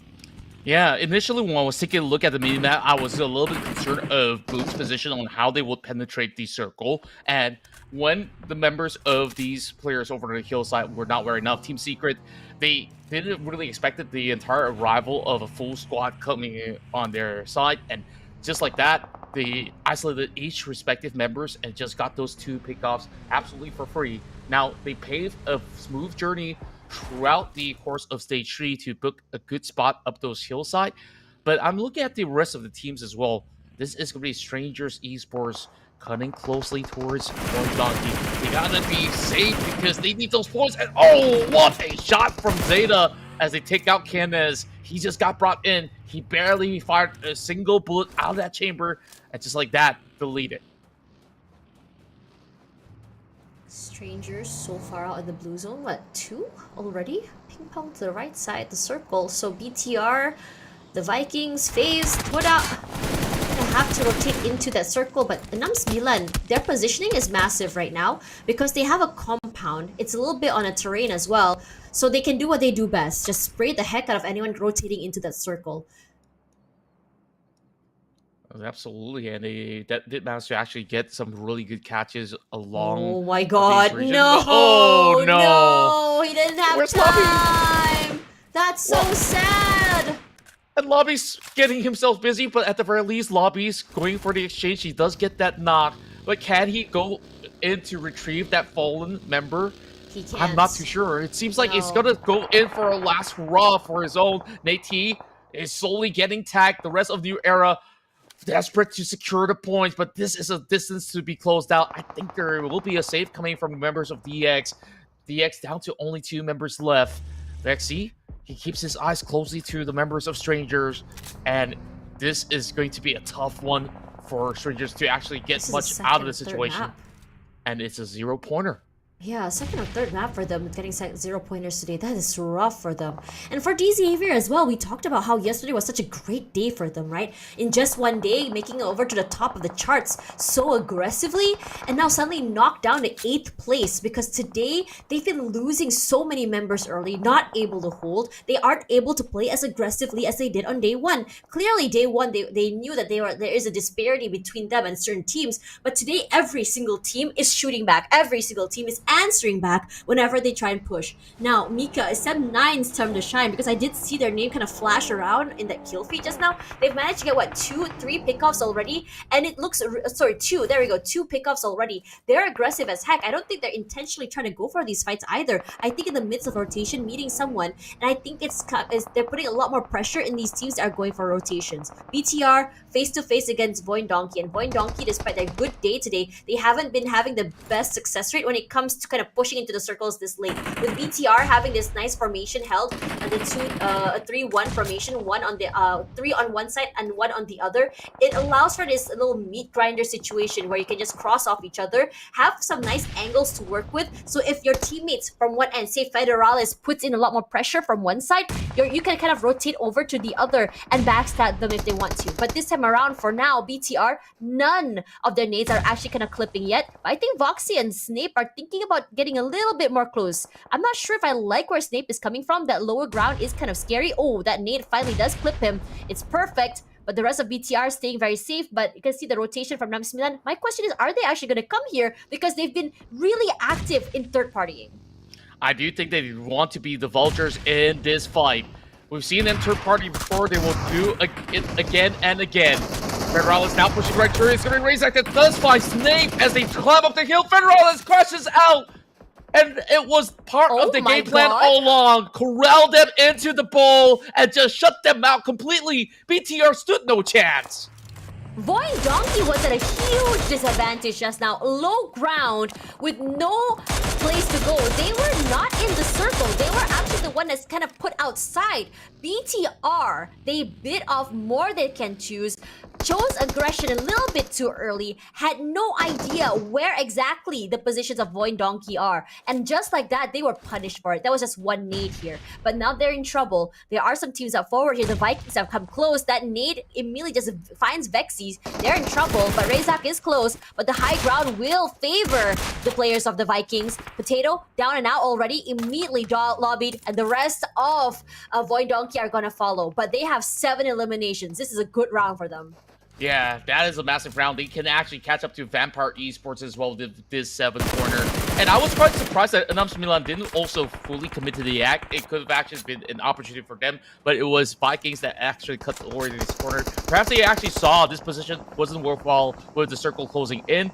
The rest of ENAM Milan prioritized this position nonetheless. So DZavier, we saw they were being clipped off from mid-rotation, and they were down with only 2 members left. They walk away with nothing this time around. So a lot of the top dogs of the tournament is out. That means big chance for anybody close to the bottom for a chicken dinner to find their chances. And here we go. This is what I was talking about just now. Not knowing the positions of VOIN Donkey. Not sure how many are playing close. I love that reaction. I love that reaction. The huge one. Yeah, it was a huge reaction. I don't blame them because they were at the brink of death. They could have died there. Again, this comes to that moment where it was just a little bit too hasty. I thought, okay, one member of BTR could just go for the rotation and just kind of corral them forward. But immediately, as soon as BTR pushed, they used that terrain to their advantage. Pop ahead, pop a shot, knowing they're close by. Hooray, this worked out. It was a gamble and it was a risk, but it worked on their favor. And the Vikings this time find themselves toe-to-toe against the EA players. They're battling for the hillside. Kwang now lobs a nice grenade. Does chip a little bit of health come from both Joker as well as Sakura. Now seeking out for Joker, but instantly responded with double tags of the grenade. Kwang still is shaken, but he's not being stirred up to his knees just yet. Now, great hole coming from the side of eArena, but plenty of smokes now to get themselves pretty much cover up for the temporary moves. But it will be the Molotov that burns down Kwang. So they do have a little bit of leverage to open this fight even further. But their attacks come from ENAM Milan. Where are they striking from? I don't see them from this distance. EA. You gotta really give it to them. Huge disadvantage just now, but somehow managing to still survive till now. Managing to pump the brakes, and I don't blame them for that, because look how much pressure is coming in from Milan as well. They have a 2-2 formation, I believe. No, 3-1, excuse me. But they have a nice 2 little terrains in their favor here. So that little valley in between is what they're hoping to see if anyone were to rotate over. Now EA, in the midst of that rotation, lot not out there in the open, will find once their name, but they are going to answer back. It's actually New Era as well, kind of like putting their hand into this fight, throwing their hat in. Tiger collects 1 for himself, 3 more members to worry about. They have 4 pickoffs already. But I like where New Era is. They have a compound going on. They have a terrain as well going for them. Not too sure where HOMEBOIS have kind of left themselves. I believe there is a compound tiny there. And I think Sem9 has their eyes on that area. They definitely have paved a little bit of a smooth cruise to actually journey their way into the center. But if we're talking about the direct dead center, there's a lot of open space which will not be playable in the sense where it is flat ground terrains. You kind of want a little bit of dip to actually cover yourself from certain angles from the teams that might actually come by. Which is why you're looking at Milan to be on top of the hill. They're not willing to move in just yet because they understand the moment that they set foot inwards coming from the west side, there is going to be a lot of open space that leaves them very vulnerable. So they're taking the chances up against eArena before they pursue further into the zone. But take a look at this, Ben. He spots a very good angle up against the rest of eArena, booking the shacks for their own, and he is going to close in. Does he have grenades? No, he's already run out of troubles, so he's just got to rely on this M4, which is going to be tough to do. So he definitely needs a little bit more backup. Speaking of which, that vehicle might explode anytime. He is going to save that vehicle first and foremost and pull away into a different position. NC2. It's been massive today. A lot of pressure put inside. A lot of that first contact plays as well, sharp as ever. For the Vikings, been playing a very dangerous game right now. Prodding down, hoping to see if he can get a spray down. I think the members of Milan are very aware of where he is. I think they sort of marked him already. No clue. Oh, I don't think they do. I don't think they know. They're looking everywhere but at him. Could still be a change in pace right now. Blue zone finally hitting. So like it or not, Bin has to find a different way to get into that circle. Time not in sight. There's 4 members up there. Sondara, huge pickoff onto Yuhai. That should put a big, I would say, dent in their defenses right now. But I'm not seeing a lot of aggression. Okay, here it comes. The drive-through towards Sem9. Firen already waiting here. I'm not sure if they can actually go for that reset as well. Time not on their side. One team already. The Vikings are out. Not surprised that that's happening right now. Firen putting a lot of pressure to the members of Milan, making it so hard for them to just kind of march forward here. Their vehicles have exploded. So because of how much time Firen's able to buy, Sem9 managing to come back into the game. Yeah, and now they really have to stay put despite the idea of actually rotating into a different position. Pombit now gets involved. He finds a member of eArena as they close in from the back. Somehow they manage to lurk around eArena while eArena is trying to turn the other way around with this rotation. They manage to at least get a little bit more room for themselves, but they will have to leave behind Joker. 4 points in for Boom Esports. While up close and personal inside the shack, it is Tiger! He flushes the members of New Era. It's going to be Xylin out in the open. Sondara tries to dance up against the rest of eArena on the opposite end of the compounds. It is not looking all too easy to do. As you can see, every team has got their eyes locked onto another squad. Tiger's so aware right now, looking to just collect that one final point for Sondara. Sondara finally down and out. Playing this micro angles as well. In this circle right now is only HOMEBOIS that's actually managed to hold on to the area. And they're playing very quietly right now. And understandably so. At 24th place, there is a lot they need to catch up on. But I think it's about, what, 20, almost 30 points as well if they want to make sure they're safe. And knowing the fact that, okay, about 20 points. Because right now it's Milan at 46. Regardless, headshots abound. Firen not able to land those shots. Actually, it's him that's taking that dink further, first and foremost. But Kenny and Mika, they have a different play in mind here. They want to find this final Malaysian team. It's HOMEBOIS. And HOMEBOIS have a crater to work with. Not really a compound either. But these kind of craters, it's very scary to work with. You go too close, you might get DBS'd in the face. You are too far, you can't really find the angles. What a nade coming in from Nofal. Yeah, and if you get into this range of distance, you also get naded out just like this. Tiger X, he's gonna make this last Kura. Moving in with the Hail Mary as he tries to go in with the pump shots, but it does not connect towards Xylan. He wins the trade.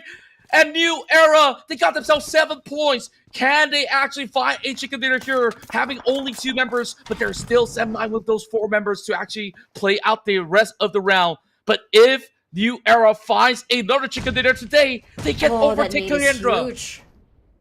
The only thing they have is a shack here, homeboys. Nowhere to go. Killed by all these nades. One shot from Mika as well finds TODAK. Homeboys, sandwiched between 2 other Malaysian teams. That's rough, my guy. Helton alone being very quiet. Yuhai finally getting that final pick off onto Kid. SEMB9, a different mindset here. They have 8 eliminations, the highest in the lobby right now. But TODAK finds themselves in a situation where they don't want to be in. It's Boom Esports. It's rushing straight at them. Third partied already. And on top of that, sandwich not only between them and SEMB9 as well as HOMEBOIS just now. They cannot go anywhere. Nowhere to go. Open areas, a tiny terrain. You go top side, you beat SEMB9. You go bottom side, it's Boom Esports. Rough place to be. And that's what I was talking about, being in this circle very, very early. You have no clue how to navigate the area. You don't have a lot of space to work with because you're too busy corralled together to hold on to the mid side. And now for Boom Esports here, they're looking really prepped and primed for their second chicken dinner today. But the team that's going to stop them, SEMB9. This could potentially be their first one this entire tournament. It could very well be, but you gotta remember the top dogs of Boom Esports. They're still in this lobby right now. Surely there's still 3 other Malaysian squads, but they're battling each other. Nades are now lopped over the side of Xylan as well as Nofal. A tough spot to be. TODAK, I thought they would have actually done a little bit more damage to SEMB9, but they tunnel vision and they weren't wary of the advancement of Boom Esports from the back, and that was to their own demise. Now, HOMEBOIS somehow hiding in between. Will they be able to squeeze at least to a top 3? Because there's a little bit more pressure on the line for the side of Xylan as well as Nofal for this measure. And the rest of Boom Esports got themselves busy as they are trying to burst out that people driven by Xylan. Covers himself with the smokes, but how far can they go? That was a proposition that Boom Esports were taking, and that is not fully covered by the zone. A waiting game, New Era. Wow. Performance today has been phenomenal, but now, with no place to move, the blue zone coming at them, only a tree line to watch them. There we go. Pawnbit finally knocks him down in the end. The nade to come through as well. So, time not on their side. The only thing that's keeping Xylan alive right now are those smokes. As soon as it dissipates, there's only a vehicle in front of him. He can try and go for some exit frags. Maybe can wait a little bit more as well, but his car is about to blow. So he moves behind that rock for a little bit more cover, and as soon as he does that, there we go, the tag team that we saw. Pawnbit finds one, but Fearon is the one to steal a kill. So eliminated already, they've got enough points. But SEMB9 from the blue zone finally makes their way into that circle. Boom Esports, only terrains to work with, but it's SEMB9 with the higher points of the area to play with. And Helton, he's playing, oh my god, I feel like I've seen this situation before. What? I've seen this situation with Helton before. Yeah, if there's nowhere to hide, I guess you just take a backseat, literally. Just take a backseat and let these guys go for a party. Yummy! What? Oh my god! Just like that, boom! They're taking over! Only 2 members left for side of SEMB9. Fearon spotted out as well. This is gonna be another big round for Boom as they got fired out from losing out the previous round. Securing second, they are never settling for second, as this is a time for Helton to finally strike. He moved out of the backseat to spot out 0, and now it could be anyone's game to take. Can he knock down already? Can be picked up. Fearon, you need to do something here, buddy. Take up that space. Cannot recover him. Kenny, all he can do is just wait. Fearon just proning, hoping that Boom Esports could make one single mistake. But instead of going as Boom, he says, okay, can go for one pickoff here. It's gonna be Helton. The blue zone coming. The damage is too much. Helton will secure that final pickoff onto SEMB9. It's a 1v2. Helton, you can go huge here. You can make that, you can make magic. You can isolate these fights, but the nades are too much to deal with. They're making hell from above for Helton and Boom Esports. That's another chicken dinner for them today. An iconic win as they end it with a bang. They were denied initially, but they will be denied no longer. The Kings are back. The comeback Kings arrive. And they will be here to dominate. And we will see if they can continue on this form of an onslaught in the Super Weekend. Their slots have been booked. I can't say the same for some of these guys. HOMEBOIS, they tried to make a last stand. Helton, the previous member of Uno Alliance, still shows that he have a lot of moves to make as they struck from behind, and that backseat paid off. Really, it did. Helton surviving just by hiding. I think sometimes silence is also a good answer, a good strat, honestly, if you think about it. As they played this game, Sem9 had everything in play, but that one shot from Yummy, managing to find two players, what a spray that was, is enough to completely obliterate whatever lineup that Sem9 had in mind. Yeah, they were a bit late to that blue zone, but they still had the terrain to work with. But Boom Esports, their firepower is just too much for Sem9 to handle. So immense, so devastating.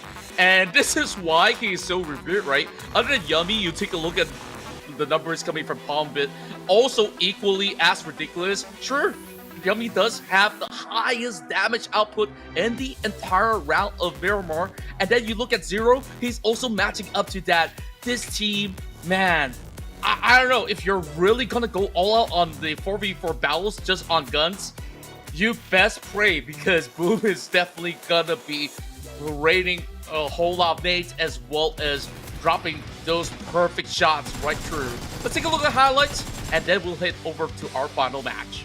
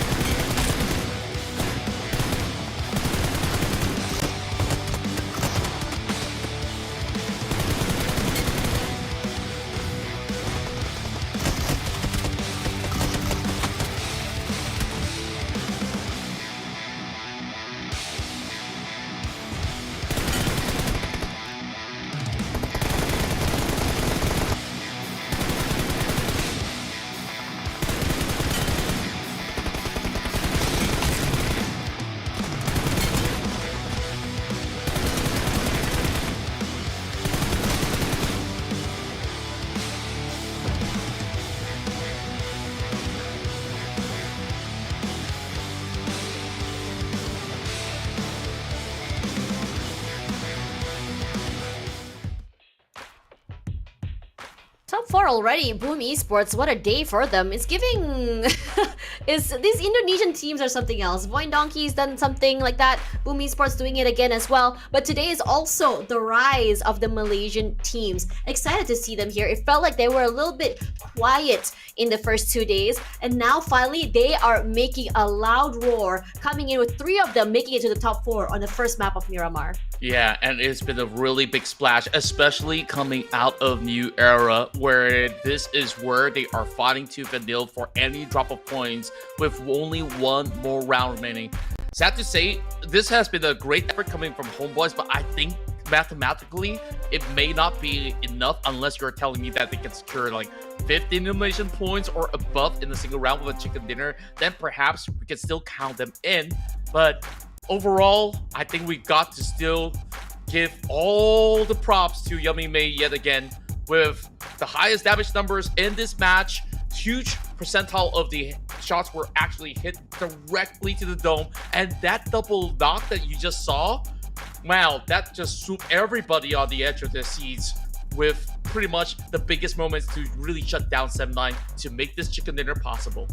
That's actually insane how it was just that one moment that really changed the tides out of everything that was supposed to happen. But given the fact that for Boom Esports, I think I'm loving the fact that even with this new coaching staff, they're understanding the amount of value that Yummy can bring to the team and how they want to play around him as the main fragger. And look at that. Look how aggressive they've been this game. 12 eliminations. They're definitely not playing passive, that's for sure. They're just more playing at the they're playing aggressive at the right time, and I think that's something that you have to really remember about this team. Now SEM9, despite their valiant efforts, you can also see that they are also getting active here in the server. It's not intentional in terms of aggression. I think that seeing them on the first day playing and today, there is still a change, but I think it's more of a less aggressive approach, but more of like a calculated approach coming into this one. Yeah, Yuhai coming through. I said to you guys that I wanted to see Yuhai more aggressive here, but Yuhai was actually the player that was knocked out early. The thing is, when I look at SEM9 right now, my eyes have always been on just Spirit. Yeah, Spirit definitely have been really making his strong debut here throughout the course of the season, having such a high impact. Boom currently sits at the throne, 2 chicken dinners, and the only team to have breached the triple-digit mark with a whopping 114 points with one more match to go. It can even go higher from here. That is what's scary about this team. eArena, VOIN Donkey, count them in. Top 5, top 6 respectively. CD Alliance and BTR, they are sliding down. CD Alliance is not playing today, so of course we can absolutely excuse them. But take a look at this. New Era have just moved into the top 16. Now it's all about holding on to this position as they are also inching close towards MEC, and MEC holding on to 61 points. What is going to be the verdict here on the final pitch? Are they going to cut in close? We got to see what the points are looking like. New Era can definitely go in for a more comfortable position. I wouldn't be surprised right now. I think the last 2 games have really shown us what New Era is able to bring to that table. That interview with Zully, right, just now, about how exactly he was the one to calm the team down and keep them in the right mindset. I am loving that storyline so far, and I think this is a huge move bringing him back into the scene. Now, ENAM's Milan in trouble, about 53 points, but it's not too far behind. If you think about it, it's only 3 points difference between them as well as New Era here. So they're definitely going to be able to catch up. And against MEC, I think about 10. So this final map could determine a lot, and with how they've been playing today, it's aggressive, it's out of their minds, it's a lot of eliminations. Look at the amount of points they had on day 1 and today. It's as though we're looking at a whole entirely new team. And for Strangers, today has been such an unlucky day for them. 2 maps, I think 2 or 3 maps, they ended the game with 0 points and getting eliminated early. That is rough. It's very unfortunate. I guess like they kind of stagnated when the moment mattered the most, where pressure does crack certain teams or even individuals, and now down to a final round to see who moves forward to the Super Weekend. And for ENAM's Milan, if they want to ensure that they can get there safely without worrying about how much points do even the likes of New Era will actually get, they need to top that 61 pointer being set early on by the teams that are not playing today. So 61 will mean that they need at the very least 9 points to close it out to move together alongside with New Era. It could still be the case where, of course, they will be able to stop New Era. But, of course, speaking of new things, we are moving into a brand new venue for this year's spring season, as IOI City Mall will be the venue where you guys want to be at for the grand finals to witness glory, history in the making, and all the top tier action of PUBG Mobile here in Southeast Asia. You know what's exciting? It's gonna be exciting looking at this at this mall, because honestly, it's gonna be a lot bigger venue as well compared to last year, right? Because last year was in the middle of the mall, so there wasn't really a lot of space for a lot of the viewers to watch. But I think that you know, that PUBG Mobile has heard us. They're like, okay, we can see the amount of people coming, and everyone wants to see it. So let's find a bigger venue. Let's find more spaces for the fans, and that's exactly what I want to see. Regardless, we also have the Memory of Sands coming out very, very soon, and it's going to be on the patch of 3.7 for PUBG Mobile. So it's coming out, I think, just a few days from now already. I'm excited. It's giving Prince of Persia. If you guys are collectors of in-game items for PUBG Mobile, this is something that you want to add to your arsenal. Yeah, they always offer some really, really cool skins out there, and I wonder what kind of glowing weaponry skins will they offer, and how does it actually look. I kind of skip some of all these ads just so that I don't really get too much of those teasers. But hey, you guys who have not logged in for a long time, it's time to actually update your app, and it's always for free, so make sure you guys check it out. So final game, Tash, it can boil down to only either one of these teams, New Era or ENAM Milan, to make it true. This could potentially be the case, and it's so sad. I mean, these two newly promoted PMSC team really worked their butts off in all these matches, and I feel like they both deserve to make it true. I think there's been this conversation about the disparity of quality of games coming in from tier 2 and tier 1 players, and understandably so. Tier 2 players don't really get that access to the higher tier games as well because of how the leagues are kind of separated as well. The only time they meet maybe are in scrims, and it wouldn't be as often. Regardless, coming into this one, it does show that in terms of tier 1, tier 2, definitely tier 2 has a lot to offer as well. These newer players, these new bloods can prove themselves into the big leagues, and it's definitely something that you guys want to take advantage of, because not only do you want to watch PMSL, PMCL, PMNC is also something that you guys want to witness, because these are the players that came in from those leagues. Regardless, final of the day here, and I think so far my predictions speak for themselves, but the Team Secret one and DX, today they've been really unlucky, but do you think it's going to change, Contra? Well, traditionally they usually show really strong finesse moving around the map of Miramar. Today really hasn't been their day, but I felt like it's also due to the fact that, okay, the thing goes, they kind of have a little bit of trial and error to work things out, which they have the leverage to do so. Team Secret, I don't think it's intentional. It's just that they were maybe a little slower than the rest of the pack. We can't blame them. Everybody's hungry for this final few rounds, and if you snooze, you just lose. So real, Queen. Okay, so TODAK today, I think in terms of numbers, they are definitely out there. Like, when you see them, they're definitely in the middle of the pack. They put in a lot of damage, especially Cleon. This is not the first game that his name has been shining here in the stats. So the potential for TODAK is definitely there. My question is whether or not they can survive, because they can definitely fight for sure, but they take too much damage, too much losses. Yeah, too many of all these prolonged fights. Sometimes they even tunnel. At least last round, we are seeing them appearing over onto top 4, top 5 positions, but that's barely enough. I believe they still need a little bit more of those hefty points to actually survive the ordeal to make the top 16 cut, because right now, even Sem9 had to pull off those double digits to ensure their safety net, right? Like, nobody's really safe at this very moment. Certainly for those Group B players who are definitely tuning into the stream right now, they want to see what's going to be the final verdict. And oh, look at the boys for VOIN Donkey.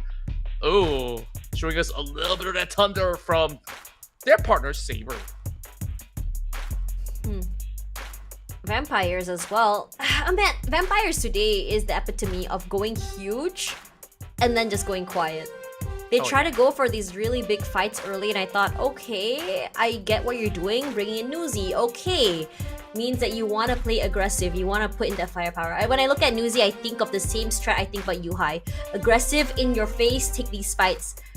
But the takeaway from these fights that I've seen is breaching compounds. I think in the last, 3-4 teams that try to breach compounds, most of the time it's won by the players that are inside of the compounds. Because remember, by the time you're approaching these compounds, a lot of players can already hear these teams coming. It's not a surprise hit as you think it's going to be. The sound of the dashes are going to be very loud, obviously. Oh, yeah. Yeah. So they already know it's going to come by. They already know it's going to be happening. So especially with the DBS enhanced, the positioning is key, and I think that slower takes if you want to breach compounds is better. Getting other vehicles a little bit further out, throwing those nades first, setting up those smokes just to give yourself some cover, providing that crossfire before you enter the buildings is definitely something that I would like to see more teams do. Regardless, it's the final map of Miramar, at least for the normal week. Right now, ladies and gentlemen, send your prayers, send your hopes and dreams to the top 16 teams that is going to come through very soon.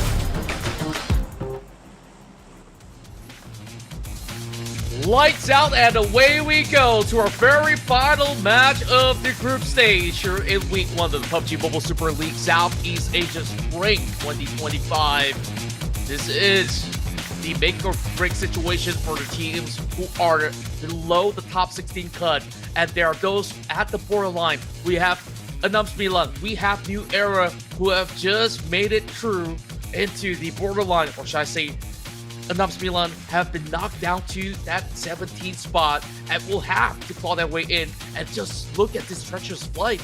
It does not allow access into areas like El Pozo, Crater Fields, even Monte Nevo. So it's going to be a little bit of a stretch, but still very doable. So I want to see if there's going to be, you know, that final party for those that have no stakes involved and say, hey, you guys want to party in Los Leones? Yeah, sure, I'm down. Maybe we're just going to go end up the night pretty early. And oh, is it actually coming true? Because I see a lot of teams moving around South Side. Have you ever seen a Partona circle before? So far, not really, but there was one closing very, very nearby. I think But we it still saw ended up in the a main line. Vinas del Sur circle. Well, not really, but it's the bridge near Valdemar. Oh? Remember? Did you just manifested it? Oh to god, I think I fruition? did. My bad. Okay, doing it, Tash. Kagendra very early here. Yeah, I mean, manifesting this early fight is also what I'm doing, you. Dude, Gosu got so lucky picking up that shotgun early, man. That is giving them so much value. I think Kage was trying to go for that 1-3 formation, hoping to have one pick off very, very early. But then because Gosu was able to get that one shotgun early, he just completely shattered the Vikings' hopes and dreams. Yeah. Sorry, he's it's the other way just- around. Because Kage's hopes and dreams. My bad. Gosu goes down finally. Achul answers. Wait, is he down? No, he's still up. Yeah, I think has he's a- alive. I think He's he got has a no health sliver. bar. Yeah, there we go. It's just a tiny little sliver of health. My god. That's How luck in a on bottle, earth? man. What the heck is that? Well, okay, Corn Tea falls as well. So Casper was ready. So these are a lot of these like isolated 1v1s and seeing whether or not you get lucky in terms of getting those your guns. And I think that Kage is good at answering this back. Achul takes a lot of damage here, but this time the Vikings are ready and primed with the big guns there. So they take full control of the situation. Goes aggressive. What the heck is that broad bin? The M249 drop shot? Are you kidding me? That heavy machine gun dealing such sharp precision is something that we don't see every day. Here comes the little boy as well. He spotted out that wraparound and managed to steer away one more player off of the list of Vikings. Now it's only down to Kwang. Ben is still around actually, but he's pretty low. I don't think they have any mets to actually utilize at this very moment. So little No. boy, he's kind of stuck in the middle of nowhere. No chance of him to actually go in for the rescue at the very same time. You know, as much as they started off pretty decently for Kagendra, it seems like they will go in for the early res, but their run so far for the past 3 days have been nothing but spectacular. Man, that's rough, man. I think Kagendra, they were trying to think whether or not they want to cut their losses or leave. And I think they took too long to figure that out. And this situation as well, I think FaZe was just kind of hovering around. They weren't sure if they wanted the third party or not. And I think they took too long to really figure out whether or not they want to. They were definitely drawn by the sounds of gunfire. But the Vikings, they're very aware now. What a shot from Acaries. That's an insanely long one. Wow. What on earth? Like, he actually landed that? That's like 300, 400 meters? I mean, And Bin just is like already that. quite low, right? I mean, again, you did mention like there were no more resources in that particular era. Two teams were fighting for that spot. And I think FaZe came in just nice, if you ask me. I mean, I think they thought about it. They're like, okay, do we want to breach this or not? But the thing is, I think the hesitation was there because it's so early in the game. You don't necessarily have the resources. Bandages, helmets, Kevlars. You don't have that yet. Yeah, true enough. And overall, it was a long-standing fight, and with whatever he could pick up on that early stance, it can actually supplement. And Bin came up with the biggest of weapons. He found that M249, and he just unleashed those heavy blows, finding them that perfect opportunity to turn the tides around. And plenty of teams are on the rotations. It's going to be Frankie that's going to be a little bit sneaky on this approach. You know, throughout the past couple of days, I remember there was another player called Frankie in Homeboys. I was hoping the Frankie beats Frankie I don't know if they actually get freaky when it comes down to the battles, but yeah, not in a way that some of the Gen Zs will assume what the word freaky is, but yeah, you get the drill. Anyways, back to what we were saying, right? Like, a lot of all these teams in these early battles, they gotta once again set their priorities straight. Sure, when it comes down to those kind of collabs, you kind of have to be swift, but after that, you also have to take the notion that a lot of teams are also dropping around the area, which will rotate, and that's where they have to be always on their foot to be ready for the next fight. Yummy May, so far, the player of the weekday run. It's always so exciting when you see how the players hold their phones. Especially that TECNO phone. Ooh, nice shot there, opening from Shamils. HOMEBOIS kept very quiet up until the moment VPE tried to hit them. They were very aware and very ready. Doesn't this feel like deja vu? It's like they're doing the same mistakes from the last map when they tried to breach the compound against another team that kind of completely demolished them. Was it Namsmilan? I believe it was Namsmilan. Yeah, I believe it definitely was announced Milan where they managed to also rack up plenty of those points up against the rest of Vampire Esports. It's very unfortunate for Newsy. He got subbed in, and I felt like there wasn't really much of an impact that he brought to the table, even with this form of a swap into Miramar, which we kind of expect big results coming from this individual that has been a superstar for many, many years. I'm not saying that he's washed up or anything. Like, I feel like his strength, it relies on individual prowess for most cases, where if you leave him alone in the map and he's going to be going up 1 against 4, he could still pull off big clutch moments. But this is very far from what we actually expected Newsy to offer, and 2 times in a row, he's the first one to be caught out.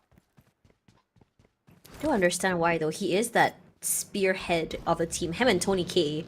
It's very similar to what we see with Tony K and Mormon as well. But sometimes there's that disconnect between the team and that follow-up. And I feel that's been a big issue as well for the team. It's very different than what we saw in the previous one, right? So just now it was 20k going in first, and then the teams just sort of throwing in nades as well as smokes to cut off the vision so the teams are not able to follow up. But just now it was just like straight up raw firepower. It felt like VPE was not ready to go for those trades. In my opinion, I think that, okay, if Newsy is taking that first contact, you must have someone that's already ready to pick up the pieces if something were to go wrong. And unfortunately for them, they weren't prepared for that. Yeah, they drive by and slowly they just got pretty much sneaked up upon them, or should I say they were just passing by a compound, expecting it to be absolutely empty. But you gotta always have certain countermeasures if in the case where there's gonna be players on standby, especially when you're passing by all these big warehouses where you could just park your cars indoors. So you wouldn't know at all if it's going to be anyone around.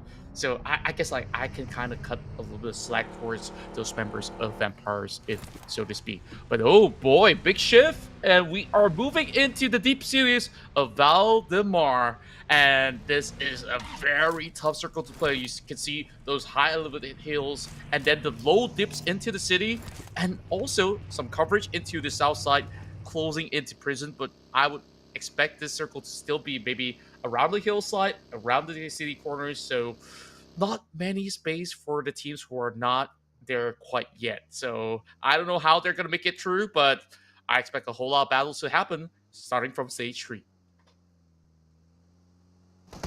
Xavier, okay, pause that. It's HOMEBOIS that's still getting active here. This is the second time they've held onto the compound, and this is the second time they have to deal against aggression coming in. But this time around, TODAK makes it work. They did lose one already. They get knocked down already. But the thing is, TODAK are ready with other ideas and other styles of play here. Lynx playing this corner to perfection. Playing right around Rosie against this monster truck, and he puts in the damage. He knocks one out, and he's now ready to pick up his teammates. And the thing is, despite that too early pickups, and too early knocked by HOMEBOIS, they weren't able to capitalize on those kills. But it's not done quite yet. The Sharks are still coming. Xavier is here with a vengeance. They've had a rough start to today, and they're hoping to pick up the pieces here. Thankfully for TODAK, they do have a bit of space and time to go for that reset, and they do. Nades come through, the smokes are set already, and I think TODAK is very aware on how exactly they want to approach this. Real on the outer side. I'm not sure if Real does have any utilities to heal heal himself because he's been at that low HP for quite some time. So I don't think he can reset. Yeah, I guess he's relying on boosters because that his health bars are slowly recovering, but not quite fast enough. And hopefully by the time that DX arrive, they are prepared for this battle. Just about enough time for them to at least fully go on a mental reset at the very least, for them to find certain ways to defend themselves at this very moment. The Savior, they don't want to overcommit to this just yet. A little bit of signal warning coming in from the side of Cleon as he lobs one grenade just as a countermeasure. But I'm not sure if any one of this will connect for now. Still very dodgeable from that distance. Sem9 might actually see some movement coming from the side of VPE. Up the hillside, it's going to be FaZe Clan. Then we'll see a little bit of trouble coming from eArena as they've already secured the top end of the hill. Tiger now getting shredded down. Not quite taken down just yet. Joker goes up close and personal as he will be shut down by the Deco. And Canary shows up and he will finally get his first kill of the tournament. And here comes NC2 from the back. He takes on 2 members of FaZe Clan. NC2 taking his time here for these rotations, trying to identify where exactly these holes are coming from. He knows as when close here. Oh, fortunately for him, he found out a little bit too late. Gonna get sprayed down to hell as the rest of eArena are looking to just go further away into the rotations. But the sprays from Dudico, sharp as ever. Dudico has always been this player that doesn't have to be flashy, doesn't have to be so aggressive. But you know, if there's a silent killer in FaZe, it's definitely this guy. It is definitely him, and Canary swapping in has also played dividend. He picked up 2 kills in that form of fight. This has been so far the biggest victory for FaZe Clan up to today. And where did they actually find this hovercraft? Wait a minute. New Era and their hovercrafts are inseparable, but I think like it's always best to actually hop on the buggy, because if you were to climb those hills, I don't think that it provides enough speed, and they will be pretty much shutting out in the open for the rest of the teams to actually spray down. But my FaZe Clan, that was absolutely clean, and I would have actually expected maybe 1 or 2 members to fall, but eArena, they get nothing in return out of that fight. He tried. The aggression was punished this time. Seeing a lot of teams already sort of moving into Valdemar area here. Some kind of hunkered down at the bridge. And I like this because honestly, this is the best place for you to see. If say the circle were to shift, you can quickly so just cross. And if anyone were already gambling and just hanging out in that in the tiny island, then if they were rotating over, you could catch them in the midst of that rotation as well. Regardless, for FaZe, I think that today FaZe has been fairly quiet. I didn't even realize they were playing up until the half day, and I was like, oh yeah, they are around. I mean, they have a lot of pickoffs. They are genuinely in the middle of the ladder, right? But for them right now in 22nd place, there's a lot of work they have to do here. They have to get about about like maybe a little bit over 10 points, if in my opinion. 12, 15-ish for them to make it over to the top 16. And the thing is, right now, is considering it's the last map, getting 15 in one map is not going to be the easiest. So you're going to need some elimination points, and you're going to need at least the top 5 if you want to really, really secure your launch all the way up to that first rung. Yeah, I would still say mathematically it's quite impossible unless you're telling me that they shut down New Era, they shut down ENAM. I mean, we've seen moments where they just kind of, not they, but anyone, right? We've seen moments where teams that just suddenly go aggressive, go through the map, decide to become the Grim Reaper, take fights left, right, and center, and then end up with a chicken dinner. Don't tell me you've never seen that, because we have seen those Super Saiyan moves before, right? Yeah. True. I'm not trying to be a pessimist, but so long as you see this I want it to happen. I'm not saying I'm trying to be optimistic, but I want it to happen. You know what I'm saying? Yeah. I got you, fam.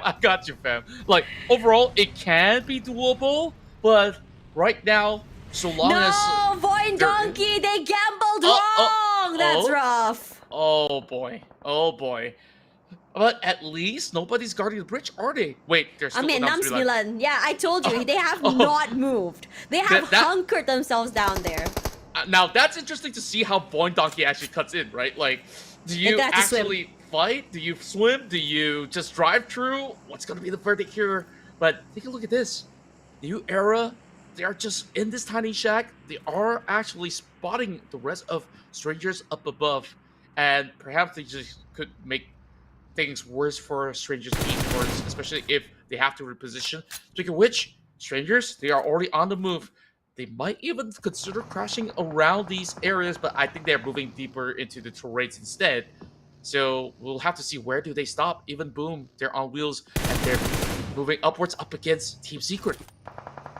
This is the team that we said have stagnated here. They haven't really had the best of runs today, with Break always kind of going off first, and they're just really separated in terms of fights. But this time, look at how closely they're playing. It's a 3-1 formation. GK with a great opening onto Yummy, and that's their initial firepower there for Boom Esports. But Boom, they're not done quite yet. Zero rushing a bit more forward. The nades are lobbed out here. Yummy managing to stay on a little bit longer. I don't think it's going to be a problem for them to try and pick him up. It's not going to be too hard. There is that nice little terrain as well, just to provide that bit of firepower and a bit of cover as well. As the rest of Boom Esports, I think they're hunkered down in another side. They're hoping to go for this crossfire. Frenzy is there putting in that pressure. But the thing is, Team Secret are not even paying attention to them. They don't care. They want to make sure they can take down Yummy right now. Yeah, that is going to be the main Zero? threat. And now here comes the flank coming from Zero as well. Tag team over onto the side of Jiki. The nades are not really connecting just yet. You can just look at the nukes, crannies, as well as creases, making it very difficult to actually land a perfect blow. And Team Secret will have to give a lot of that space over to the rest of Boom Esports. You see both sides with a 2-2 split swarming upwards, and Team Secret wants none of that. Nice fights here. 3-way, in fact, and the victims are D Xavier, sandwiched between two teams, between ENAM Milan and Strangers. Position-wise today, D Xavier has been so unlucky. Many of these fights have been third-party victims, not able to hold on to their team for too long. But enough about that, because Boom Esports, they make these fights work. They're outside the circle. They don't have the terrain advantage, but they make these terrains, I don't know what they're doing. They just managed to overcome these things. One knocked, they pick up, and they have one player rushing up to put in the pressure. One knocked, they get the reset. Zero's back up already, and Frenzy is here, and now they're moving in together. It's not going to be easy to come up to the top side here, but they can always hope that Team Secret is going to peek, and they've been doing that. Every time they peek, look at that. The pre-fires is just rough. It is so hard to actually navigate through these hillsides, but Boom, they're still pushing upwards. They're not retreating, and there we go, double pick, but there will be an exchange nonetheless. Now it's only down to a member left remaining on the side of Boom, and there is the blue zone closing in. I guess Team Secret consider it done as they leave him out to dry. Frankie still has a little bit of room left, But here and here comes comes the rest of FaZe Clan on the other side of the hill. Hasn't moved quite yet. But honestly, I'm loving this position by New Era as well. They've completely discharged entirely of the vicinity in their control. They don't have to worry about backstabs here. But I think for Wix, he wants to get a little bit more active. He jumped out of the building. He wants to take up more space. Hasn't done quite that yet, quite yet. Wow, I can't English today, apparently. It's been a long day, to be fair. Long week, too, overall. But we still got the super weekend, so I guess we gotta also chill for a little bit. But yeah, I get you. It is a little bit chaotic, as we can see inside the city. There's plenty of rotations. Teams are still trying to find a nice little crease to hide out through the hillside if they could, if they're not within the city just yet. But take a look at VOIN. We get a little update. Zeta had to play by the scaffolding just to keep himself covered from the side of ENAM Milan. But I think he's onto something. He's looking for crypto, and his opportunity might have actually passed him, and who knows, that opportunity might come by again. Potato and his teammate are around. Potato and Reza, I believe. So they're just so separated right now. Okay, Team Secret now is going to be the next victim. They're the ones that's going to have to fight for this terrain. They managed to find one team, and now they're stuck. Wow, Kobe! Straight onto GK. Knocked down already. And Duke does what he does best. Spray the heck out of the team. Mercari's take up space. Touch is rushing up forward, and so is Canary. So much space. The nades are true. 3-touch finds Frankie. There's still one more person to worry about, and it's Break. Break has done magic. Break can break mentals. But Break this time against 3 people, that's a lot to ask for. The sprays are good right now. He manages to find one. He needs to secure these pickoffs. Good for one touch on the other end. Finds him in the end, but the damage is done already. Team Secret eliminated with 5 eliminations. That's fine. That's okay. They've done the damage onto FaZe. They've done just about enough damage, but FaZe, they got themselves 9 points. This is the most amount of points they've gathered so far within a single round. And I was surprised that he's still lurking around. He should have actually went in for the pickup, and now one of the players have been snuck away by another team coming in from the hillside. So they have to play with only 2 members left. But still, a very decent run after all to try to secure 41 points. But now, with only 2 members, it's going to be really rough to move critic in the city. Shots fired over TODAK, and it's about to blow out. Yep, it blew up finally. 9 rendered so low right now. Real as well. Gonna be so hard to cross this terrain, and Sem9 full control as well. You want to cross the circle, you can't. You can't cross the road. The blue zone's coming right at you. You have the smoke cover, but how long is that cover going to give you that safety? That's the question. Because right now, for me, it seems like they're stuck. They do have a wormhole, but the thing is, this road separates 2 for 2. 2 of the players can go for cover there, straight into that compound, but the other 2, I'm not sure how they're gonna go about this. Yeah, it's so rough to actually cut across the street. I believe that they're running out of those smokes. So if that vehicle is still functioning, they just got to full send it. Find somewhere deeper into the city if they could. But if they were to actually pass even further, there's still New Era waiting by the churches. So it's not going to be an easy task after all. But coast is clear for now. They do have 30 seconds before they are forced to move. Maybe there could be another opportunity where TODAK could send those 2 members up the hillside and slowly get their way in, so long as they don't get spotted out. Unfortunately for New Era as well, I think they've been holding on to this area for quite some time. But the thing is, I think they were exactly hoping for people to cross by them. They didn't really see any rotations. If anything, their teams are just saying, okay, we don't want to cross that building. There's sure someone there. Let's go for the next compounds instead. There is a team close by. It's TODAK. And I'm surprised that they've managed to survive this long. I thought they were done for here. And surprisingly, all 4 are still very much alive. There's shots coming through to the monster truck, but it is a very tanky vehicle, so it's fine. It is on fire, so I think it's enough time for them to cross. And there we go, Zeta finally breaching that bridge as well, thanks to that blue zone. So he's finally able to rendezvous with his teammates again. But look at the amount of shots coming right at him. A lot of sprays from Fear, and he's been watching Zeta for quite some time. The car explodes, and he's gonna get the knock already. But he has to make sure he's able to secure those pickoffs here. His teammates are coming by to provide a little bit of cover, a little bit of space. But it's not gonna be easy. Finally, it's in the end. It's Kwang that steals it away, and that must have been very frustrating for Firen. It definitely is. He definitely got those angles right, but he couldn't really spot him kneeling down. But at the very least, VOIN has got a majority of their members across, and that's only 2 members left for the side of VOIN to join in the big party in the city. Everybody's hugging by the edges. I like the fact that New Era's hugging towards the far west, and then over, or should I say, the east side. And then on the far west, you have ENAM's Milan. I think ENAM's Milan is in a very, very good safe spot where it's not flocked with a lot of crowd. The only ones that know that they are there is VOIN, which is why they are avoiding that area entirely. But their form of gamble to try to book a spot right below the bridges kind of been botched, and only left with 2. I guess they will be a little bit more pacifist compared to the rest of the squads who are currently inbound. This fight's going to take a while. I mean, take a look at the scenery. A lot of smokes everywhere. Everyone's hiding right behind the window panes, and it's going to take a while before anyone actually gets any form of eliminations, because anytime you get knocked, there should be somebody either on the top floor or the ground floor to eventually go in for a pickup. So it's all about Stage 7, Stage 8 on how this is going to actually shrink up to force those fights to happen. Look at the amount of teams down here. I wouldn't be surprised if this actually ended up being like an urban ending. Good shot from Wix onto Real there. I feel like everyone that just pokes their head, Cleon there nearly gets cleaned as well. So I think this is an angle that I don't think they should be challenging so far quite yet. Strangers this time as well, very much alive. Look at the amount of compounds they have control of. 2-1-1 formation, which means that if TODAK were to cross, it's basically a meat grinder there. And TODAK has to now that the circle is pulled up to the middle side here.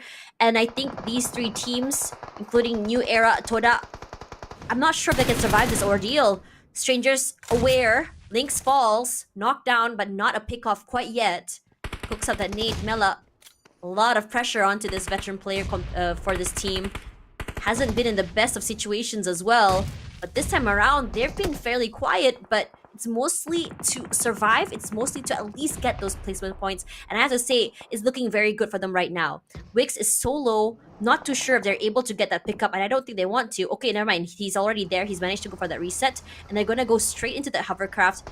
That's a very chunky vehicle. They can barely even cross through that tiny little corner. Come on now. Oh man, they finally got those engines running, and now they're just gonna full send it towards the rest of Strangers Esports. 4 versus 2. They're singling out first and foremost as they swarm into the building. But can they actually find the angles before they get clipped by grenades? This is going to be a risky situation that they're taking here. Molotovs drop right in. Slowly being burnt down. Still holding on. While Boy Donkey lying in wait to hear all that ruckus. Another nade being sent right in from another squad. Does burn down, no foul, as they are being denied that entry point. What the heck happened? It was a good start for New Era. I felt like desperation at that point. But Strangers, the thing is right now, is a 2-2 formation, and they're so separated. One team handling with the Vikings, one team handling TODAK. And TODAK is looking very devastating right now. But on the other hand, New Era is losing in this 4v2. 9 comes up, 9 finds lobby already for Strangers. So at least the other half of the team is winning, the other one is losing. But TODAK, they're still in trouble. They're not out of the woods quite yet here as the Vikings come through and they're looking to capitalize. Whatever that Strangers had won just now, it's over. They're stuck. 4 members of Vikings completely overtaking the lower side of this compound. So Mela and his teammate gonna have to just lie in wait. They were overconfident with that push, and just like that, the majority of them have been pretty much singled out by Earth's dire effort. He hold out just perfectly, and look at him go. He risked his life, but of course, he brought back all those points necessary for Strangers Esports. Now, it's Strangers Esports with 6 points.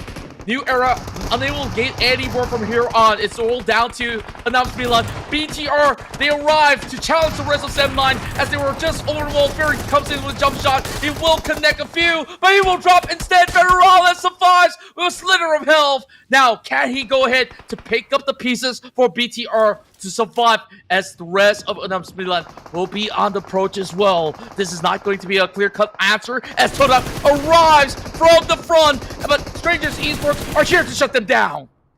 Okay, the knock already onto the team. Gonna have to wait for a teammate to come through. 9 is not even close. 9 to cross, that's rough. A big area to cross. All eyes on them. BTR as well is around. They might have to bleed to death here. 9 might just have to play for placements. As the rest of Strangers here, I'm surprised. Look at the... Sonra is just so out there in the open, uncaring at all. The amount of space that ENAM has toward the western side of the circle is phenomenal. A 3-1 formation, and I think understandably so. Now, for Strangers and the Vikings, they need to take this fight if they want to encroach that blue zone. The blue zone is pushing already. KNS knocked. Mela alone in a 1v2, and we've seen Mela win these. Barely any space to work with. Blind shots through the smoke. That sound of the gun all completely gives an idea where exactly he is and what guns he have. You heard the nades shot out already. And the Vikings, they looking to capitalize. What a shot from Mela, but not enough to completely take out the members of the Vikings. So 7th place for Strangers, but it's looking a lot better for them right now as the fights move on here. VOIN Donkey in trouble. Yeah, that was such a close fight. As the smoke slowly dissipates, they finally get a glimpse of Mela overall. And the big update into the current standings, ENAM Milan Esports, they make their way back into the top 16 as they have overtaken New Era in this very final game. Tribal Indonesian team still on board, and we still have the Vikings with a couple of members still remaining here for the top 4 finish. Sprays onto the side of Hulk. Federales tries to deter the advancement of the rest of ENAM Milan. Hulk gets taken down as they all rely on smokes. Such a close call coming in with big nades being sent right in with Potato dropping any form of death blaze to hold down the line against the rest of Vikings. Backs against the blue zone. They really have to find a different way to approach this fight. While BIGETRON, Great Villains, they're smack dab in the center, and they're receiving a whole lot of attention once again from ENAM Milan. is a very different tune coming in for this game. Federalis, what a spray! Finding Kwang, immediately taking him to the lobby right now. But on the other end as well, the Vikings will be eliminated. 4th place, 8 eliminations. Every single team is getting active right now. ENAM in trouble. The final member barely hanging on. And they finally go down in 3rd place. And now it's a 2v3. Indonesia's VTR, the team that we wanted to see get active right now. It's them against VOIN Donkey. An Indonesian derby in this final map here. Waiting for the right time as well. Needs to come through. Rezak in a very scary predicament. His teammate nowhere close to him. They don't have control of the circle. They don't have control of the area as well. The only thing they have to work with are these smokes. Needs to come through. Potato in a 1v1. Sprays blindly through those smokes. Rezak trying to stay active here. The crossfires coming in from BTR. It's just too much to handle. Ending the day, BTR go big with a winner chicken dinner. Here comes the Red Villains, sitting on top of the podium of the very final match. And you saw there were moments that they almost crashed out by the corner of broken walls. And it was Federalis to be the hero to save the day, save all 4 members to eventually close it out against VOIN Donkey, who have also had the same level of tenacity. It was an Indonesian classic to be whole in the final match of the group stage. And also a big moment to celebrate for ENAM Esports that make their way to the top 16 cut for the Super Weekend. Oh man, ENAM, what a way to end the day. And I have to say, they were tethering at the edge. They were somewhere near close, I think the second bottom of the ladder. And it's a very similar mindset to what we saw from Boom Esports, right? I think when we look at this team in particular, what's really exciting is the fact that these Indonesian teams, they have this. It's not over till the last Miramar ends. And that's exactly what ENAM did. But the one that came big this map, it is BTR. Remember, BTR started off the week making a statement play, showing us what this new roster has in mind, whether or not this new roster could fill the big shoes left behind by the 2 previous prodigies, bringing in Federalis from another region as well, from tier 2, and it looks phenomenal for them. It was a statement play. And then Boom Esports came in day 2, and they were quiet. And I was like, okay, could this be the era that BTR finally comes up on top? But it felt like they were still in Boom Esports' shadow. But right now, at the end of the game, it's showing us that BTR can come back, can play as good as Boom Esports. But for now, here are the highlights.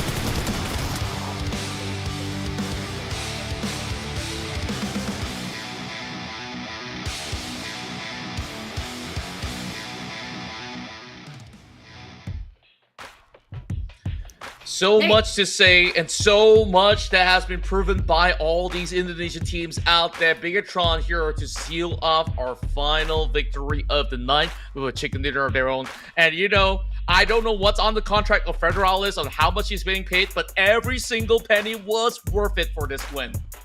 Oh, definitely. So I'm looking at these teams right now. I think that today, looking at this final map, I was right in thinking that the teams at the bottom side of the ladder will get really active. We saw it happen across the board. We saw it from New Era, we saw it from TODAK, we saw it from Strangers, we saw it from ENAM, VIKINGS as well. And this is a very interesting way to end the day, which means that right now a lot of teams really thrive under pressure, but BTR, they still maintain their momentum, still maintain their style of play, despite the fact that while the day is ending, they take every single game seriously. Federalis as the MVP, honestly, are you surprised? No, not really. I'm answering my own question here, Contra. My bad. But, coming into this, right, like you saw those insane sprays, how he's just quickly able to not only get a pick, but also lobby them in just one singular spray is just something phenomenal to watch. How he's able to put in impact, and Federalis is not really up in your face type of player either. His kind of firepower is kind of thrives between mid-range all the way to close range. Yeah, he so far has really shown prowess when it comes down to those range of battles, and most importantly, he stood the test of time against all the other teams that were pit against him, and eventually saved the day in order for BTR to still fight for this chicken dinner, and they were rewarded handsomely with that 22 points. Followed closely is MVKE. And this has been a valiant effort, but unfortunately MVKE, I think they don't really have enough points for the Super Weekend, but I want to see more coming out of this squad heading to the next week, whereas a lot of all these teams finding it really hard to actually penetrate through the city of Valdemar overall, because it's so tough of a dip where you saw struggles for TODAK, and at least they make it work after all. New Era, they were somewhere within the city, but that fight that they took up against the opponents right in front of them didn't seem like it worked out against strangers, because despite them isolated, they all got funneled into that tiny little room on that staircase. Eventually, they got shut down.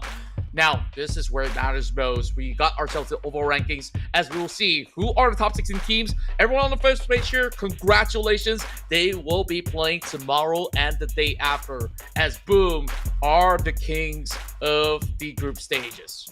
Wow, I'm excited to see this predicament. Sem9 making it to the first page out of nowhere. Remember, they were toward the middle side of the rung here, and they felt like they were struggling, especially toward the second half of the day of they were playing on day one they were playing. But today is like a whole different team right now. There's a lot of nice little changes they've been doing as well in terms of their firepower, in terms of how they play tag, in terms of their positioning as well. Yes, a lot of it is thanks to Firen, but this is the first time in a while that I've seen Sem9 actually overtaking CD Alliance. Because for a while now, CD Alliance has always been far ahead compared to the rest of the Malaysian teams. Yeah, and now it shows that they are catching up with this revamped roster that is packing a whole lot of punch. And the top 16 still includes MAQNA Esports Club in the very finale, as 61 points is sufficient, as they already closed out in Group B since yesterday. And I want to check out the final page. Surely, of course, it is heartbreaking for those that have tried really hard. New Era is definitely one of the names out there, but they did not receive enough points in order to make the cut. So we hope to actually see them bounce back stronger together alongside with Strangers Esports, which we saw a couple of rounds devastated with not many points to gain. And same could be said about some of all the other big names. TALON, FaZe Clan, HOMEBOIS, Alter Ego. These are all names that we've seen from prior seasons, and they just haven't shown up this week. Yeah, I agree. But sometimes there are these situations, right? I think back then when we had three Super Weekends, we've seen teams not make 2 Super Weekends and then finally come back in the last possible moment. I wouldn't be surprised if this is possible this time, especially since Week 2's impact is a little bit bigger. A lot bigger, actually, compared to Week 1 Super Weekend. But we're gonna have to wait and see. Overall, we have our top 16 now. New Era barely making it by the finest sliver of margins, and that must be heartbreaking. Well, look what we have here. This is the very first time we are seeing a PMNC team getting the MVP title by the end of the run, and it is none other than Kryptonite, as we call him, as he has been able to consistently put up those big numbers in order to keep ENAM SEMBILAN afloat, and now they have qualified to their first ever Super Weekend, and this team will definitely bring on the heat, bring on the fire. We saw how they've been vultures, third-partying so many teams. That's what we want to see in the weekend.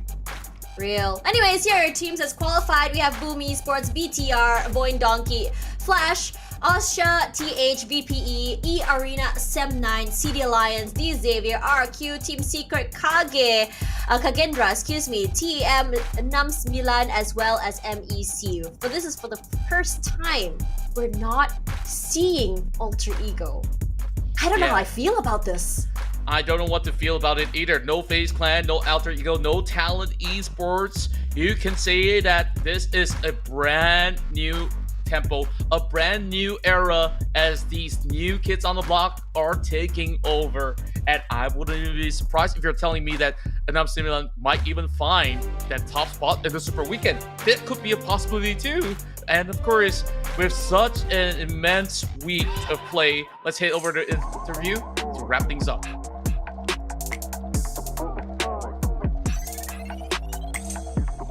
What a day it has been. 6 full matches here at day number 3 before we step into the Super Weekend. And we're back once again here at the main stage with yet another interview. And right next to me is none other than Hulk from Team 69 or ENAM SEMBILAN. And at the further end, we have Jang, who's going to become our translator for this segment. Hulk, how are you doing, buddy?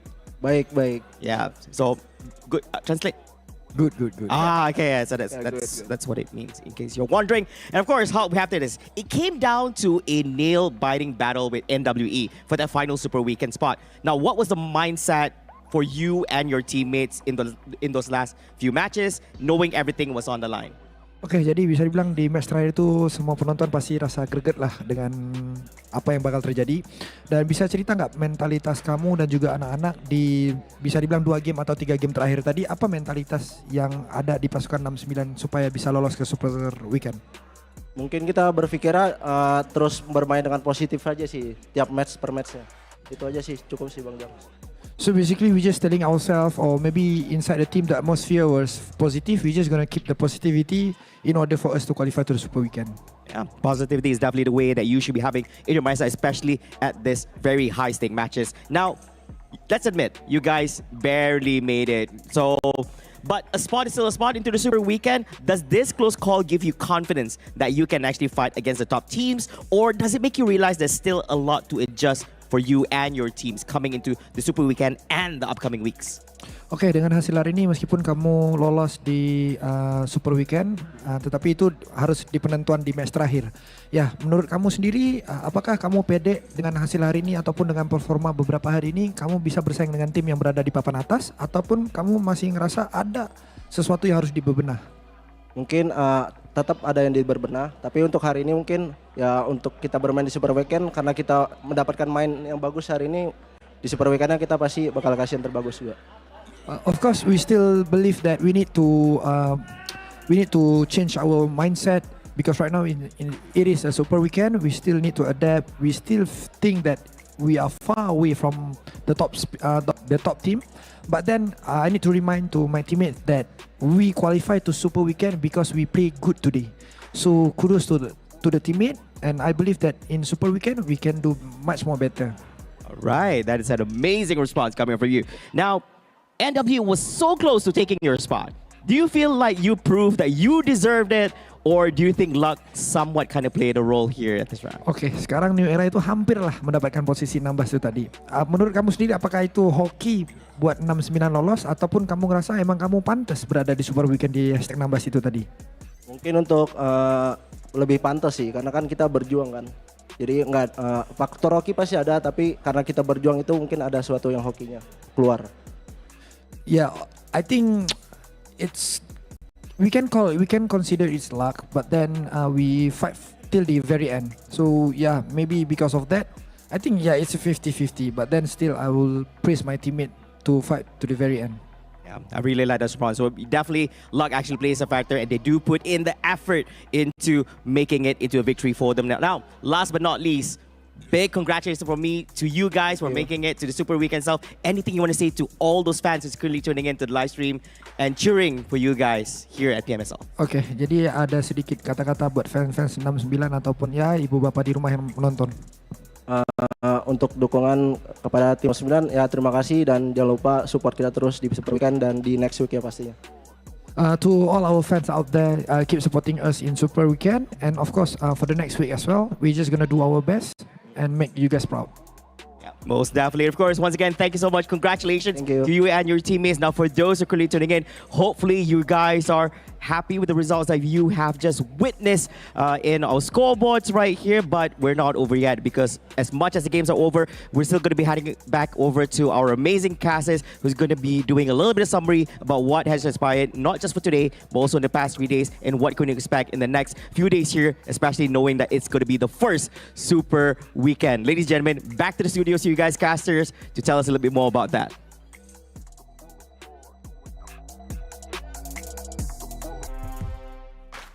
What a way to end the day, man. Looking at ENAM Milan, that comeback was just so surprising. They were neck to neck with New Era, and it must be devastating for New Era to just lose out on the first Super Weekend with such a hairline loss. And on top of that as well, with only 2 Super Weekends, the gap is going to be even harder to catch up when Super Weekend 2 comes next week with the Smash rule. Yeah, and of course, pressure is on those teams that did not qualify. But for those who qualify, they still have a lot of work to do. Just like what ENAM Milan just said in that interview, they realized that, hey, we're still not up to the par against some of these guys in the top 10. We still have to cook up some strats. We still have to work even harder. But hey, we played well today. We got to give ourselves a pat in the back and continue to try the same way that they did today. Honestly, if they use the same formula, I think it could very well work out, Tash. Like, it was so exciting to witness the way that they've been actually challenging teams after teams. They don't care who these big names are. They just slowly strike them down. And the moment where you see them taking out names like DX, Vampire Esports, you know they are on to something. And I'm just so happy that they make it through. Of course, it's been a little bit bittersweet to some of the teams that did not make it. But hey, that also means plenty of time for them to prepare for the next week. I agree with you, a lot of time as well. And I think coming into that Super Weekend, there is one advantage to not being able to play. That is that you have a lot of time to really VOD review and have an idea about what to expect from these teams as well. Because this Super Weekend is where teams go all out. This Super Weekend is where teams are not going to hold back on how exactly they want to start these games and start to play. So I'm very excited to see how exactly these teams will prepare for next week as well. Because again, if Boom Esports could do it, just come back out of nowhere while having a quiet day 1, I wouldn't be surprised if other teams could do it too. After all, at the end of the day, it's only 4 days total of a Super Weekend. Yeah, and on top of that, next week is going to be a big curveball being thrown at every single team playing in whichever group, because we are introducing Smash rules. So as much as they have all these big plans, I think they still have to consider that there are times they will have to go on the aggressive. They will have to also strike teams down, and I guess that is where we will have to find out. But we are getting ourselves pretty much hyped up for this Super Weekend. It's been a pleasure and a long night from both of us casting through all these matches of the group stages. So you guys don't want to miss the Super Weekend. Same time, same place, here in this channels that you're watching from. It's Tash Bunny as well as Contra. Bidding you good night. See you tomorrow.